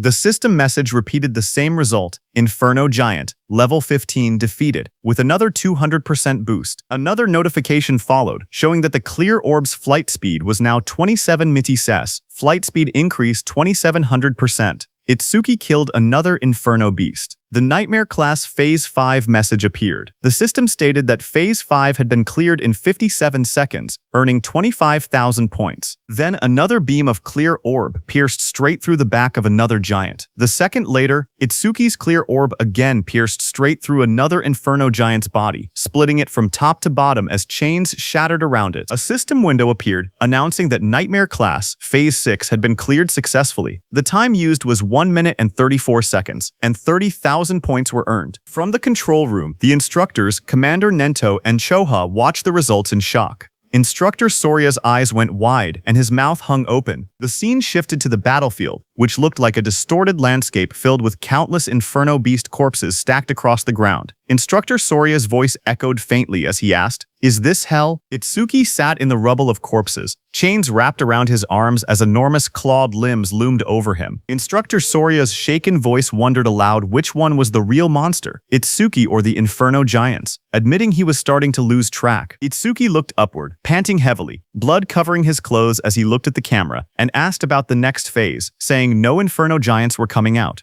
Instructor Sorya stared forward in shock. He said it was unbelievable, and that he had never thought something like this would happen. Sweat ran down his face as he looked at the scene before him. He slowly reached out his hand and pressed a glowing red button on the platform. With a heavy voice, he spoke into the microphone. He told Itsuki that it was over. On the battlefield, a loud announcement echoed. Instructor Sorya told Itsuki that all the Inferno Giants they had prepared had already been defeated. As the huge pile of fallen Inferno Giants lay scattered across the ground, Instructor Sorya told Itsuki that he had defeated every Inferno Giant they had prepared. Hearing that, Itsuki took off the chains around his body, exhausted and covered in wounds. He asked if he had really beaten them all, reminding Instructor Sorya that he had said the difficulty had no upper limit. He stood up slowly, trying to recall how many enemies he had taken down. He wondered how many points he had ended up getting. He thought to himself that if he had hit the ceiling, then the gap between him and Taewajin couldn't be that big. As he walked forward, he noted that he had achieved his other goal too, increasing the clear orb's flight speed. He considered it not a bad haul at all. A glowing panel appeared, showing the results. It listed that he had defeated 11 level 15 Inferno Giants, and the clear orb's flight speed had increased by 1100%. Another notification appeared, showing the orb now moved at 38 meters per second, faster than an average car. But just as he was about to exit the training ground, a bright blue energy swirled behind him. Itsuki froze in place, staring ahead as the light rose around his body. A sharp glow flashed in Itsuki's eye as he turned his head, his expression tense and alert.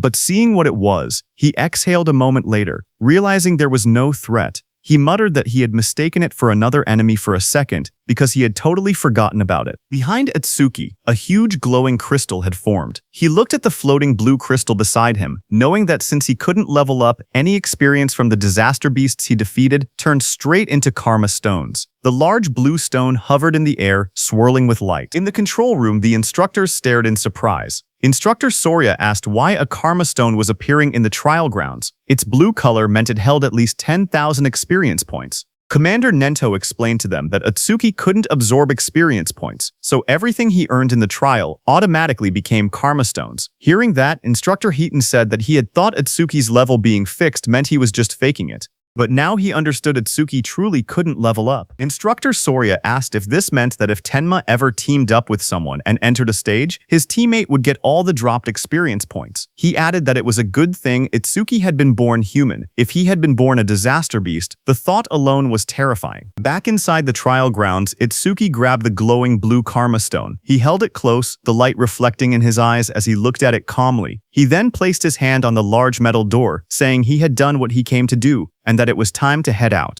The heavy door slowly slid open. Outside, Instructor Soria leaned forward in excitement, telling the others that Itsuki had come out. A bright panel appeared above Itsuki as he stepped through the exit. It displayed his results. Tenma Itsuki. Preliminaries, second stage clear. Points earned, 160,600. Time used, 3 minutes 55 seconds. Rank 1. Itsuki walked forward, still covered in blood and dust. Instructor Soria hurried toward him. He said he had witnessed Itsuki's performance with his own eyes and called him pure potential. He told Itsuki to come with him, promising to arrange a mentor worthy of him. Itsuki replied that he appreciated the offer, but he already had a teacher who trained him, so he was fine. Hearing that, Instructor Soria grew frustrated, telling Itsuki he didn't get it. He said, so what if he had a teacher? He insisted that not just anyone was qualified to guide someone as talented as Itsuki. He said Tenma would be better off following someone like him, someone with connections and resources. Itsuki repeated that he was fine. Instructor Hiton, beside Instructor Soria, leaned in and warned him that if he kept pushing, Itsuki would start disliking him, but Instructor Soria refused to back down.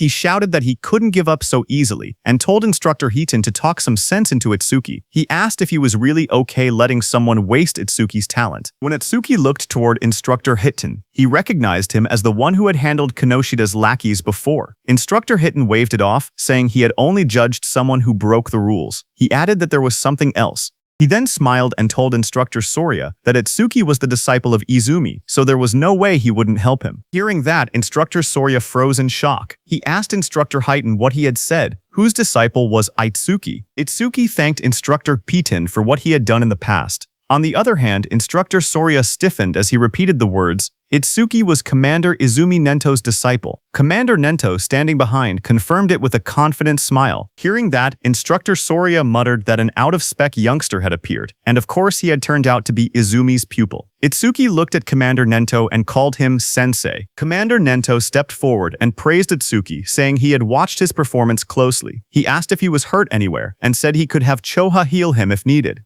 Shoha, standing behind, blushed and told her father that Itsuki had been fired up about challenging Phase 7, so there was no way he could be hurt. Itsuki smiled weakly. He said he wasn't injured, but admitted he was a bit worn out. He added that he would be fine after a short rest. Instructor Soria nodded and said that if Itsuki was Izumi Nento's disciple, it made sense he could perform at this level. He then mentioned that his disciple had wiped out every disaster beast prepared for the second stage. Itsuki then asked if Tewa had made it to Phase 6 as well. Instructor Soria answered that back then, Phase 4 had been the maximum. Later, they expanded it to Phase 6, but even that no longer seemed enough. He suggested they might need to extend it to Phase 8 next time. Commander Nento then told Itsuki to sit back and watch for now, because, for the other participants, the second stage had only just begun. Inside the exam field, the screen showed Rikuru. A notification appeared beside him showing hard class progress at 100%. Rikuru then collapsed to the ground, saying his arms wouldn't lift anymore. He muttered that nightmare class was beyond him. The screen displayed his result. Horino Rikuru, second stage challenge over. Time used 17 minutes 17 seconds. Points earned 1600. The screen then showed Saya, whose hard class progress was also at 100%. Saya held a massive water sphere overhead, with a beast trapped inside. She said she didn't have any high firepower skills, so she was trying to suffocate the beast by trapping it in water. She admitted it was taking too long, and she was about to run out of magic. She whispered that the next difficulty might be impossible. A notification appeared beside her showing her result. Kisaragi Saya, second stage challenge over. Time used 19 minutes 01 second. Points earned 1600. From the control room, Itsuki watched their results. He said Rikuru and Saya had both capped out at hard class. He thought they would get a bit further. Instructor Heaton told him not to assume everyone was as strong as him. He said most participants couldn't even clear normal class. With how fast Rikuru and Saya defeated the Aleki Rhino, he said both of them were guaranteed to be in the top 10. Itsuki then asked why they hadn't been removed from the field if their runs had already ended. Instructor Soria explained that unless someone was seriously injured or a special circumstance occurred, participants weren't allowed to leave the trial grounds. He added that Itsuki was a special exception. At that moment, Instructor Heighten then looked up and said someone else had reached Nightmare Class. Inside the stage, Uegaku swung a huge hammer down with full force. Instructor Heighten explained that with a rare karma tool, Gaku should be able to take down at least one Inferno Giant. Another scene showed a silver-haired girl fighting an Inferno Beast. Instructor Heighten said that the Shikigami user Akagami Shion reaching this far was impressive too. Just then, Shion shouted for her cat Michan. Her cat jumped as Shion used its complete form. The cat turned into a massive black creature and moved forward as red light burned in its eyes. The monster rose to its full size, towering over the battlefield. Across from it, Shion stood calmly, watching as the creature roared. The beast then charged and struck down with overwhelming force, fighting the Inferno Beast. Their claws crashed with destructive power. Itsuki watched all this from the control room. He asked if Shikigami could change into different forms. He asked Choa if her Tamacho could do the same. She replied with a simple no, explaining that it was her first time seeing one that could transform.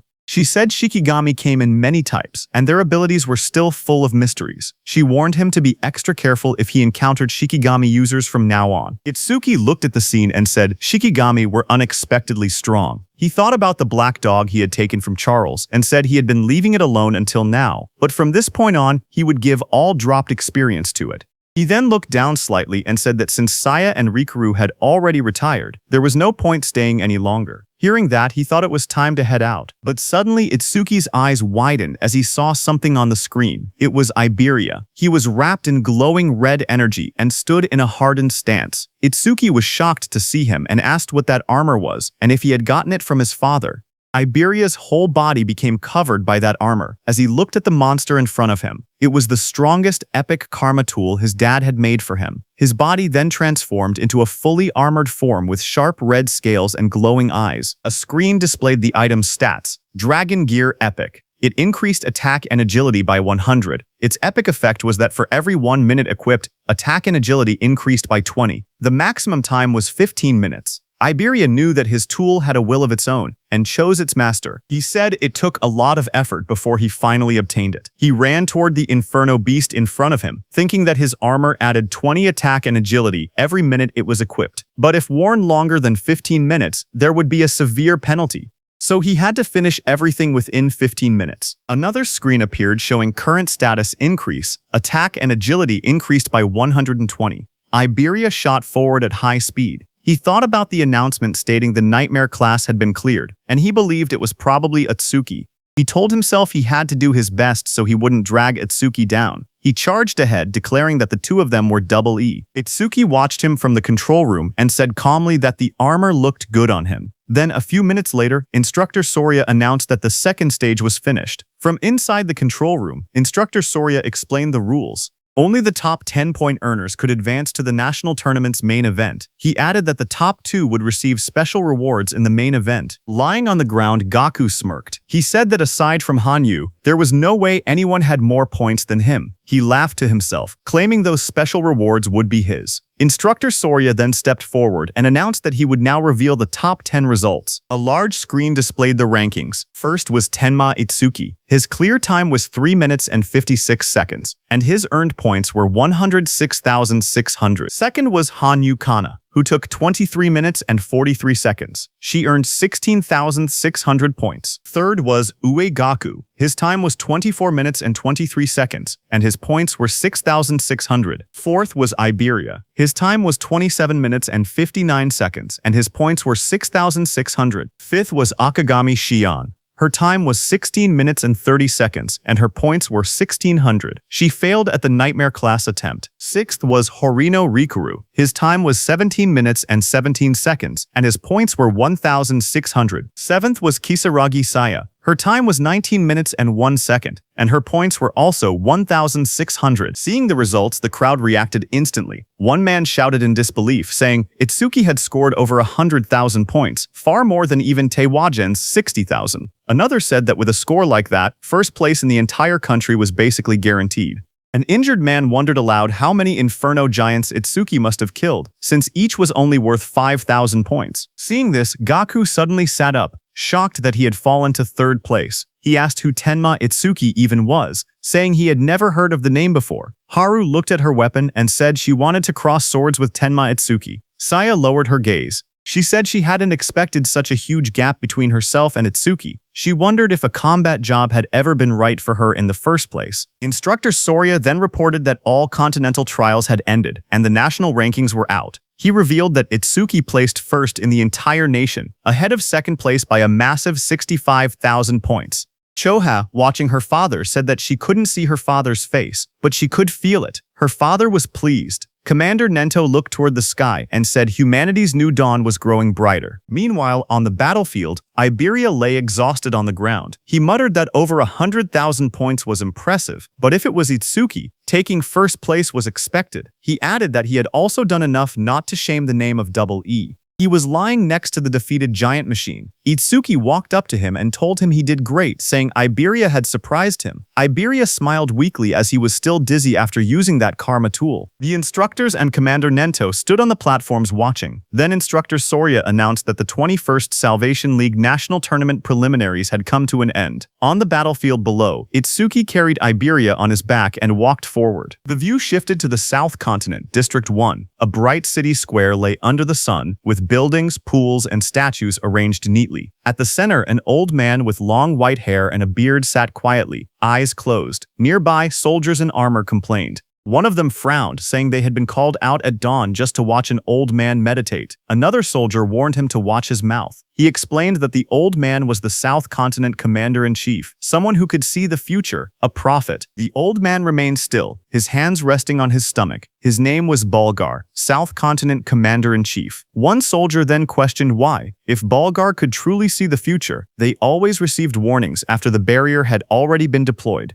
He said that if Bulgar really had foresight, he should be able to tell them the Stele impact points ahead of time. Another soldier spoke calmly. He said it was true that Elder Bulgar could only foresee a tiny sliver of the future. Even so, he explained that Bulgar still stood on the same level as the North Continent Commander Izumi Nento and was considered a pillar of humanity. He said the reason he was called a pillar of humanity was because Bulgar's prophecies were correct 10% of the time. At that moment, Elder Bulgar suddenly lurched forward, shouting in shock. His attendants rushed toward him in panic. Bulgar's voice trembled as he tried to speak. The attendants asked if he was all right, but he pushed himself up with urgency. He shouted again that the North Continent was in danger. His eyes widened, filled with terror. He cried out that a massive disaster beast assault would soon strike the North Continent. Among them, he warned, were disaster beasts with levels that exceeded 100. Then sometime later at night, the leaves rustled softly as the scene shifted to Itsuki, standing under the trees. Blue system windows appeared beside him while he looked ahead calmly. He said that his total stats had finally exceeded 1500.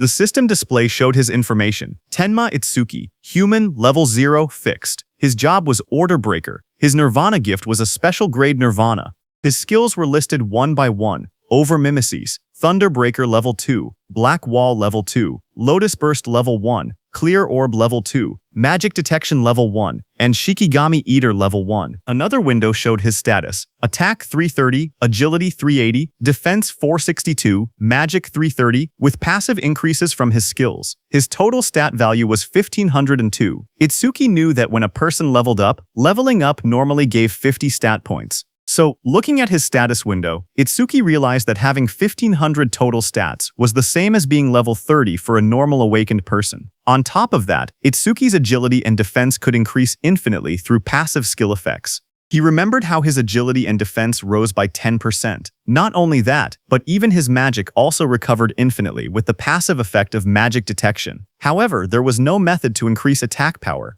He looked down at his hand and wondered quietly if there was any way to do so. Just then, a voice called out from behind, shouting that the food was ready. Itsuki turned his head slightly at the sound, his expression calm. Behind him, Rikuru and Saya were standing. Rikuru raised a spatula happily and said he had made lots of Itsuki's favorite dishes.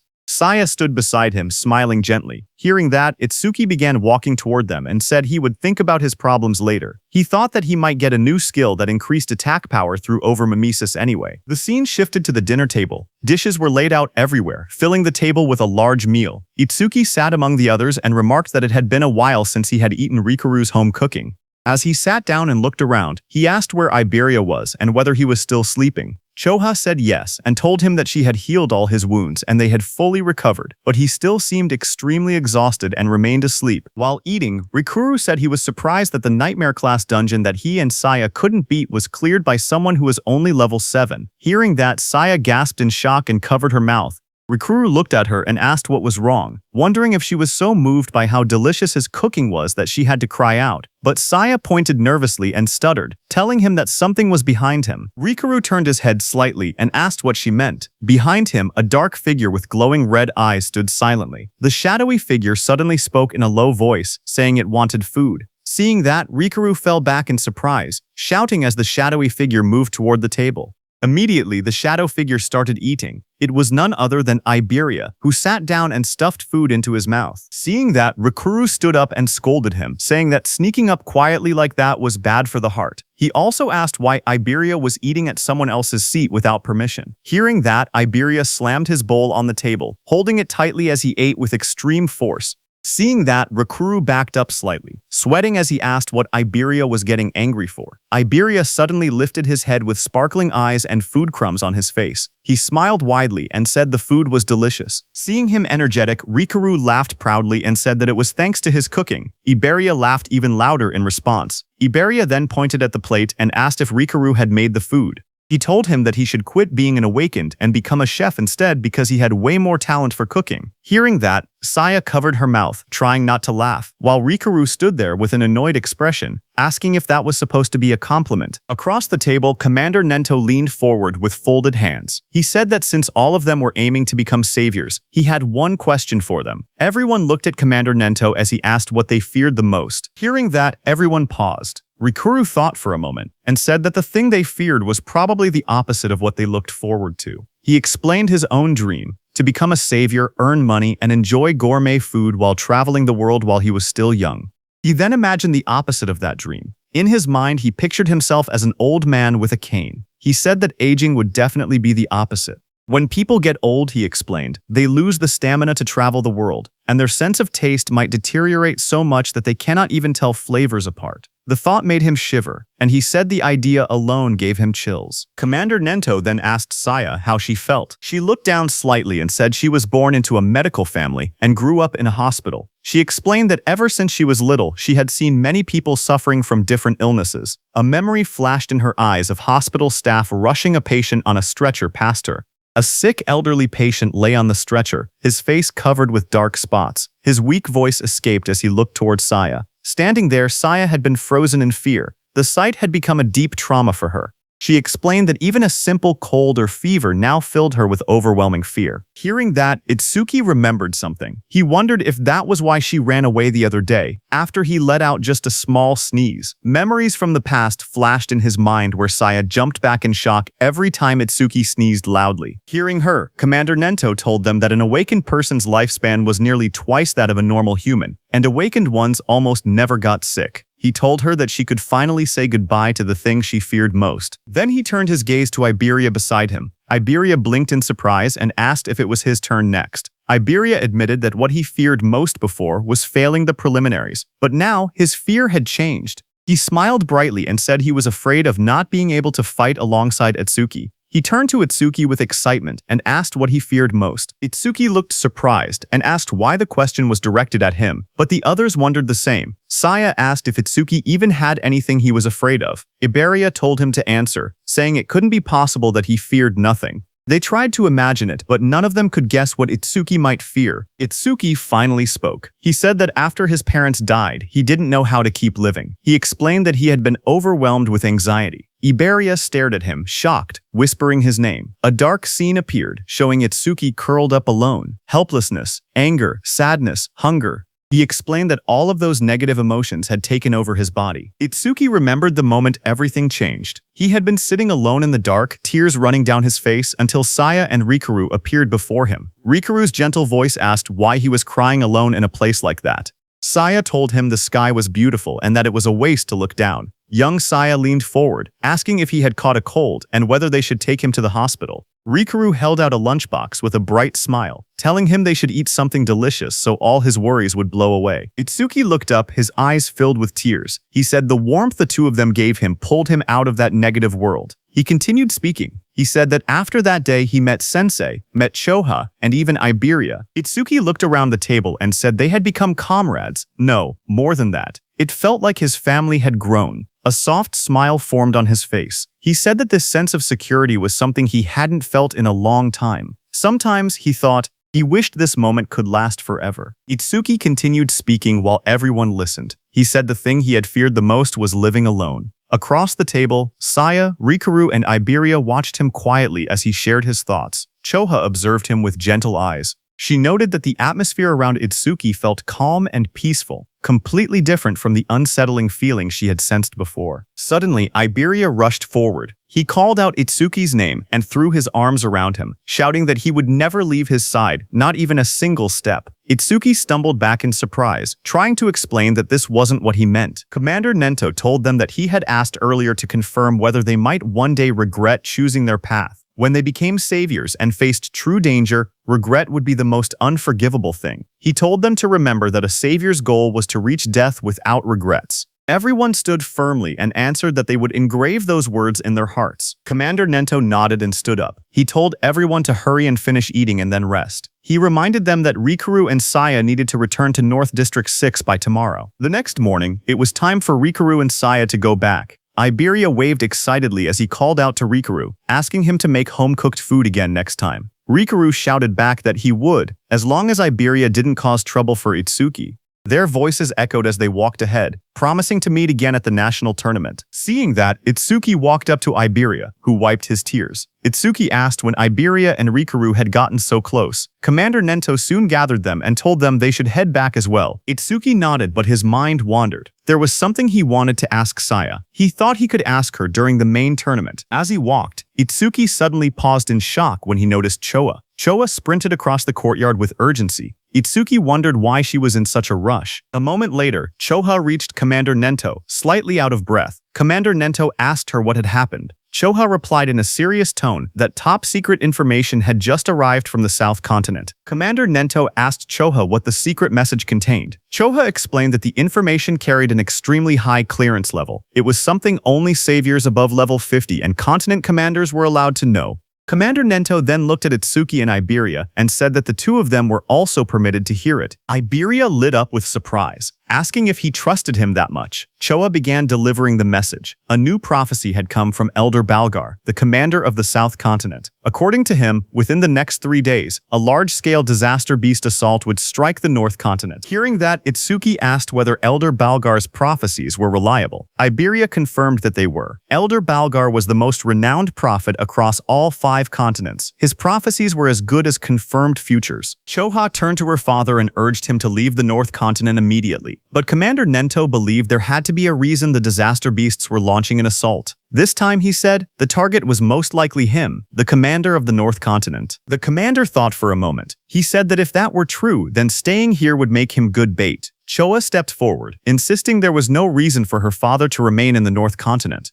She reminded him that combat wasn't even his specialty, and if he already knew he was the target, then remaining here was far too risky. She urged him to evacuate to the central continent immediately. Tenma agreed with her. He said that if they lacked manpower, he would remain behind and fight, but the commander raised a hand, stopping them. He told them he had already made his decision and warned them not to argue further. Then he turned to Itsuki, saying there was something else he needed him to do. Itsuki protested, insisting that nothing could be more important than protecting his sensei. Commander Nento explained his request. Iberia's father, Aiden, was the greatest crafter across all 5 continents, and they couldn't allow anything to happen to him. He wanted Itsuki to guard Aiden together with Iberia. Additional awakened fighters would also be dispatched to support them. Hearing that, Iberia looked troubled. He wondered aloud why their forces had to be split just to protect his father. Suddenly, a thought struck Itsuki as he realized that Sensei might be intentionally keeping him away from the battlefield. Nearby, Choa listened quietly until the commander turned to her as well. He said he had 3 requests for her. First, she had to announce the coming assault to the residents of the North Continent and help evacuate everyone below level 50 safely.